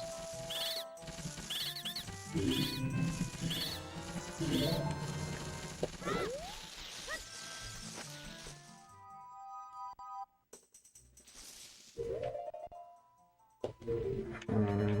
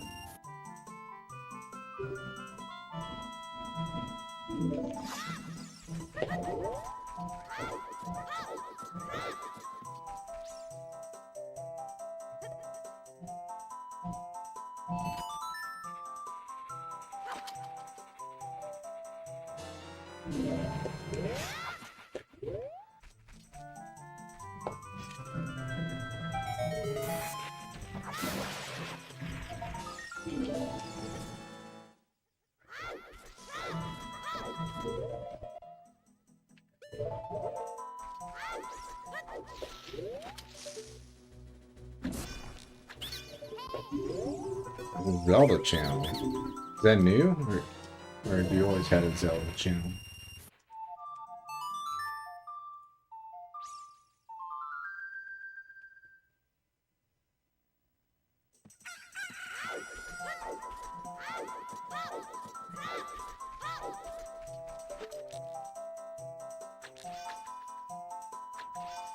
What? Dude, I was totally aiming more center when I got 30 points than I got 100.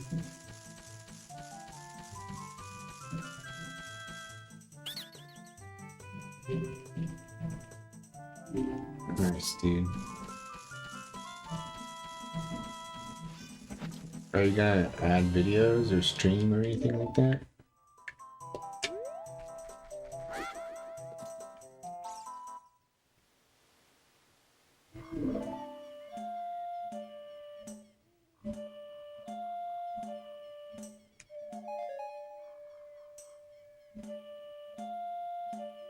Sweet. Thanks, man. I should subscribe to you too.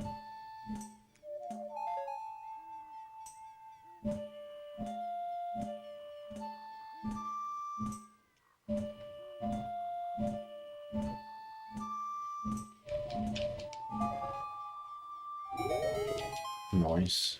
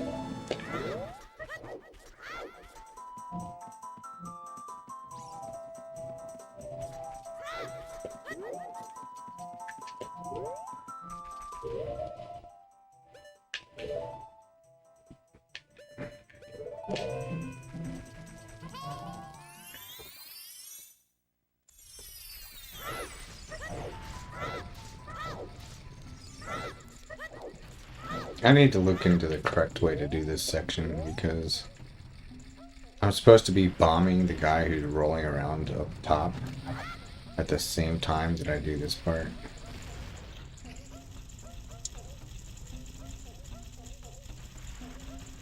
And that would mean an entire,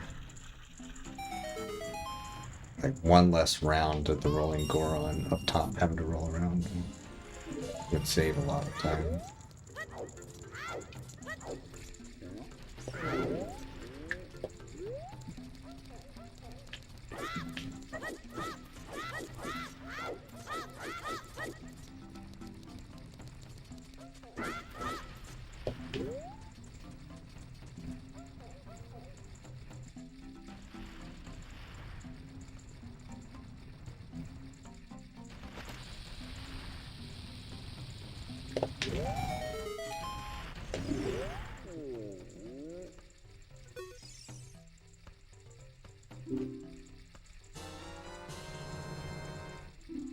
F that. F what?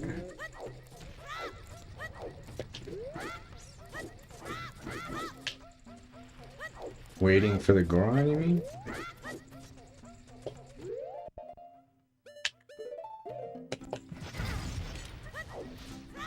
I don't think it's hard. I think I just have to practice it once and then I'll always get it.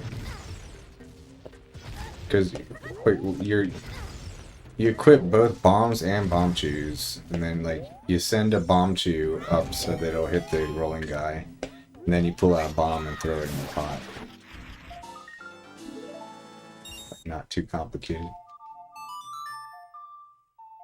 It's just figuring out what's the angle that you have to drop the chew at and the timing of the chew. Really?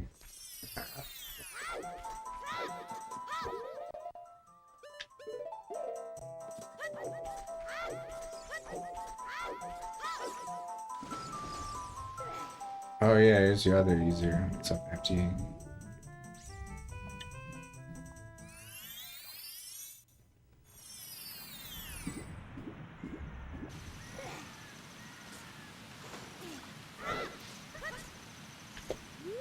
Is ZFG missing it in randos? Because that's very different than him missing it in speedruns that like he spent a couple minutes practicing. Yeah, if he practiced it before he did a run, he'd probably never miss it. Yes.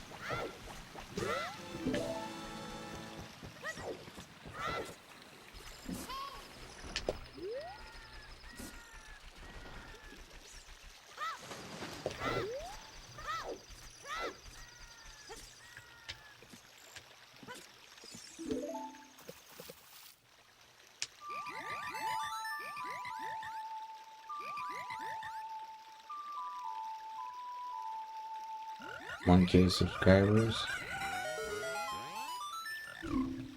That'd be nice. I don't know how you're supposed to do that, though.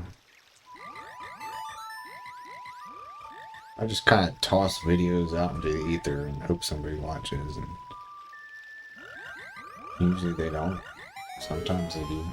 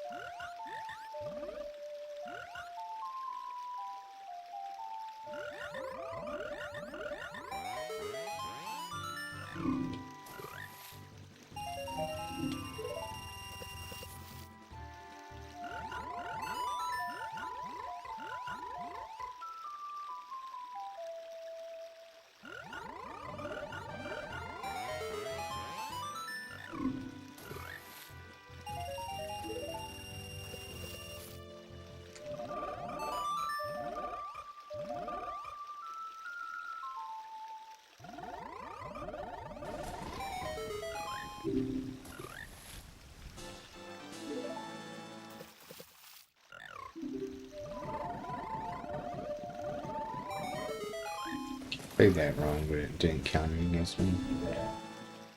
What? Nice jump.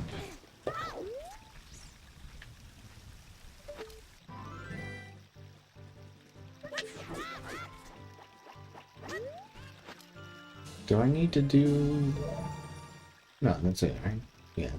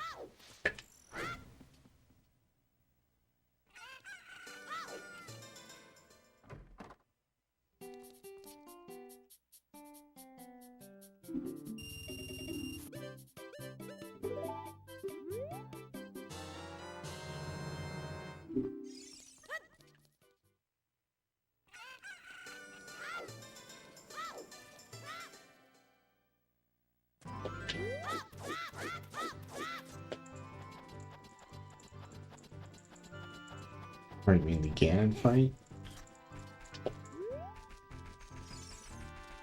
I can't wait for that either.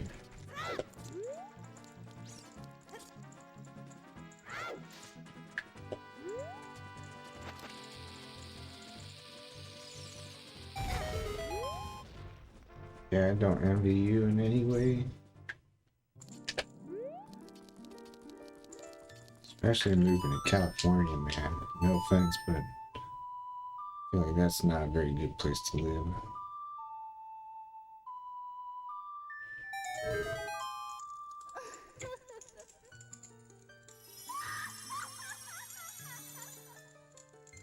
Although I think that the media I consume probably overemphasizes the problems with California.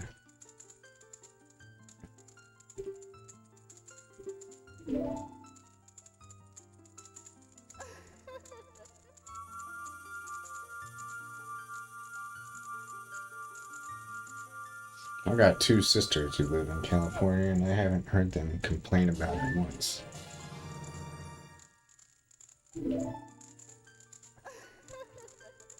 Yeah, Ganon fight's not for another 2 hours, unfortunately.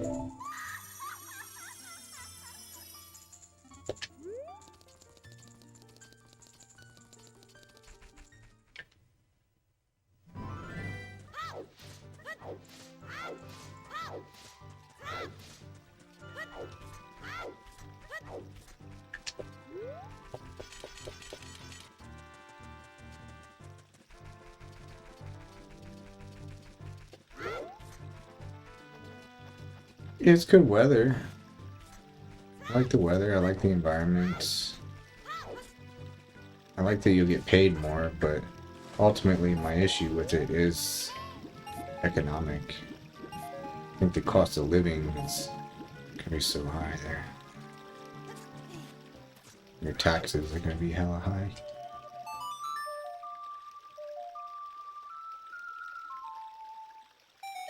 But if you make enough more money at your job, then it, you know, it evens out.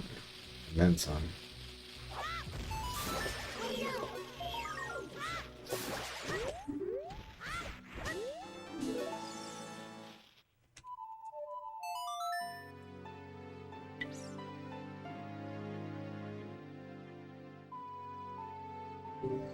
Yeah, it's kind of like me when I moved from Florida to DC. Like, as soon as I did that move, my pay went up $15,000 a year. But the cost of living was so much higher that I was still like underwater, basically. Like I was fucking, I wasn't making enough money, even with the 15,000 more a year. But then, you know, enough time went by, and I'm making more than twice what I made when I first moved here. So it's pretty good now. If I were living in Florida still, I'd probably be making like nothing.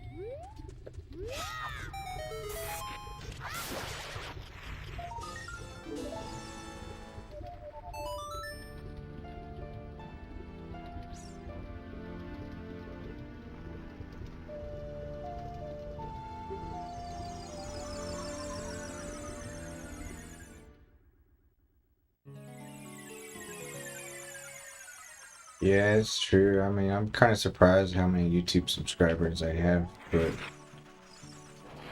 most of that, most of those subscribers came from like 10 years ago.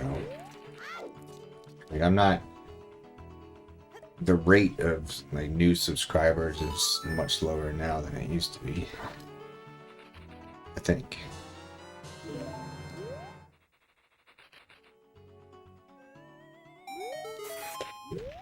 But I wish I had more subscribers because I want people to hear my music.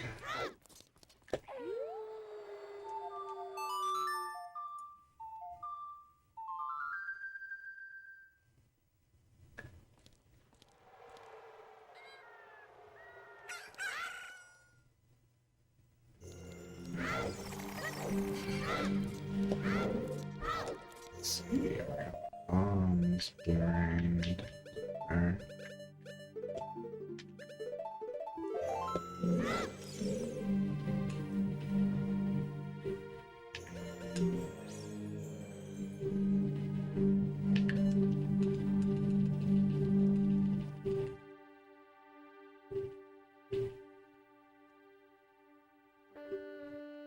Whoa.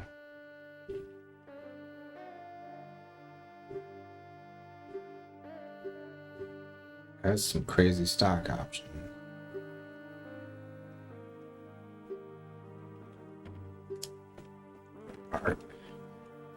My company is privately owned right now, so we don't have stocks.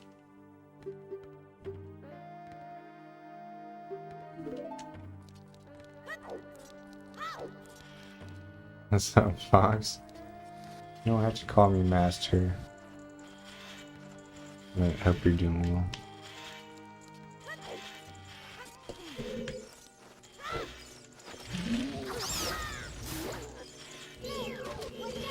Oh.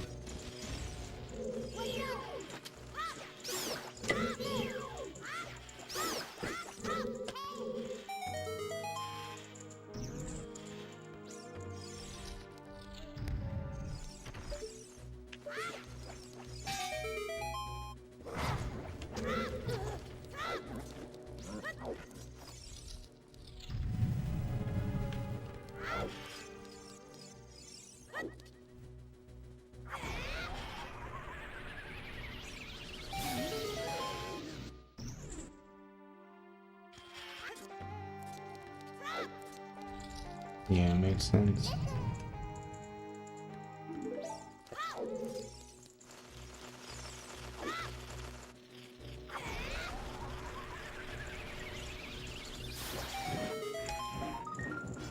Thanks, dude.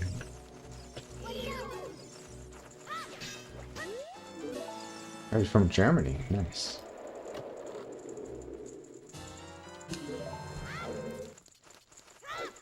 If I knew any German, I would say hello.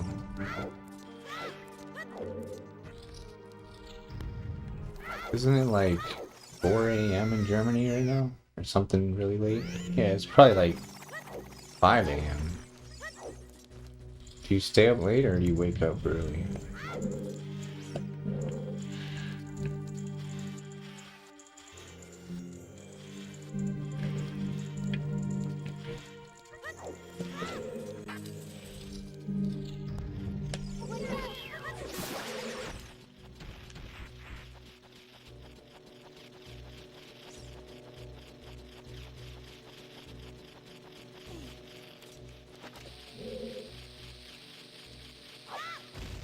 Okay, let's just...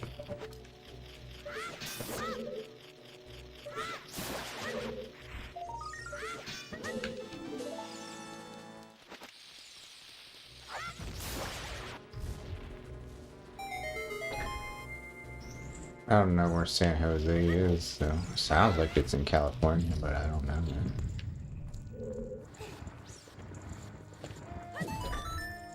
man. My pleasure, man.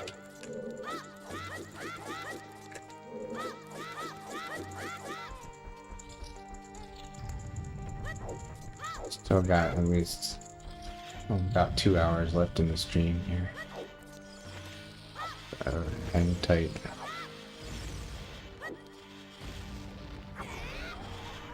Obviously not going to get a PB run here, but that's not really what I'm looking for.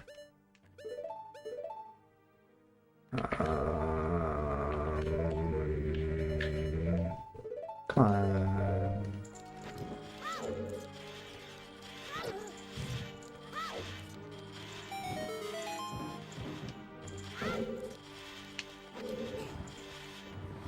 Is the affordability of the city determined by the relative value of income to housing, or is it the absolute value of the housing?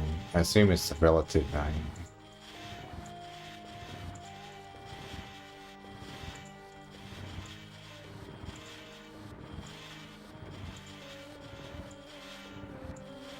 Yeah, I live very close to the capital of America, Washington, D.C.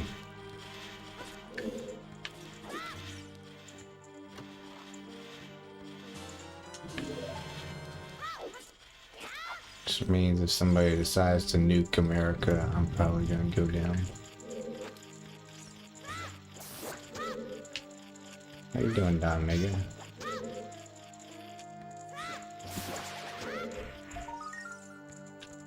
No, there's almost 2 hours left in the run. I've got to do the adult spirit temple, the adult shadow temple, the 2 temples, but then the main big thing too is I have to do most of the big Goron sword quest. And that's gonna take me like a half hour.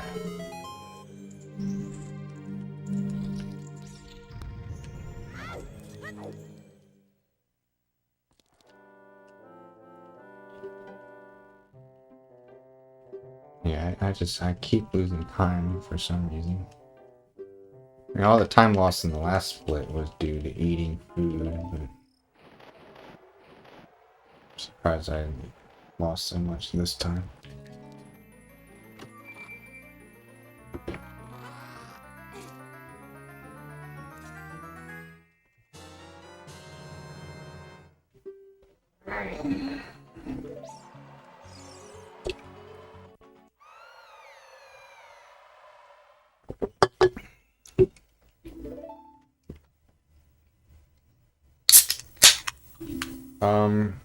Well, I still have to do the entire adult section of Spirit Temple too. So I'm only halfway done with Spirit Temple. I think Spirit Temple is actually the last one I do before Ganon. But I'll be doing Shadow Temple soon, as you can see by the splits. Shadow is split into two parts. I actually go into the temple, do about half of it, then I leave and I do the big Goron Sword quest. And then I come back to Shadow Temple to finish it. It's kind of a weird route.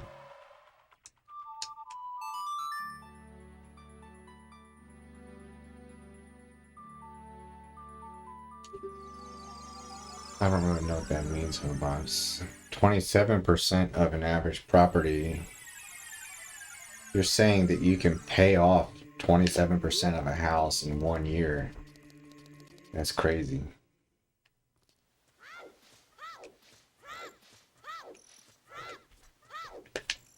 But that's not how it works.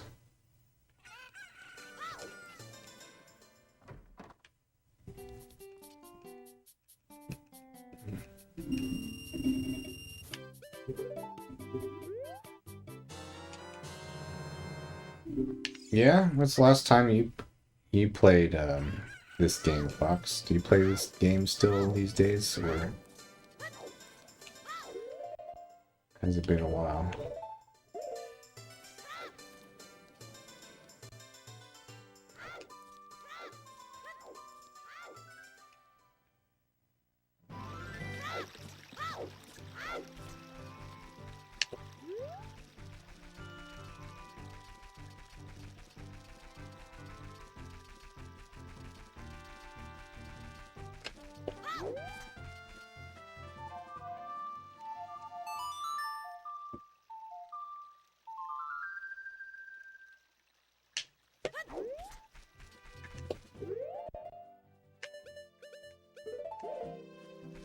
Oh, I was too slow. I needed to put the bunny hood on to stop the guys from spawning here.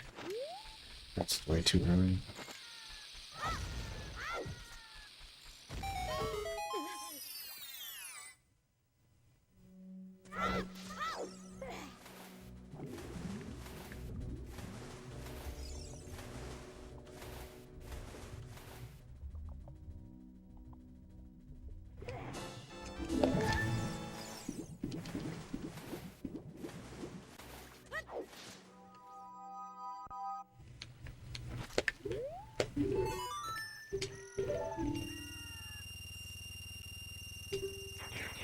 Oh, you had the energy drink? Nice. I gotta admit, I did not think you were gonna have an energy drink. Based on your tone, I figured he's not gonna drink it.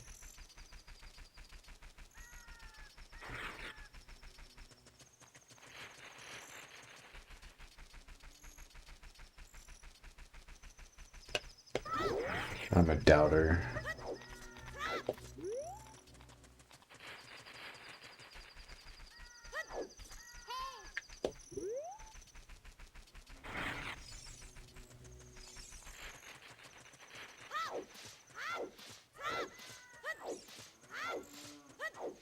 Wait.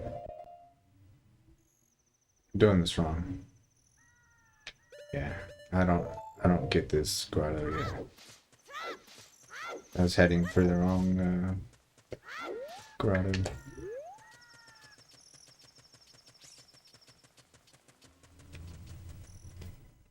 Hope that doesn't mess up time of day too much. No, we're good. You just gotta make sure you get this Skulltula before the sun comes up. Oh, that might be bad.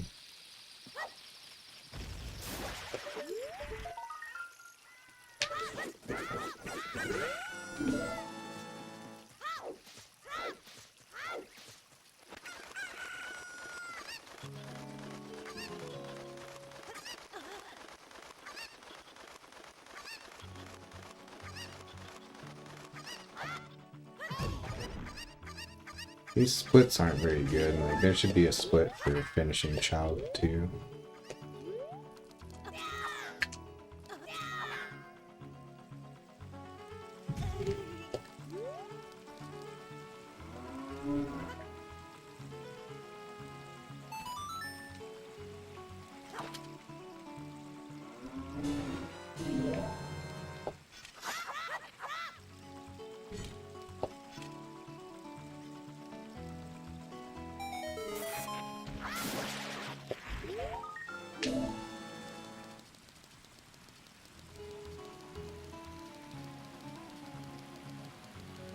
We're gonna need Ocarina.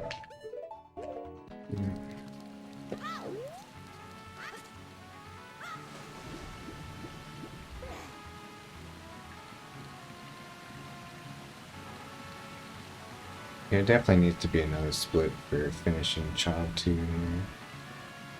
And most of this split has nothing to do with Shadow Temple whatsoever.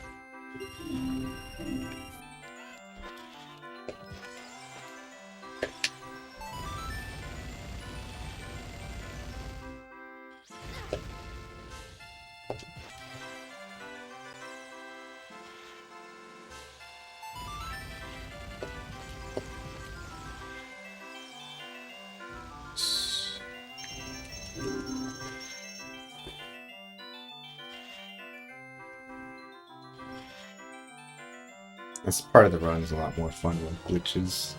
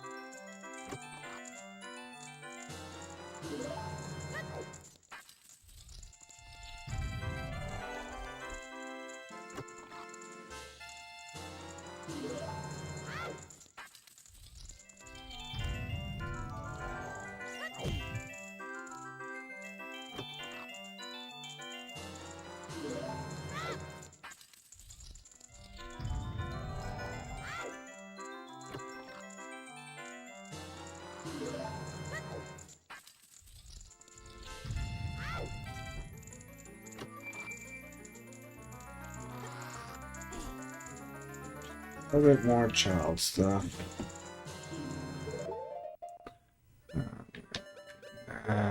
And that.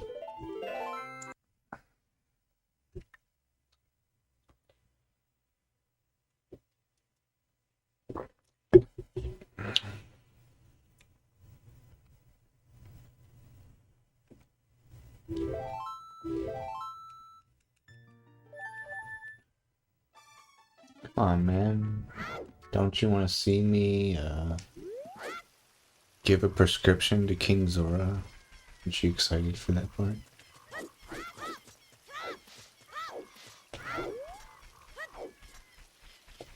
Ooh, or get ice arrows? Don't you want to see me get ice arrows? Wouldn't that be fun?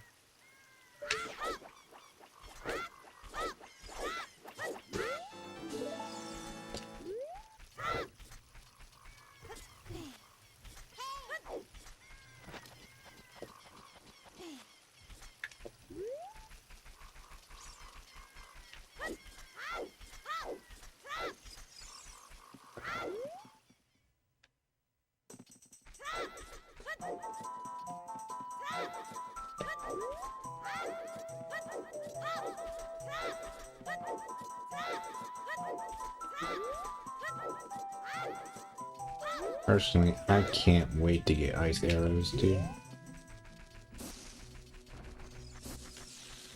Once I have ice arrows, I finally feel like I accomplished something today.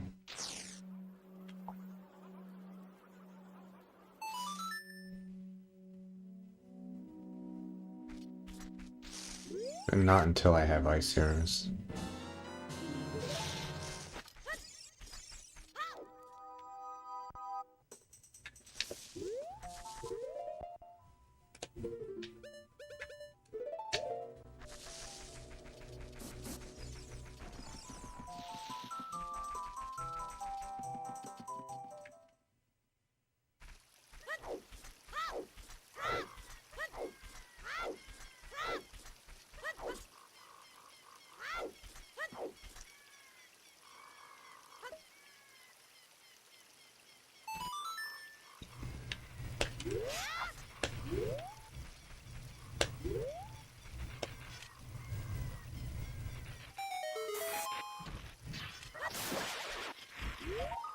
Oh, you.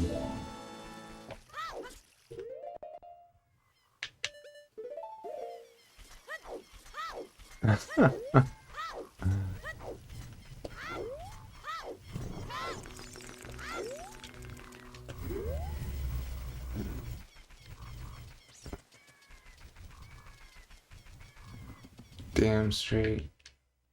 I don't know what to say to that, man. Like, there's nothing, like, politically correct I can say in response to that.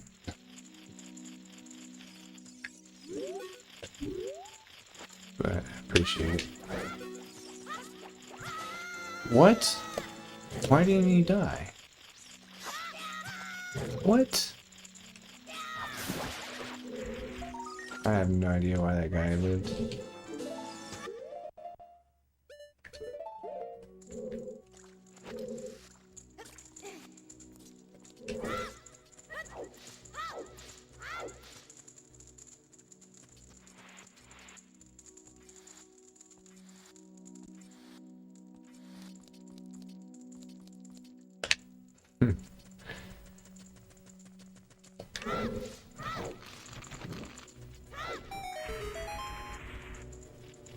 He's literally made out of pain. If you touch spider,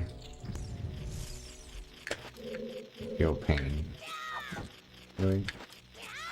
Really? Would have been much faster to just see the bomb there. How many skulls do I have? 77? That seems a little low. I should have written down in my notes what the correct number of skulls to have at this point is. I thought it'd be like 80 something by now.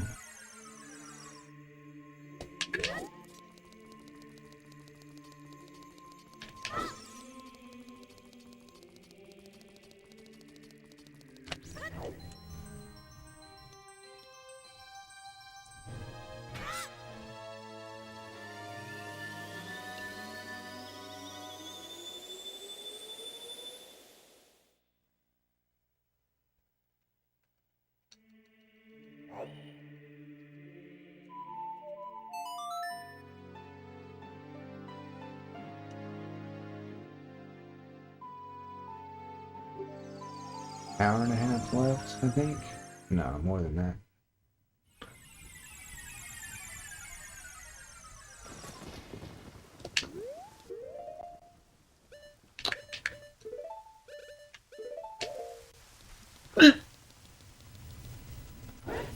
Oh, really? Is that when this game came out? 96? That was the year you were born?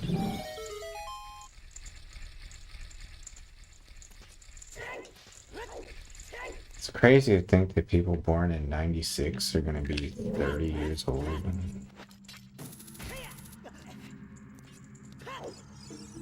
1996 sounds like the birthday of somebody who's like 10.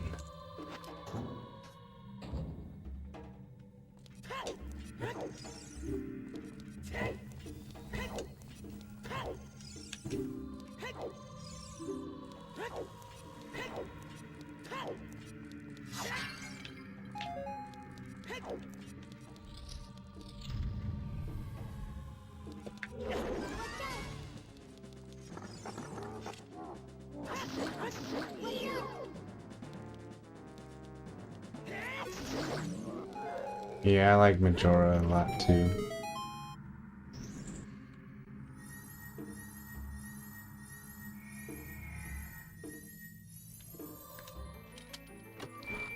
But anybody who's never played this game nor played Majora's Mask, I would say play this game first.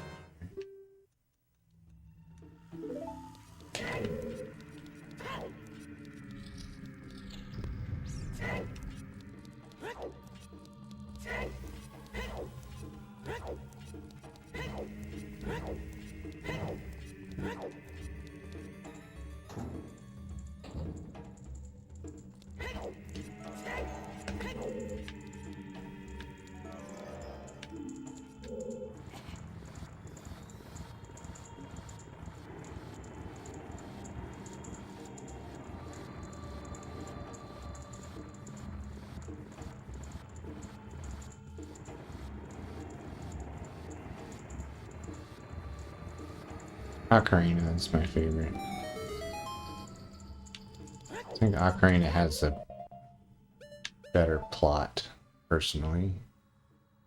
And I also think that the fact that you get to be an adult is a lot better. And I also think a Zelda game that doesn't have Ganon as the bad guy isn't a true Zelda game. Also, Majora's Mask, like, basically doesn't even have Zelda in it. But Majora is still top 3 or 4 Zeldas of all time for me.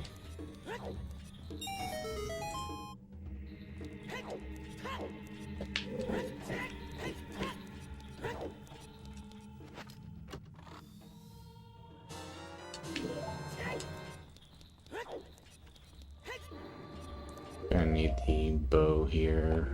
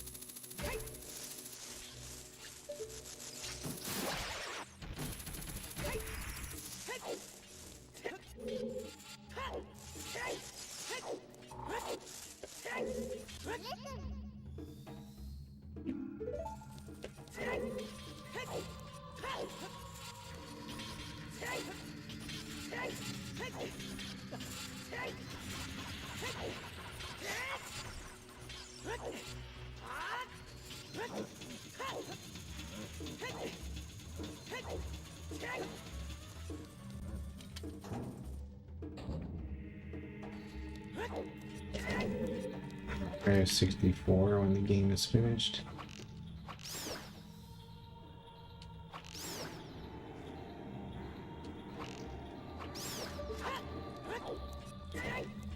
I don't think I'm gonna have the energy for that. Sorry.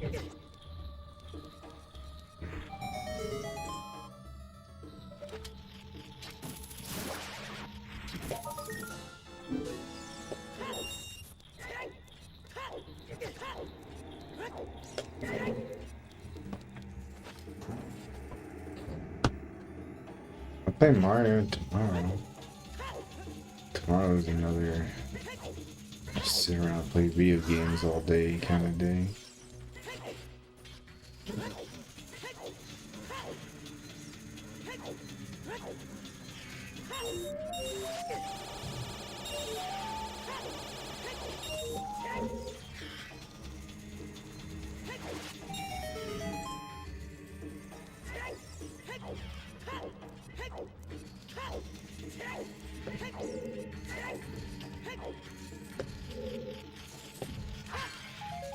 Donkey Kong 64 is a weird game.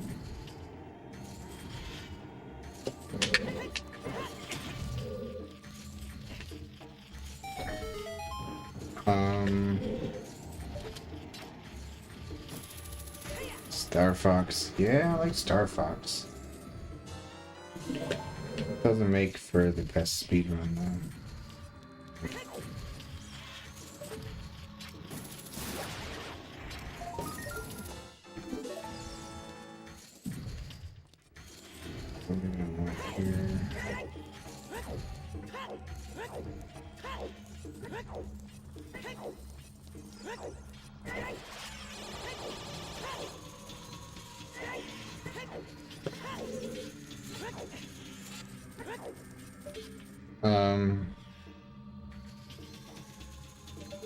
No, probably not gonna play Star Fox tonight, if that's what you're asking.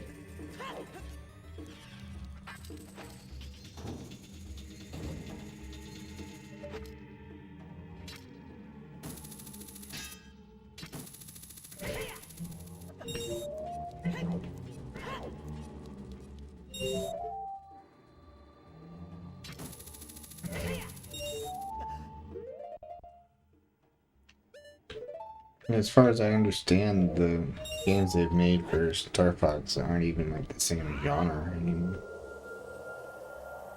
It might be a little bit of time save.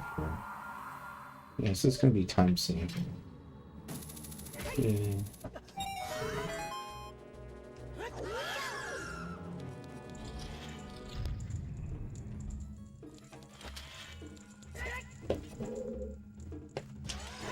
Yeah, I feel like basically Nintendo cares more about what other game companies think than what the actual players of the game think. You know what I mean? Like, they want to impress other game developers and be like, look at this creative idea we came up with. I bet you wish you thought of this. Meanwhile, players just want basic shit that's similar to what we already like.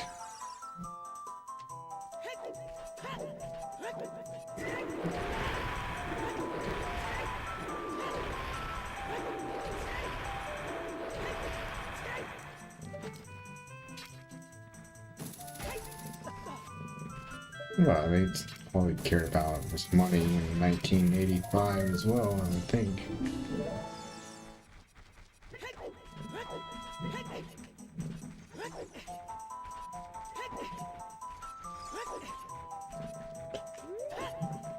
Well, I think for any game development, there's always going to be some members of the team that have true artistic passion, but there are also going to be other members of the team who just want money. It's always going to be the case.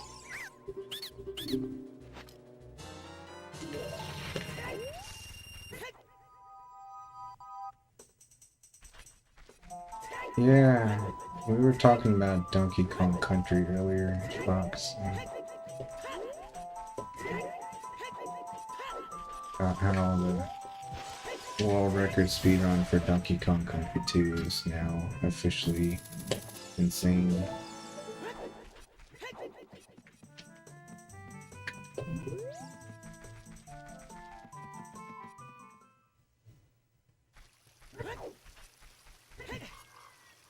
I guarantee there's somebody on the team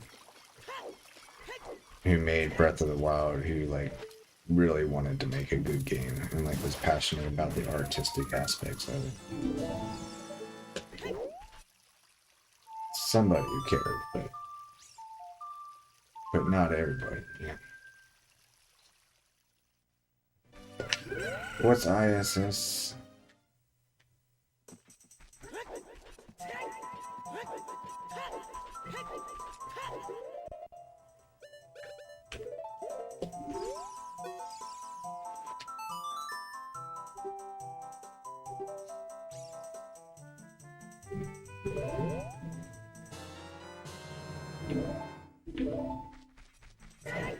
Twilight Princess?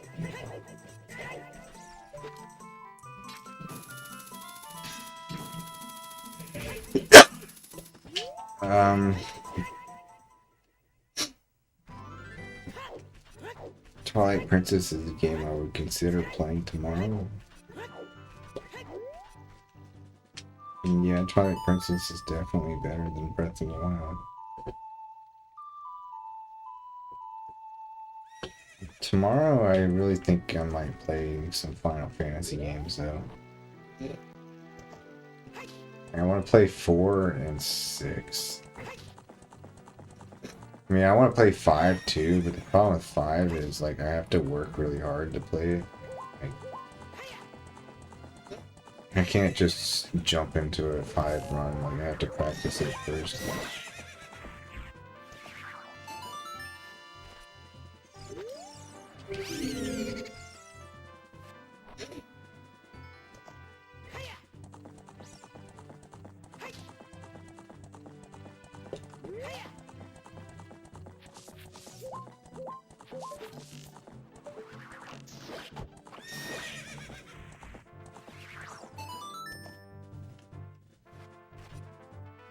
Yeah, I don't think I'm playing 1 and 2 anytime soon.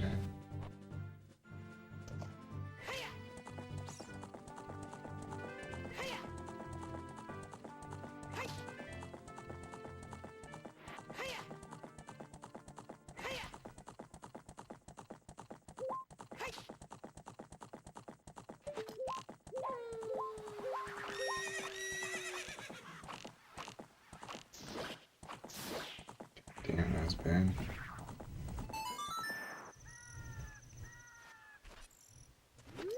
I don't think 1 and 2 are bad games. I just don't have any aspiration.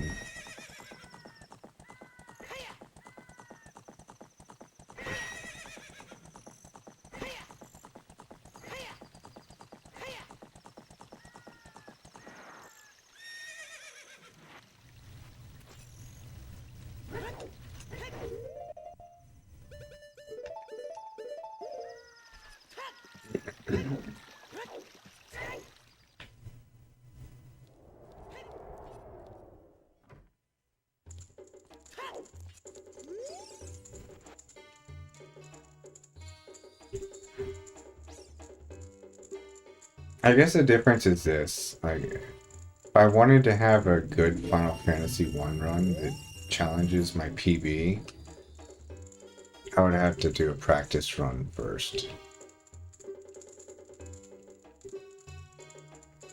And if I wanted to beat my PB in Final Fantasy II, I would have to get really lucky. But if I play Final Fantasy 4 or 6, I can just dive into that shit and maybe PB. That's why I kind of would rather play those right now.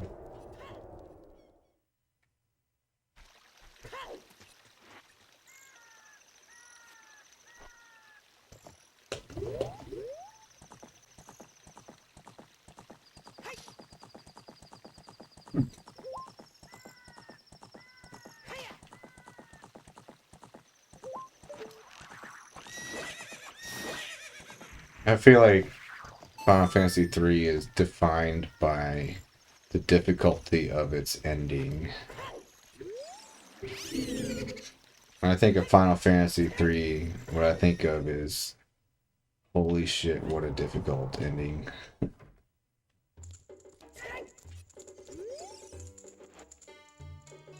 Yeah, it sucks. The bosses get like 10 times stronger, and then it gives you more bosses that are like 12 times stronger, and then more bosses that are like 20 times stronger. It's crazy. Wait, I want that.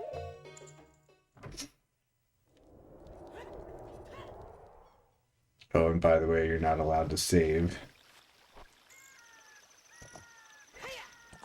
Really? That's what's so good about the game, though. Like, you beat it, you actually accomplished something. Like, you have to earn it, you know? You can't just... Wait, how did I forgot where this post spawns here. Like, you don't just accidentally luck your way into beating Final Fantasy 3. Like, you fucking master the game, grind your ass off. Bro.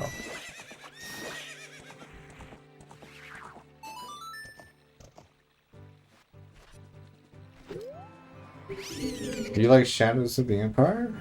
Wow, I'm surprised you mentioned that game. I like that game. I've beaten it a lot. I don't really like Paper Mario though.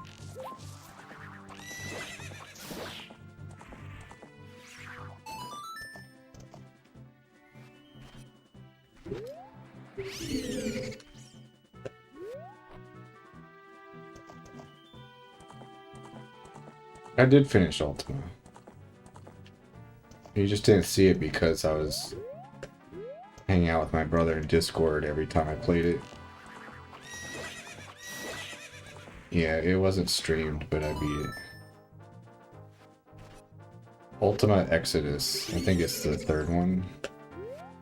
What did I think by the end? Oh, it's one of the worst games I ever played.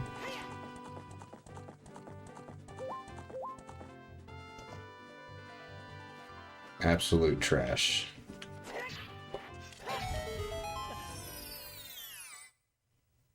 Doesn't even have a final boss. Like, you fucking solve a puzzle and then it's over.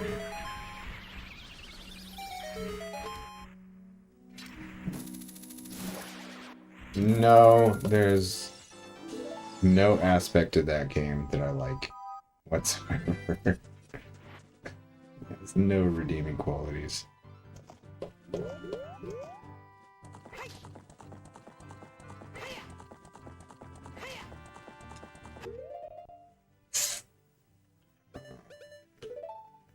So we got one here.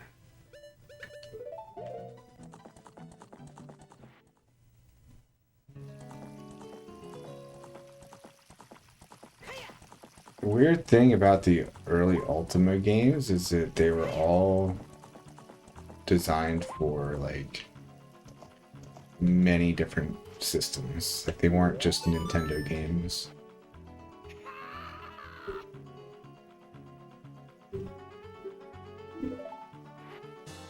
Yeah, my brother, after that time we were streaming early 2025, he went home and he beat Ultima in 2 weeks. Then he spent like 6 months trying to beat Ocarina of Time.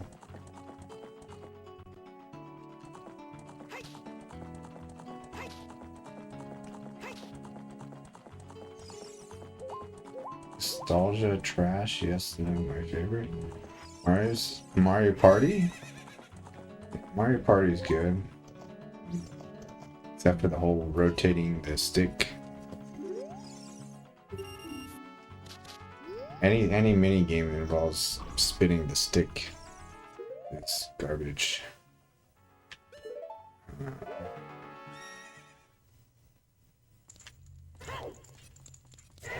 I've only played Dragon Quest V.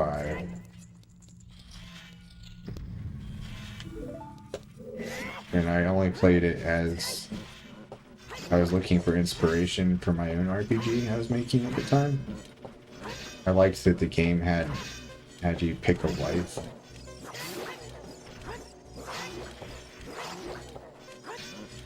So I like.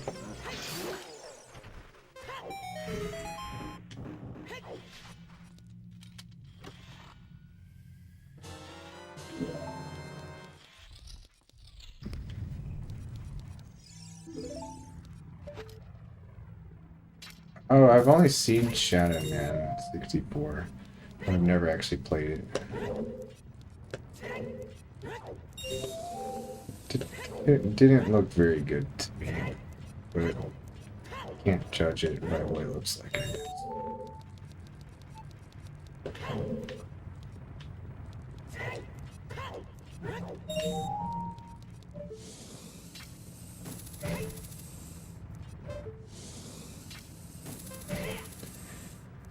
This game is definitely better than Banjo-Kazooie, but Banjo-Kazooie, nevertheless, is quite possibly in my top 5 Nintendo 64 games. It's really good.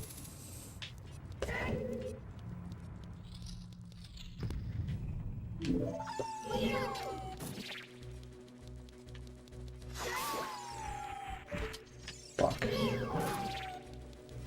I wasn't supposed to summon that second wolf.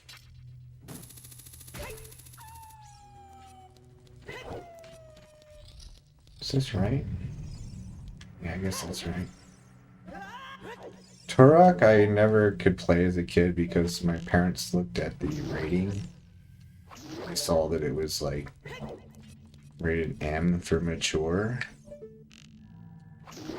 And like they didn't even like me playing the T games, which were for teenagers. Like there's no way they were gonna give me an M game. Do you know what I mean?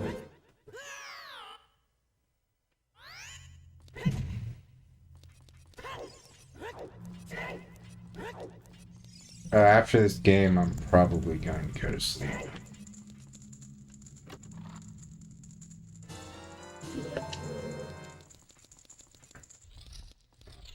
I'll be streaming again tomorrow.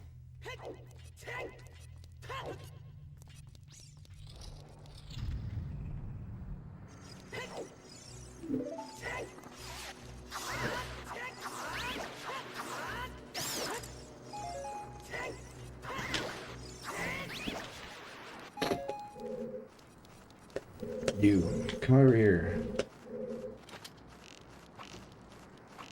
Bro, come on. Do I need to get this switch over here? Yeah.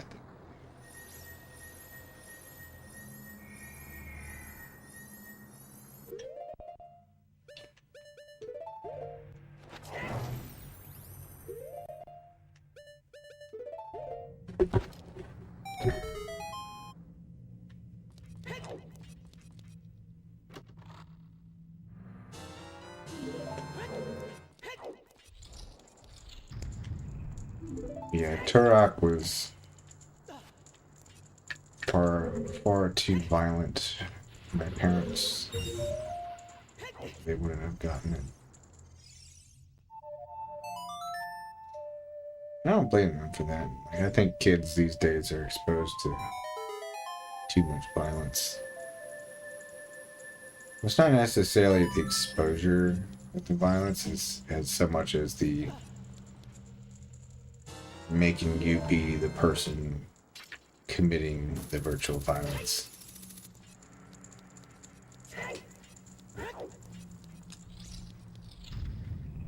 That's true, Septic. But the people on the news, at least you could argue that, oh, that's somebody else being violent. When you're playing a game like Grand Theft Auto, like, you fucking shoot some innocent bystander in the head, that's you. That's your decision.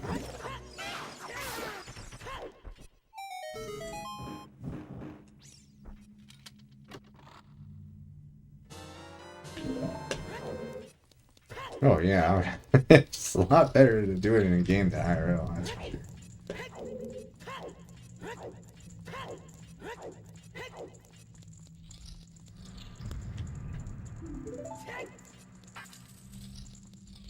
I think the best ways to deal with aggressive children is to give them sports to play.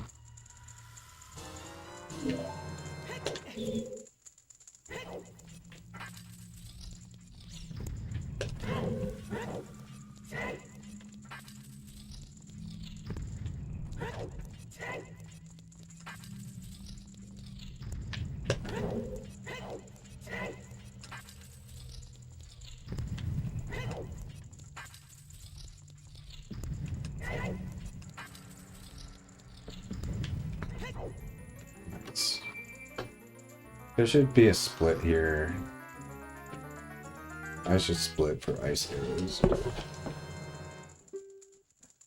Whatever. Who cares?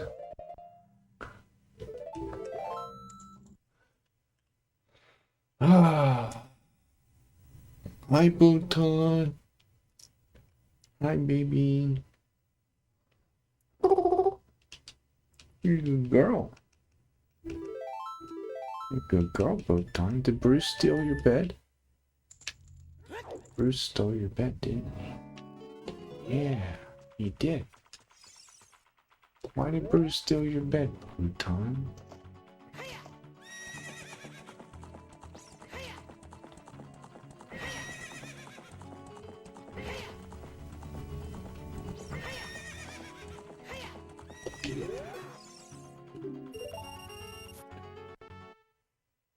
Don't pick up, no, Bruce. Don't pick on her.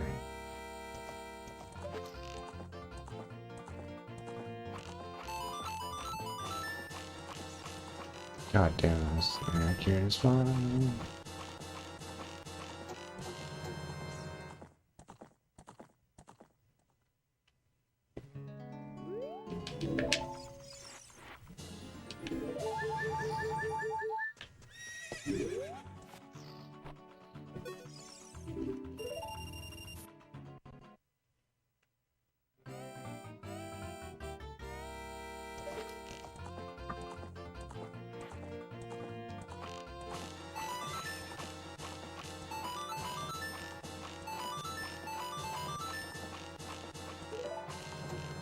Those are two bad attempts at that minigame. It was good enough to win the minigame, but it's still pretty bad.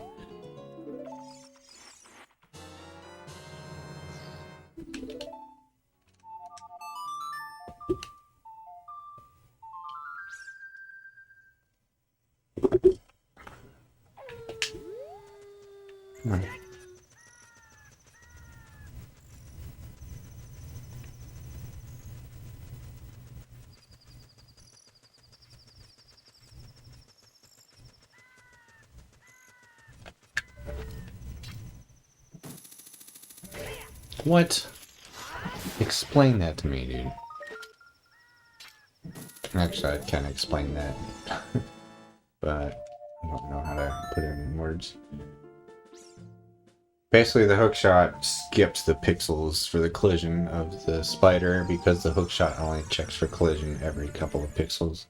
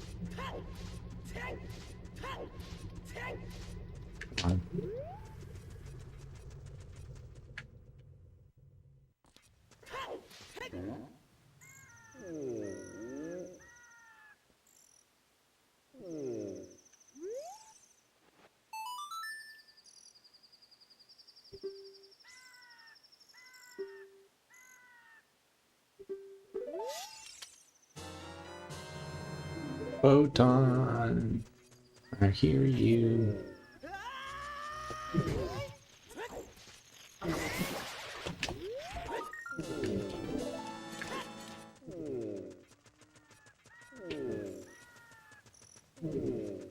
No fighting, you two. Almost like when I use a stern voice and tell them not to fight each other, that's just making Photon more scared. It doesn't help her situation at all.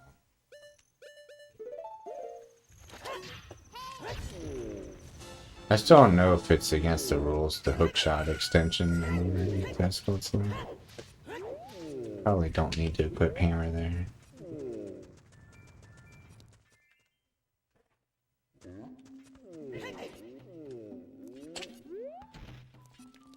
Bruce? Stop it, Bruce. Come out. Come out here. What are you doing, man? Stop it. Stop abusing Photon. Bruce! Bruce, I'm serious. Come over here, man. Come over here, Bruce.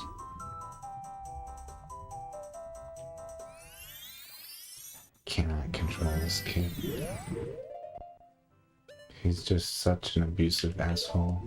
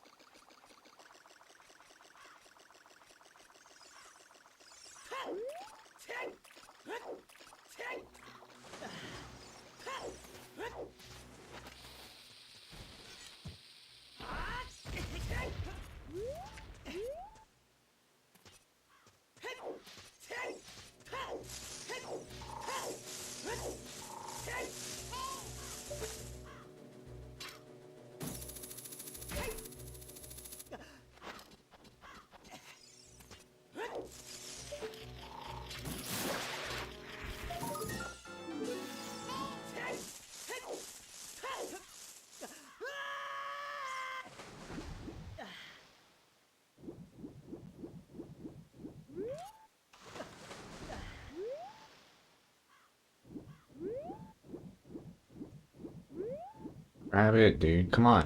What are you doing, Link?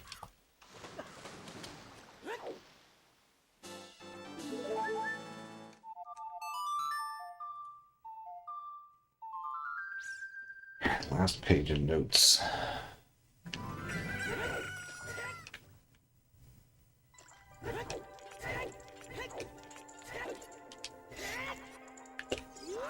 What?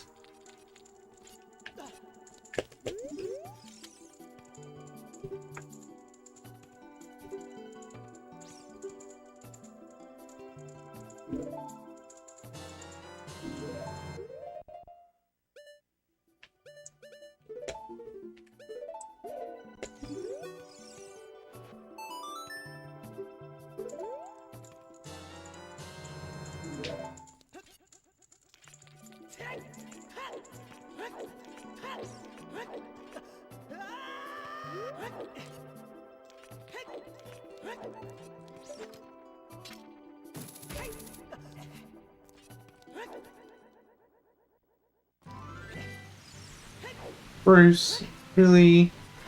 Come on, man. Bruce, come here, come here. Come here, Bruce. Yeah, come on over here. Come here, buddy. Come on, Bruce.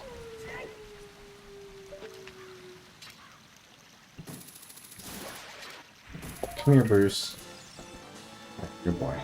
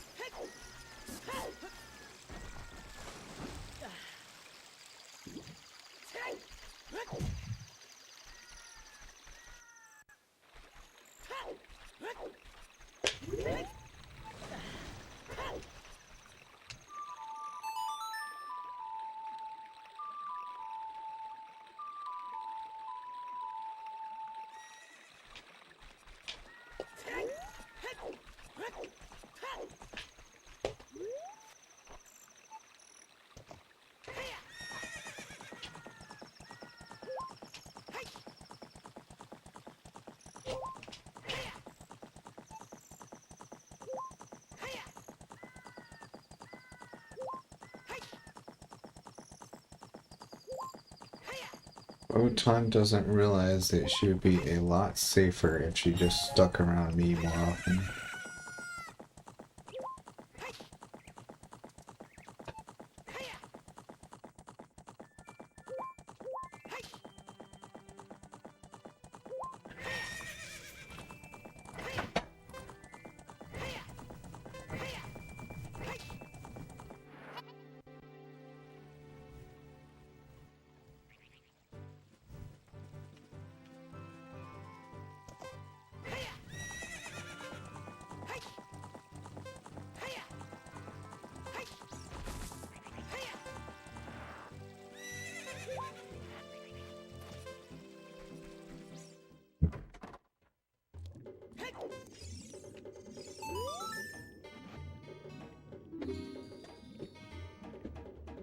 What are you doing, Bruce?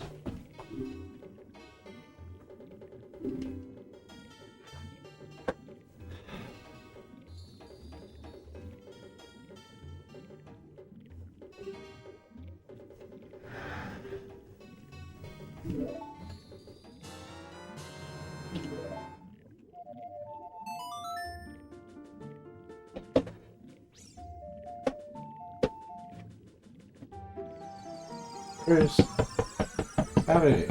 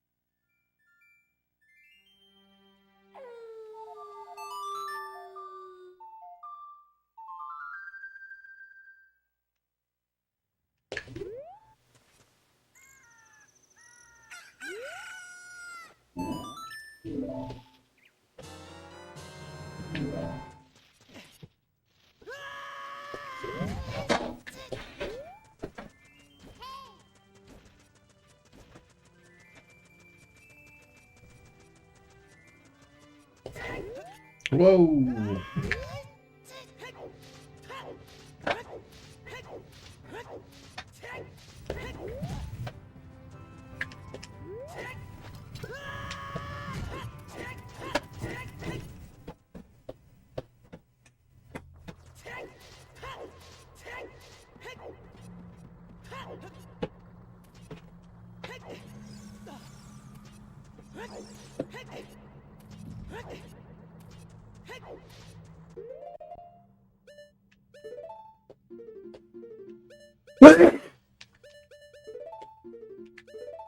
Actually, I should. Yeah, I never.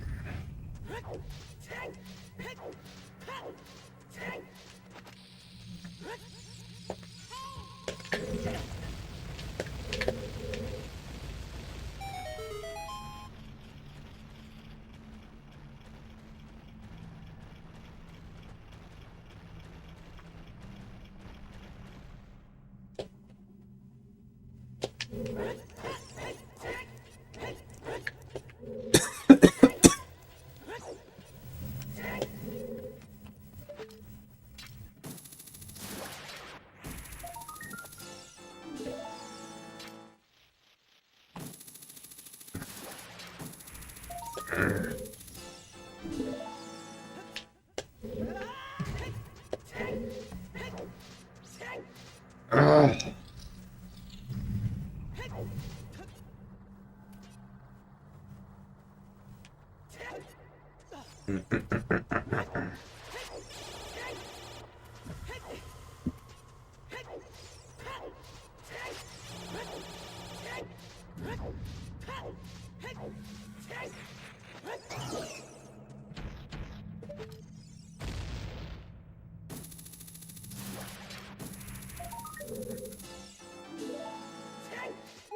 Bruce, what are you doing?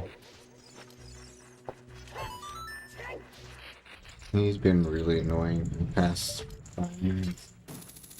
Like, fucking like digging through a bunch of junk and making all kinds of noise. He's just being natural, so I can't really complain.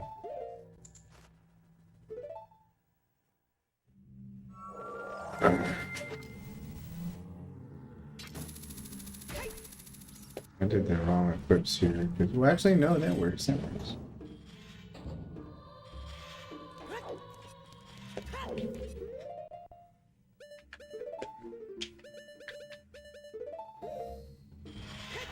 Let's see. Is anything really no phone juice?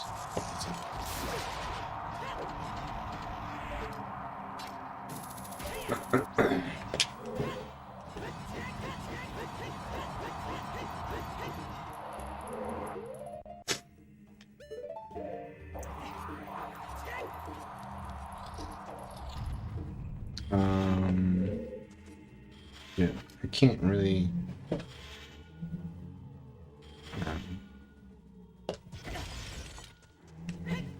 Whatever, that was slow.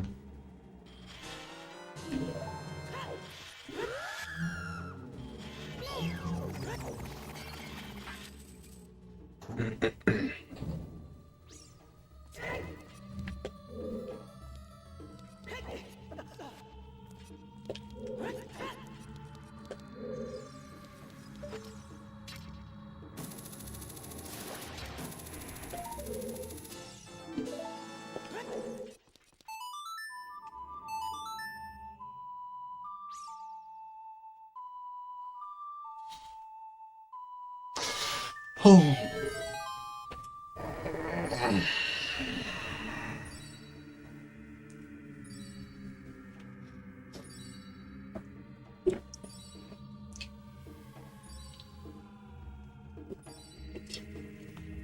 Bruce, what are you doing, buddy?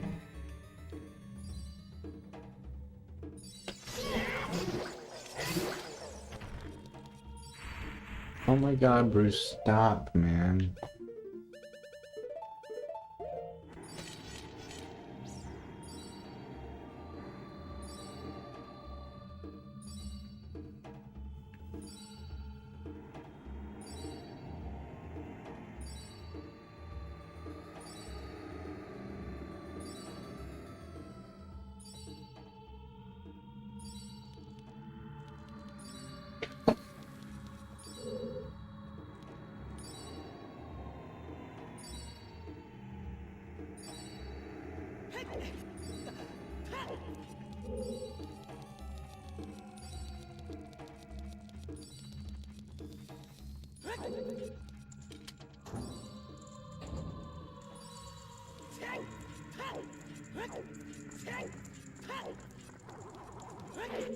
Wait, why do I have Roar's window?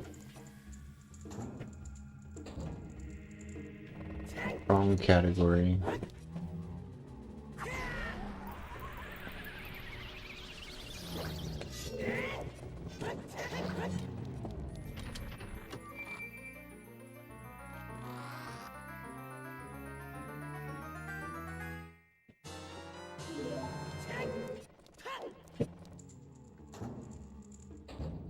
Already got a Bruce.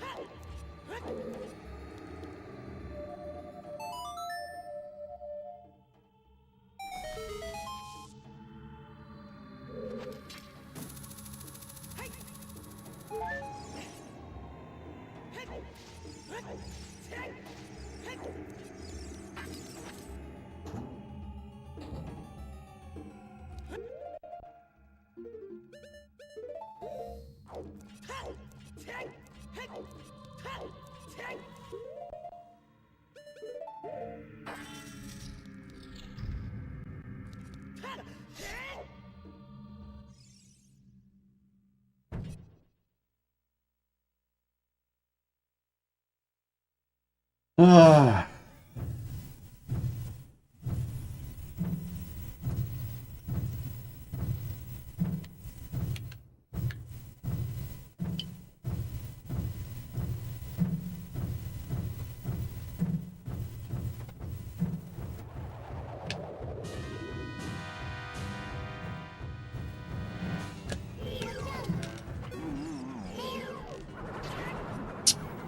I always get the fist.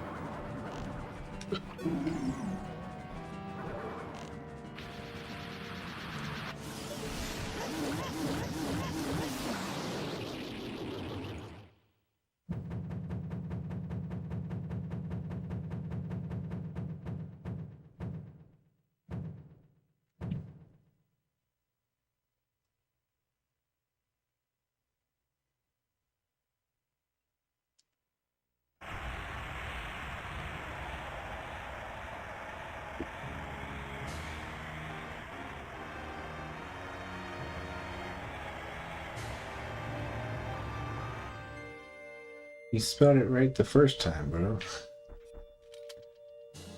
Your brain looks sore.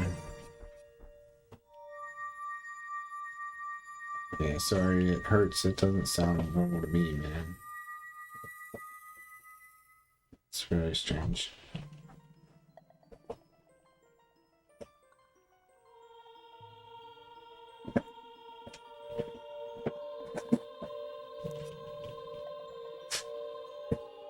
Oh, I see.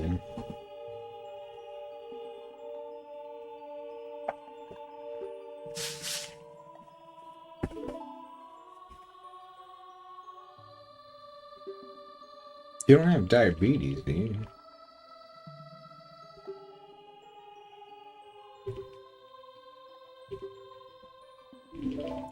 Or like a heart condition? Because that can cause like swelling in your like lower leg.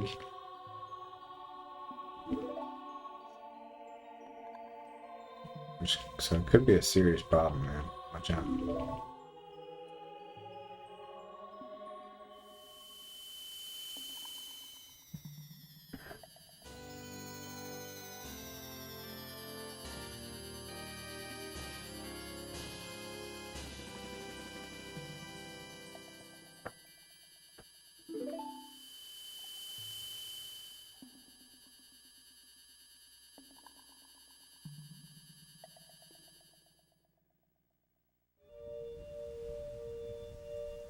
Photon. That's not Photon.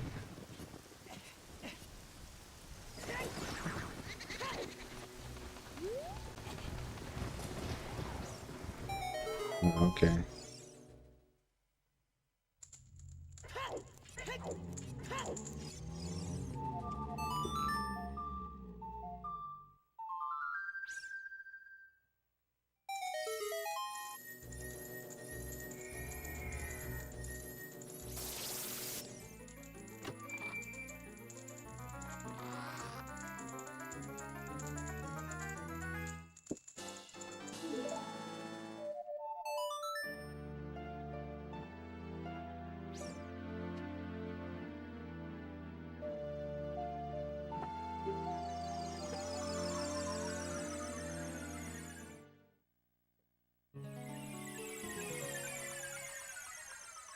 Bruce is behaving like he just found like a box full of catnip or some shit, dude.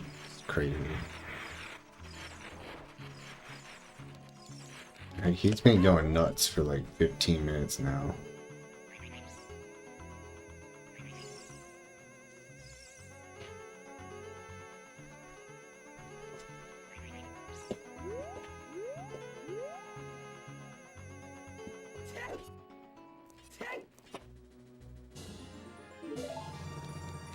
I'm not feeling very patient right now. I have a hard time with it. I've heard of zoomies. I thought that was state they entered after they pooped, though.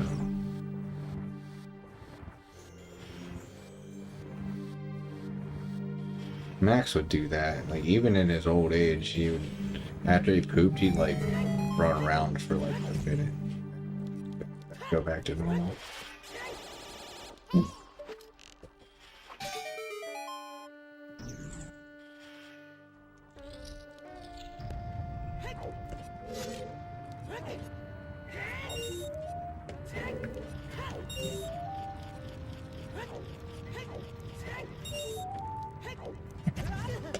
Poop power. That's fine. Fucking cats. They're crazy.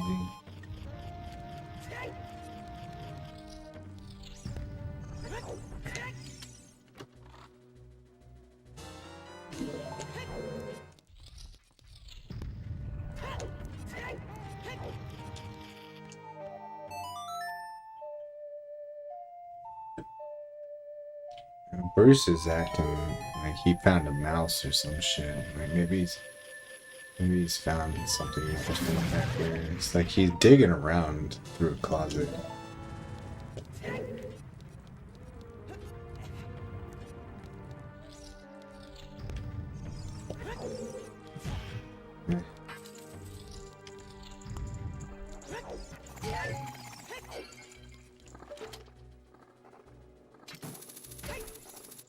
I've yet to see what happens when Bruce encounters a mouse. Photon saw a mouse once and she's just like, what a shit.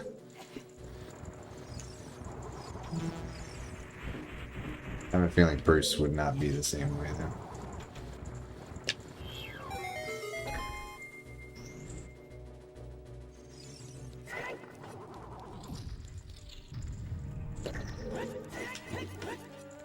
Yeah.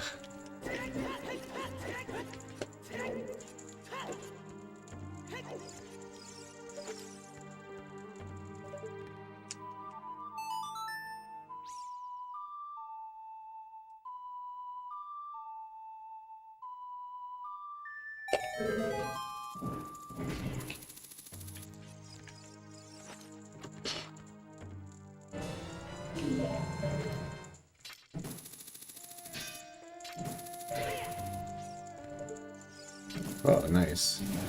I didn't have to aim.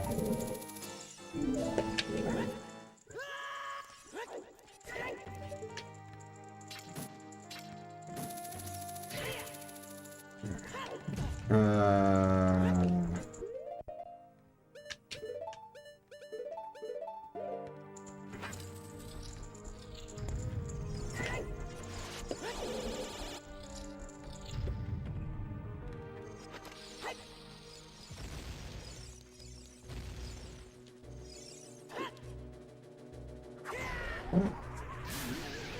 Now Photon's acting all weird. What is going on with you guys? What the fuck has gotten into you?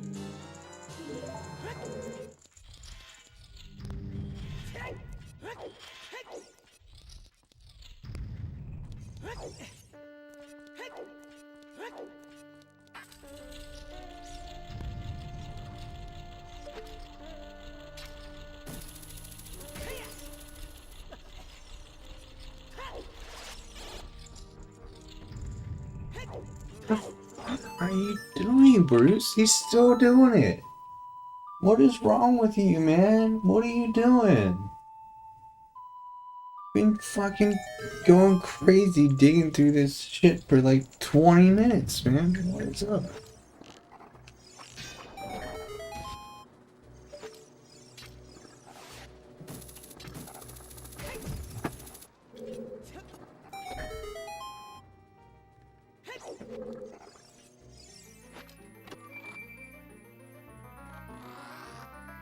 This got me worried. Like, what? I think he's getting into something. I don't know, like a chemical or something.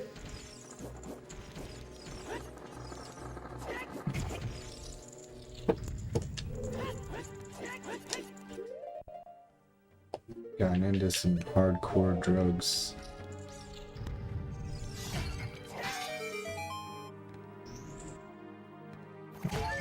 I gotta see what he's fucking doing over there, dude. I'm so curious, like, what is he pulling apart and destroying right now?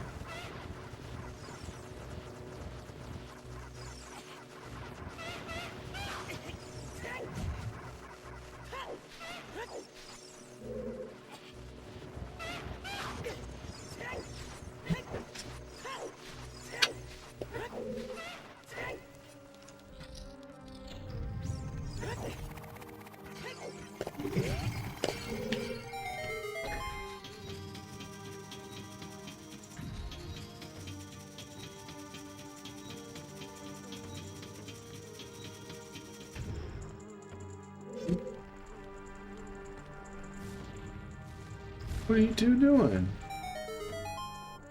Moton, are you okay? Yeah, when Twin Rova dies, there's 70 seconds and no action. It's a hyena's cutscene.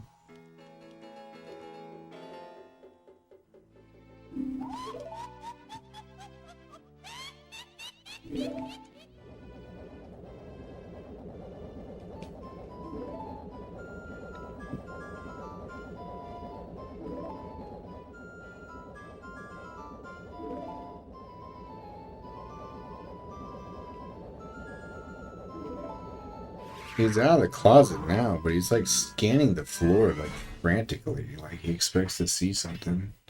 I don't know what's up.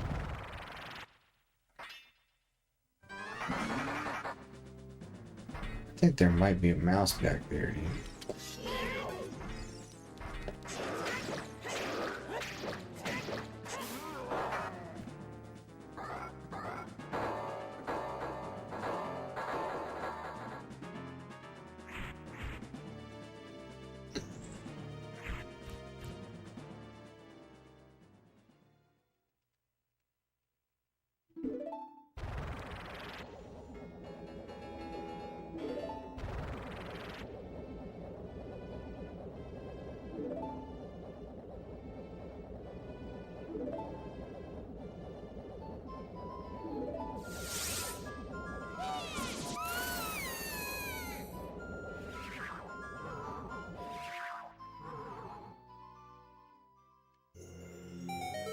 Last time I was telling you about where Botan saw a mouse and she didn't care. I got really lucky. Like, the mouse ran into a cat carrier.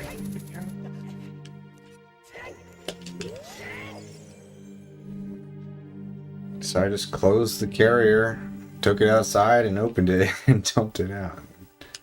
Problem solved.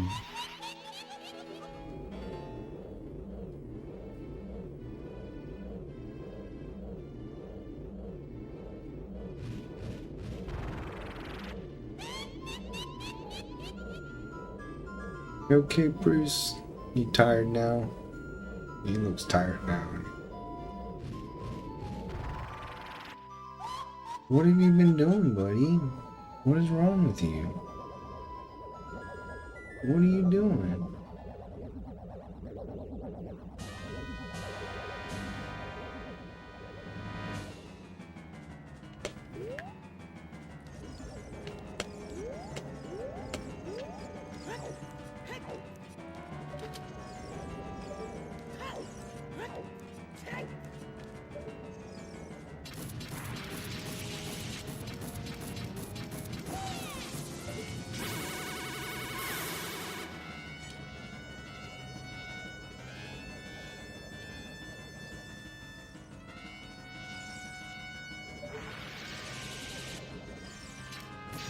I don't know if this is gonna work. Well, she's okay. Never mind. She was too close. Never actually seen the hook shot actually collide with them before.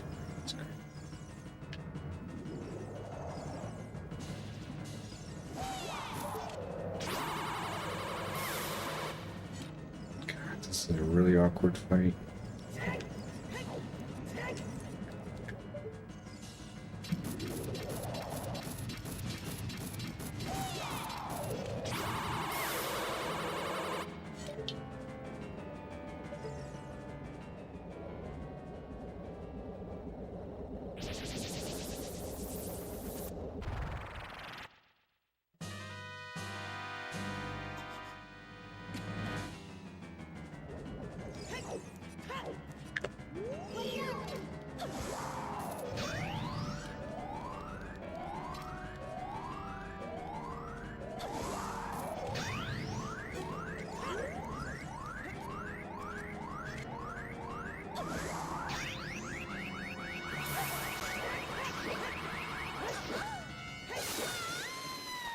See what you got into.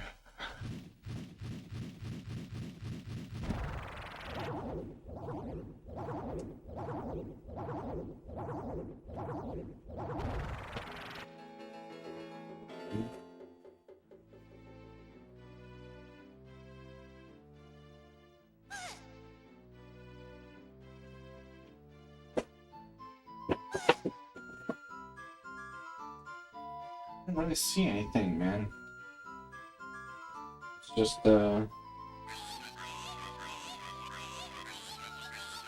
like wrapping paper. It's like tearing up some wrapping paper. You know what I'm saying?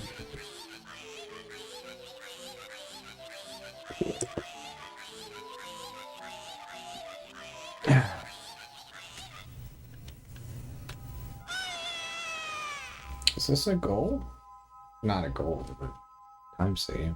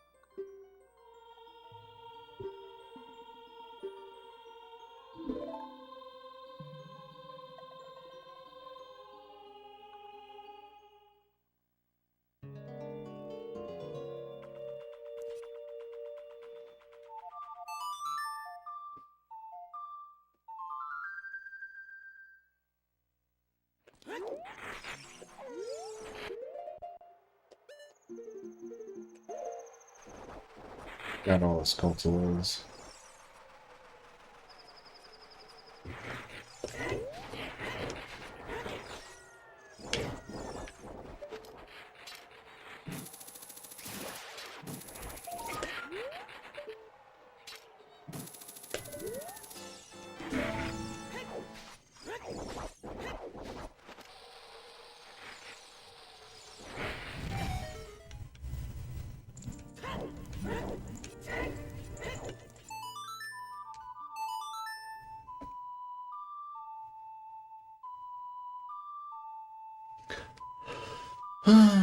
Maybe when this run is over, I can go find out what was so special about that Zelda 1 run.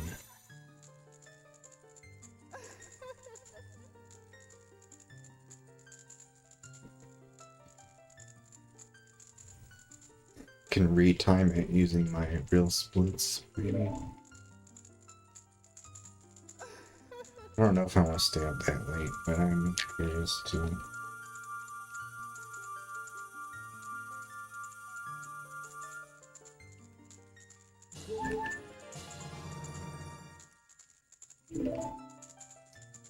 Could wait. I don't know. I think about it. I think my first Gleeok fight, Gleeok, which is the like the two-headed dragon at the end of the second dungeon I do. I think that fight might have been like really aggressive and fast. So maybe that could be where it started to pull ahead.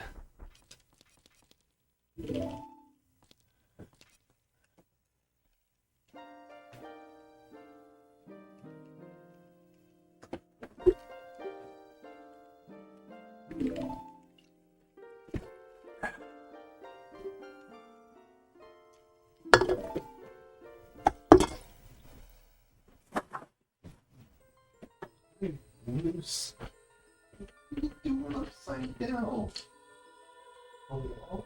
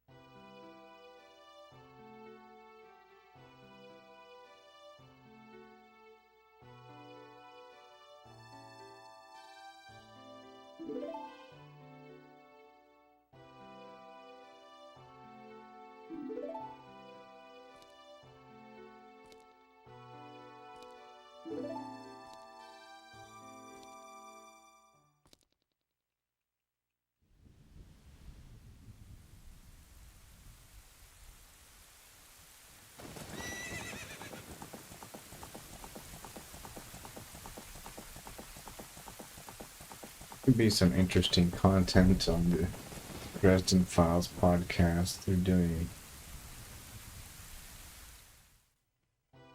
a new round of speculations after digesting 12 months.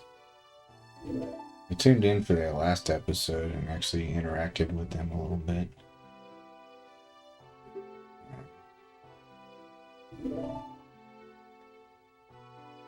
They weren't so sure about my impression that the Starborn are gonna have to compete with one another in some way. Yeah, it's live. You can chat with them if catch them live Saturday mornings, but only every other Saturday.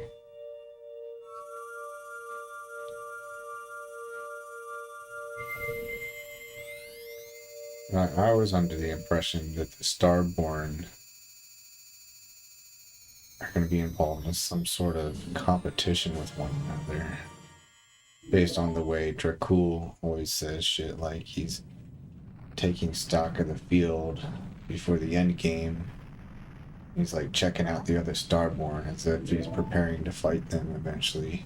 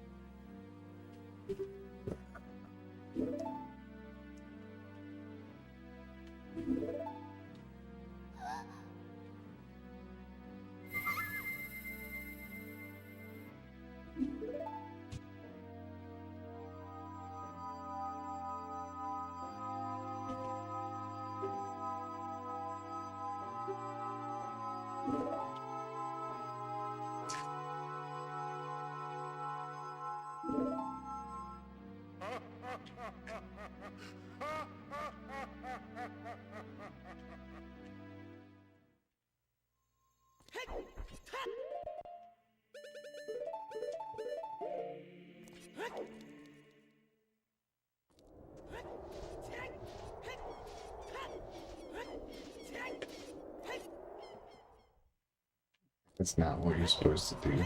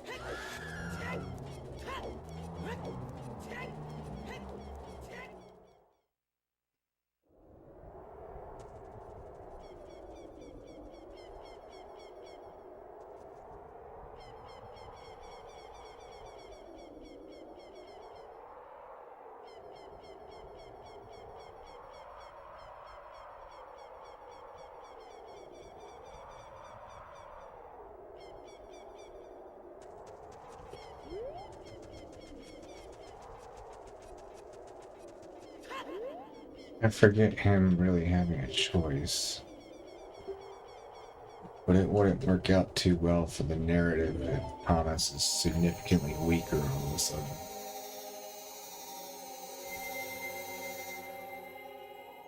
Right, yeah, he's like communicating with him through the crystal telepathic.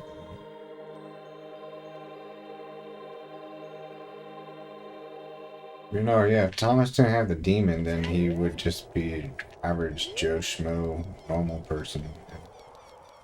Yeah, he could take up one of the swords, but I don't think that fits.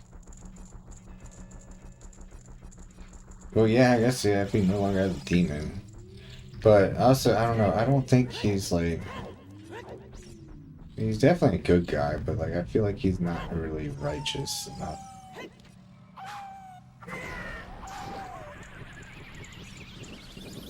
But I don't know. I guess he would be if he didn't have the demon. Like he would no longer be like creature of lust.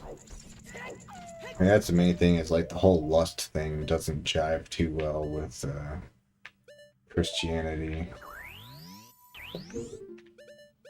But Shiro wasn't even a Christian at all. And, well, no, he was. His son is the one who's not a Christian.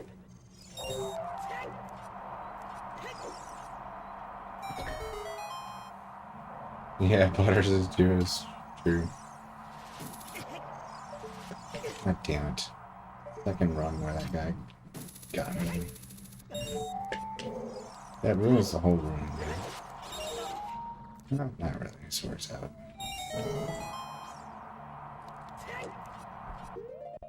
It's not, yeah.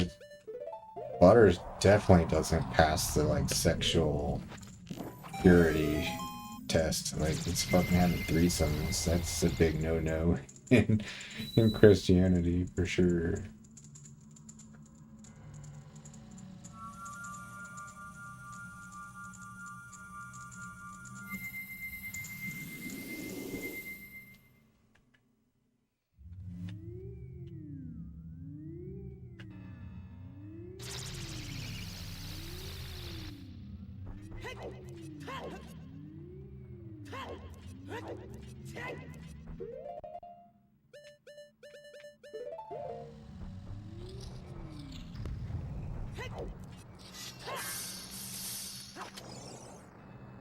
Yeah. I definitely think he's morally righteous. I just don't think he's morally righteous for a strict Christian point of view, because they have some weird rules that don't like apply to normal logic, I guess.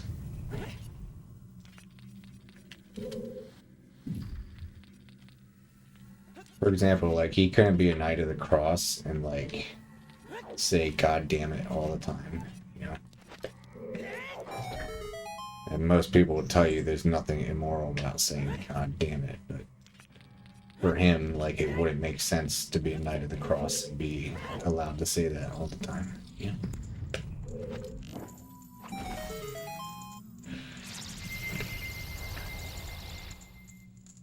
Yeah, it makes sense. Yeah, it would keep him relevant in the battle. In fact, he'd be even stronger, probably.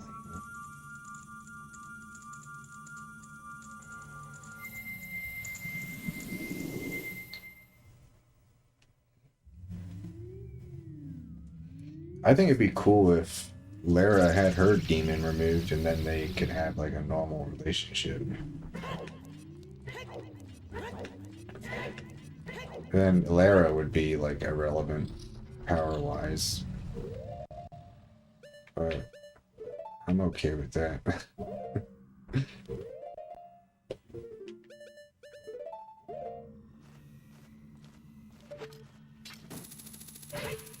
Now, it's like Shiro said, though, you know, God sees hearts. He doesn't care what your label is. I don't know, maybe it could work.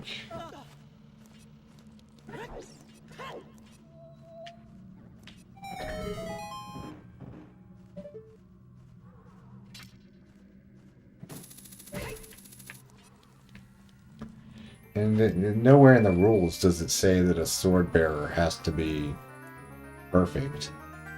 Even Michael's not perfect. He's as close as like a character realistically can be.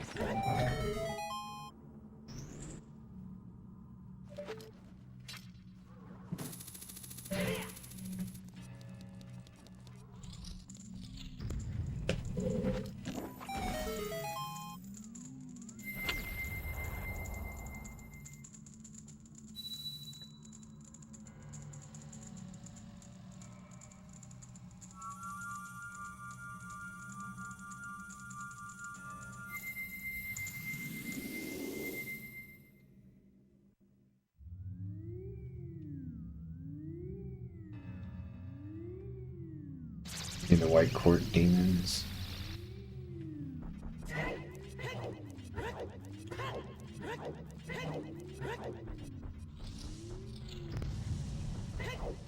I kind of like it because it simplifies things a little bit. It's like It's answering questions and adding connections to concepts versus adding more concepts that don't have any connection to one another, you know.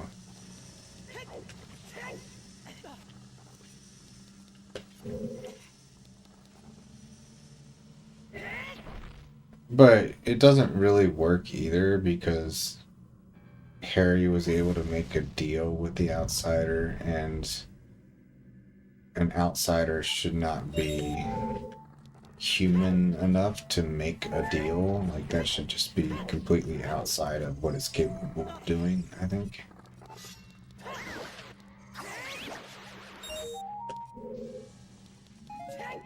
Yeah, true. Yeah, I agree. I don't know, maybe he's not really planning to make them the big bad after all.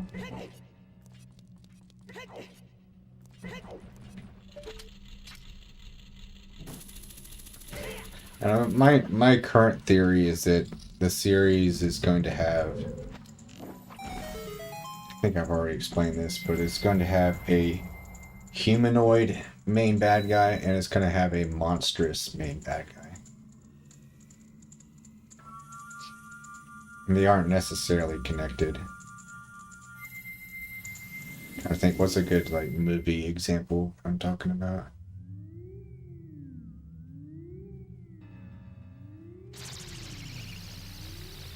Yeah, I can't think of any examples.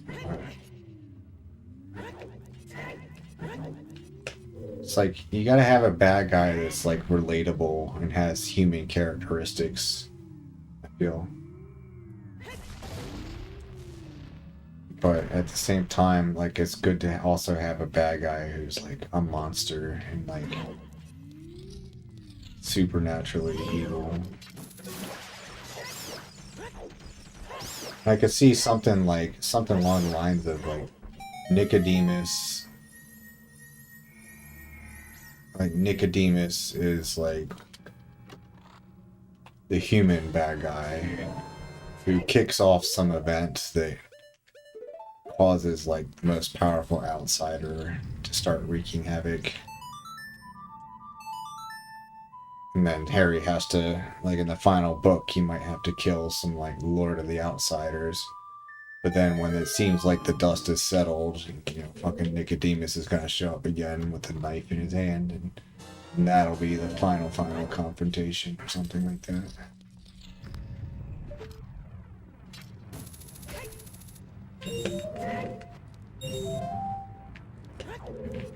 Yeah, I like that dual antagonist kind of idea a lot because it encompasses the two main types of evil. You know, it's human evil and natural evil. Having both would be awesome, I think.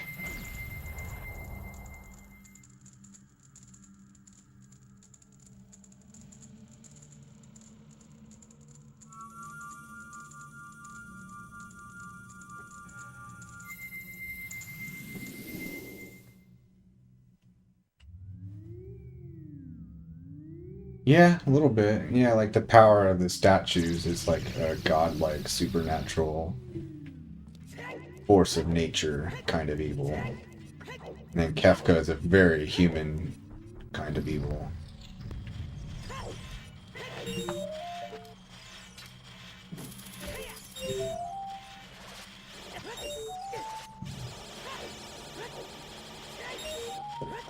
Oh, here's a simple example. Yeah, this is a kind of example I was thinking. The Matrix, dude. You got like the machines, but then you have Agent Smith. You know, like you kind of have a climax with like both of them. And I think that makes for an interesting climax. Although Matrix obviously could have been done a lot better.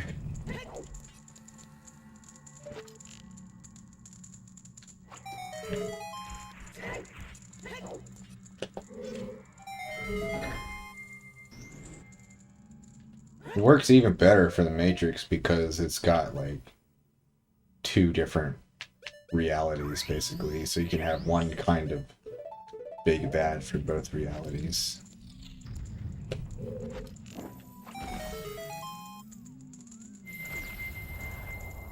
Lord of the Rings, Sauron and Saruman. That's a good one.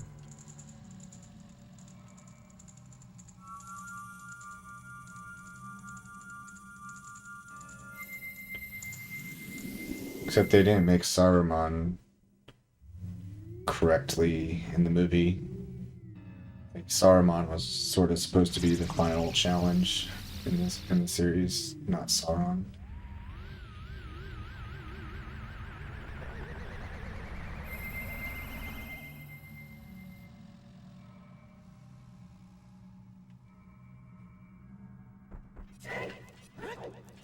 Yeah, the actual Scourging of the Shire story isn't that interesting now. And it would seem a lot less climactic visually to go to like a burning village after you've seen a fucking tower in hell, basically. Yeah, it just doesn't look nearly as impressive.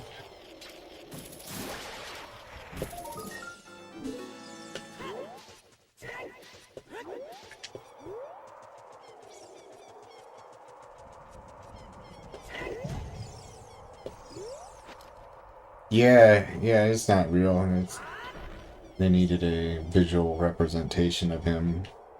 It's more of like a ghost.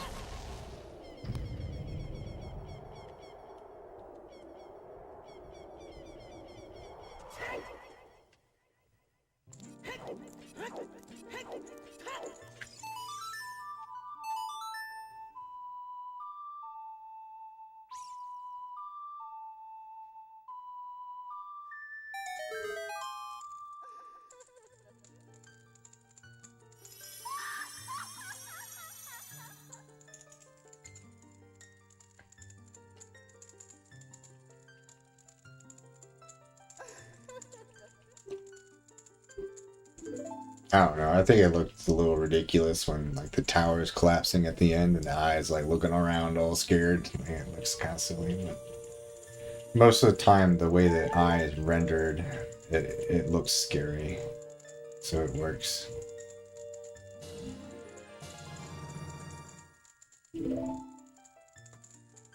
I still think to date, like there has never been a better looking monster in any cinema than the fucking Balrog, dude. That first impression of the Balrog is so fucking good.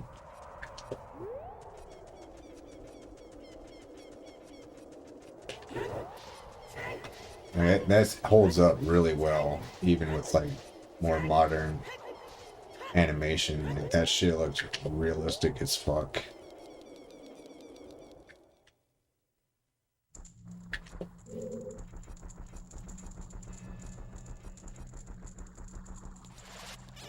Yeah, it's not like the eyeballs like flying around and zapping people with lightning and shit. That would be silly. Here.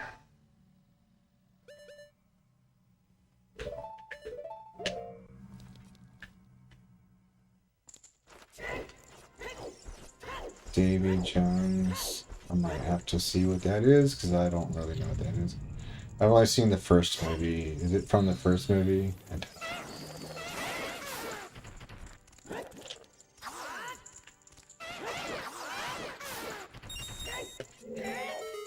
2 and 3. Okay. Well, maybe I need to see it.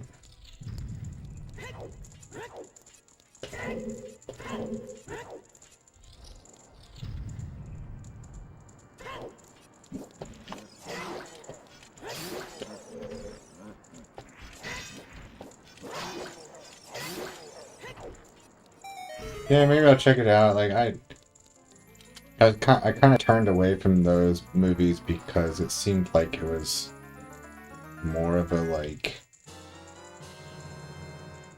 cult of the awesomeness that is Johnny Depp rather than a standalone story of its own. It seemed like it was all about Johnny Depp, not about the actual movie. But maybe that's a false impression. I don't have a problem with Johnny Depp either. It's like it's not like I don't like him. It's just it seems like it was more about like glorifying him and his personality than like actually being a good movie.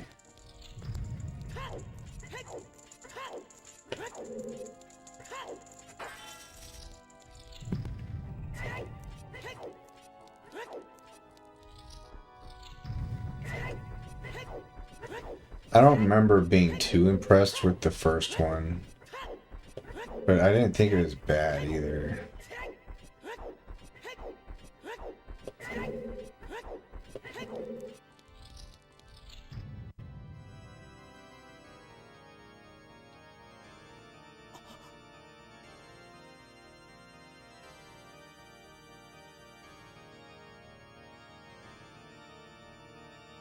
Really?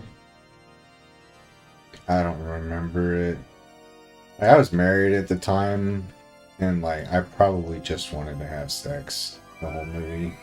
I was like, when is this movie over so we can do some shit? Pretty sure that's what was going through my mind at the time.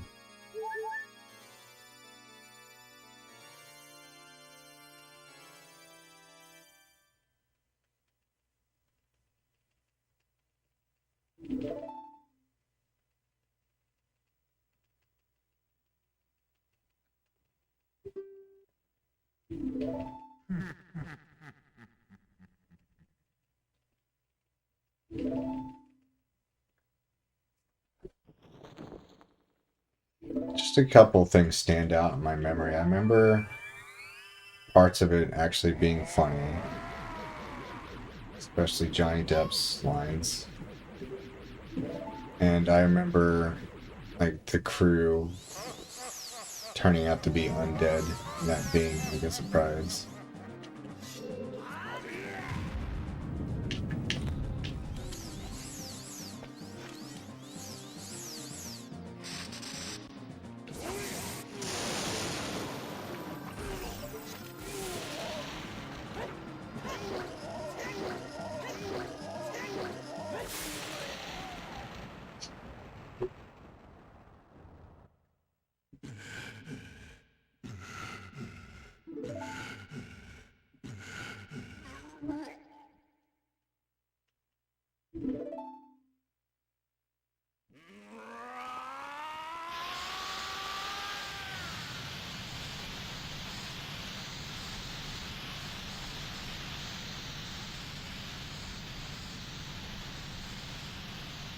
I just don't remember it. I don't think my mind was focused on the actual movie at the time, so I wasn't in the right state to appreciate it.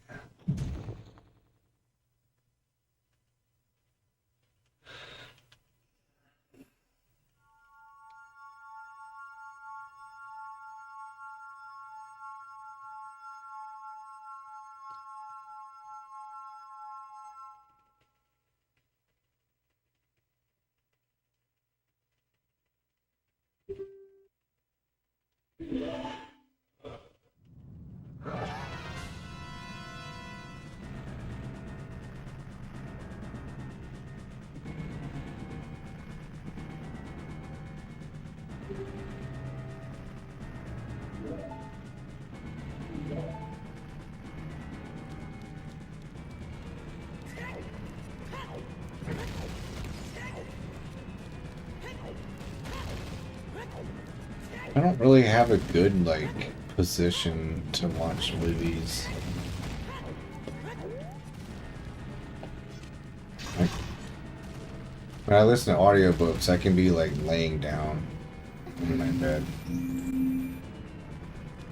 I don't have a really good lay down on the couch and watch movies set up, but that can be arranged.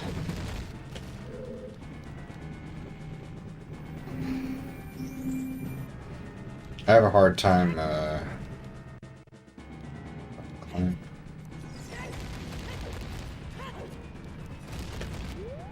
I forget what that is. I'm not gonna watch a movie on my phone. I'm gonna want a big screen. But I assume that's not what you meant.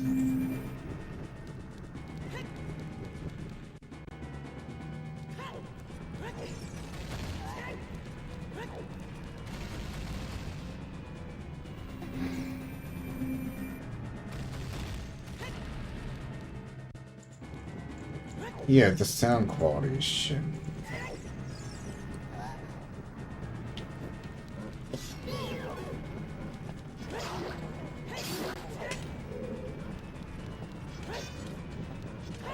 I have a good Bluetooth speaker, but that's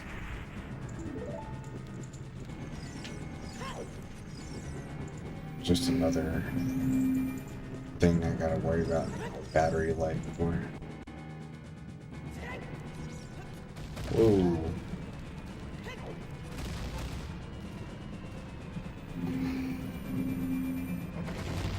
Yeah, I just think the only way I can really watch movies right now is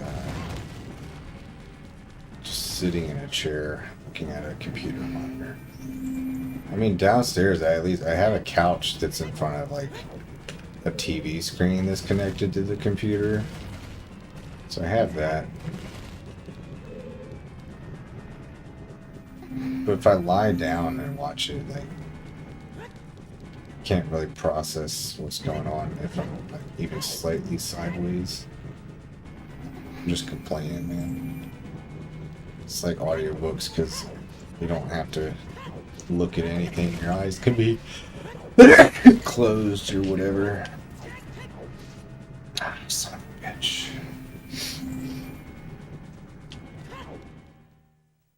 I should never watch YouTube in bed. Shit'll keep you awake all night.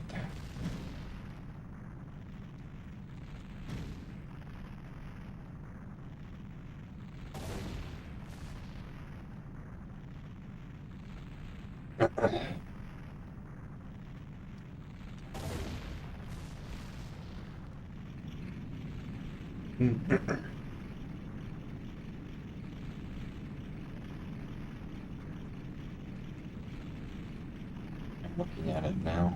I don't remember you ever showing me this before.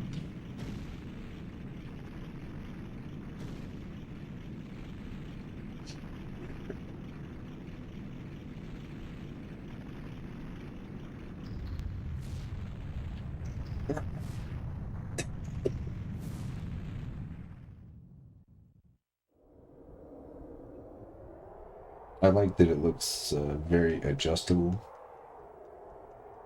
And thank God it comes in blue-white color. Like, if my phone stand weren't the right color, I don't know what I would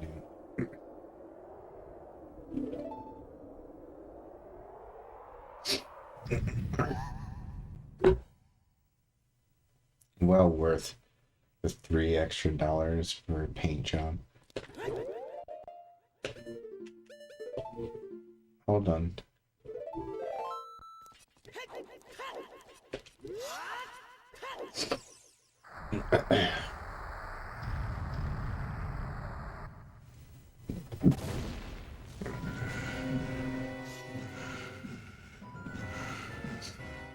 The best setup for movies would be my downstairs TV rig. It's got like studio quality like audio monitors, so it's like as good a sound quality as you could possibly get. It's a big screen. It's just like if I lay down and watch, like because of how close the TV is to the couch, it would, laying down and having your head more to the side would create a pretty significant angle to the TV.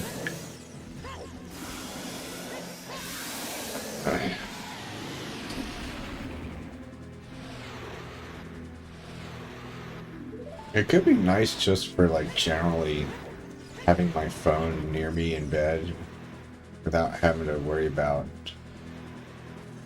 Bruce knocking it on the floor. 'Cause I sleep with the phone just like on the mattress on the edge of the bed. And lately Bruce has been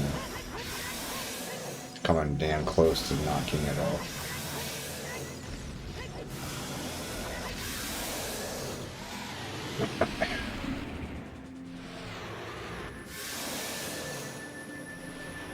What is Plex? Is that specifically for videos or just general file storage?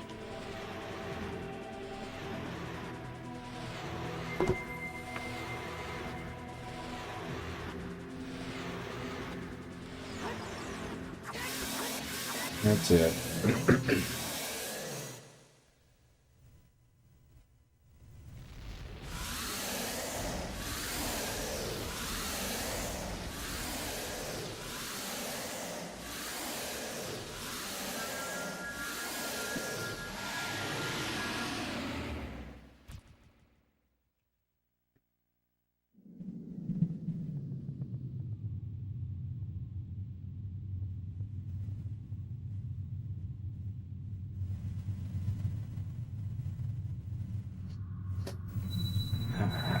Fucking Netflix, man. Got way too much power, way too fast. I don't think they're doing so good anymore. Not ever since Cuties.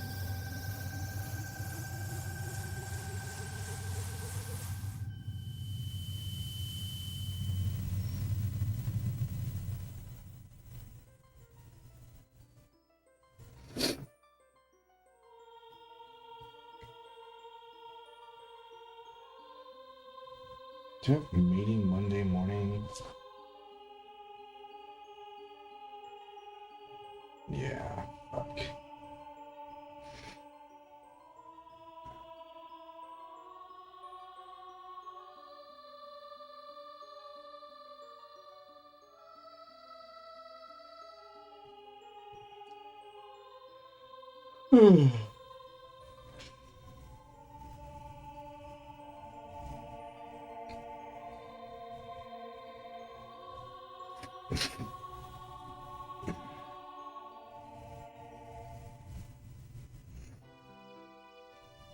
I don't think it's too likely that I'm gonna get into watching movies, but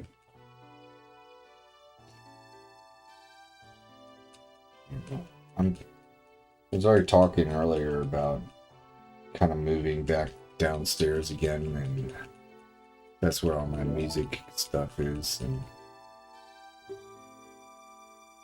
I was having a little nostalgia earlier today, thinking about the good old days when I played music all the time, and how like that would fill up a lot of this time of day where I'm kind of just doing nothing nowadays.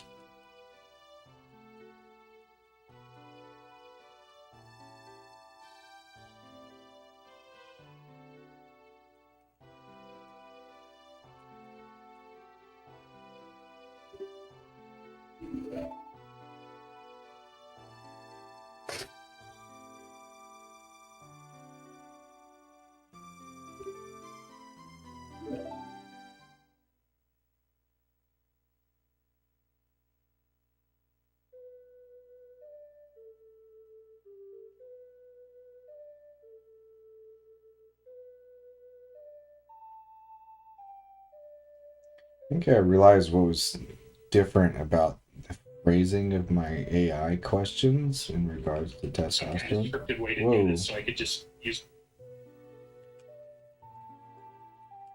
Like when I was getting all the responses that indicated that I should see a lot of muscle gain, I was asking about the effects of TRT.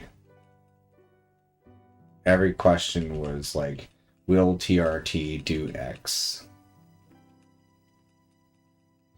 And with those kinds of questions, my results all said that yes, you should expect to see significant changes in body composition.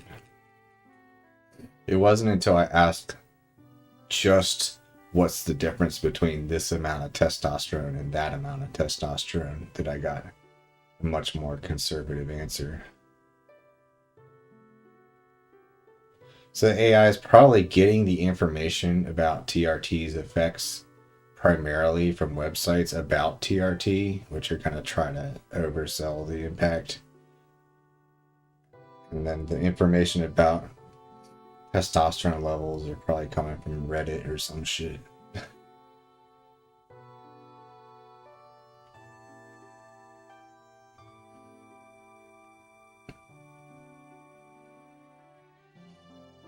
It kind of makes sense too, because if you're asking questions about TRT specifically, the implication is that you have significantly disrupted muscle growth because of your low starting testosterone.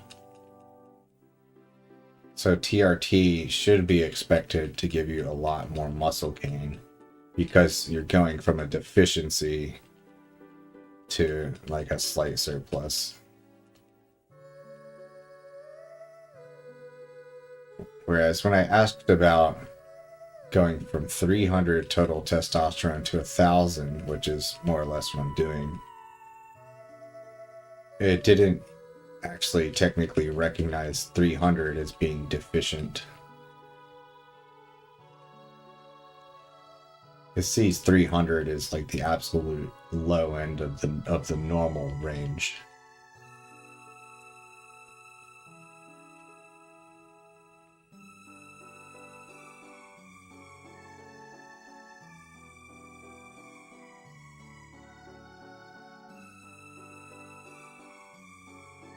I hope it has a big impact, because that's like fucking at least half the reason I'm even taking this shit. Like I've been saying all along, I don't give a shit about the effects on libido. More energy, better mood would be nice, but like, I don't feel like I'm too deficient on those things right now. Yeah, it shouldn't do nothing. And it's like you gotta like if it can do things like improve your energy and improve your mood, and I feel like it's not a stretch to say that it could impact your your muscle mass too. It could just give me side effects. It's always an option. That'd be fun.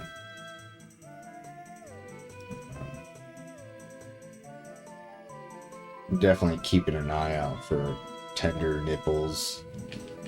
Apparently, if you catch tenderness in your nipples early enough, you can stop it from turning into full-fledged gyno.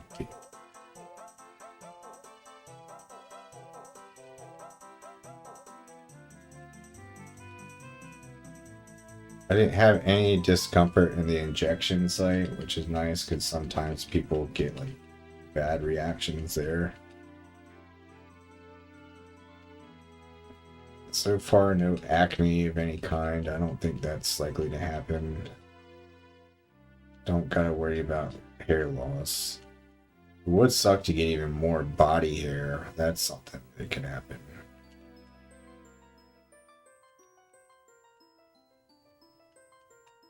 But I just shave that shit down anyway. I'm going somewhere public.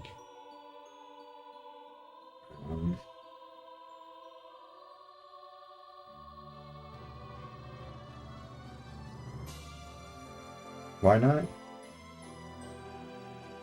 One of those side effects? I just said a lot of side effects. So I don't know which one you're talking about. Body hair. Yeah. Exactly. Yeah, if there's anything I've consistently heard women say they don't like, it's like fucking back hair. Fucking hair all over the place. Well, I'm sure there's some of them that are into that kind of.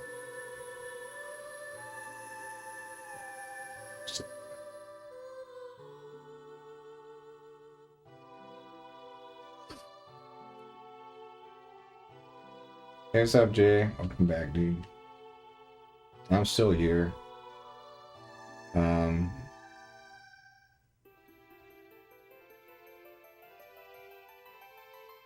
I'm thinking about doing a rewatch / review of my Zelda 1 PB.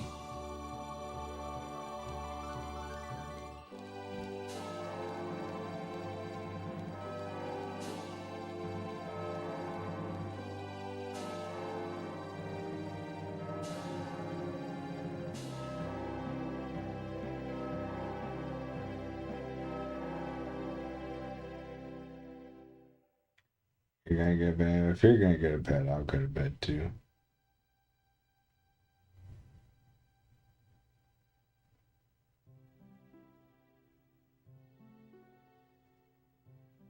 Yeah. Alright, yeah, it's time for bed. If I rewatch the PB, I'll probably be awake till 2 a.m., which is too late for me.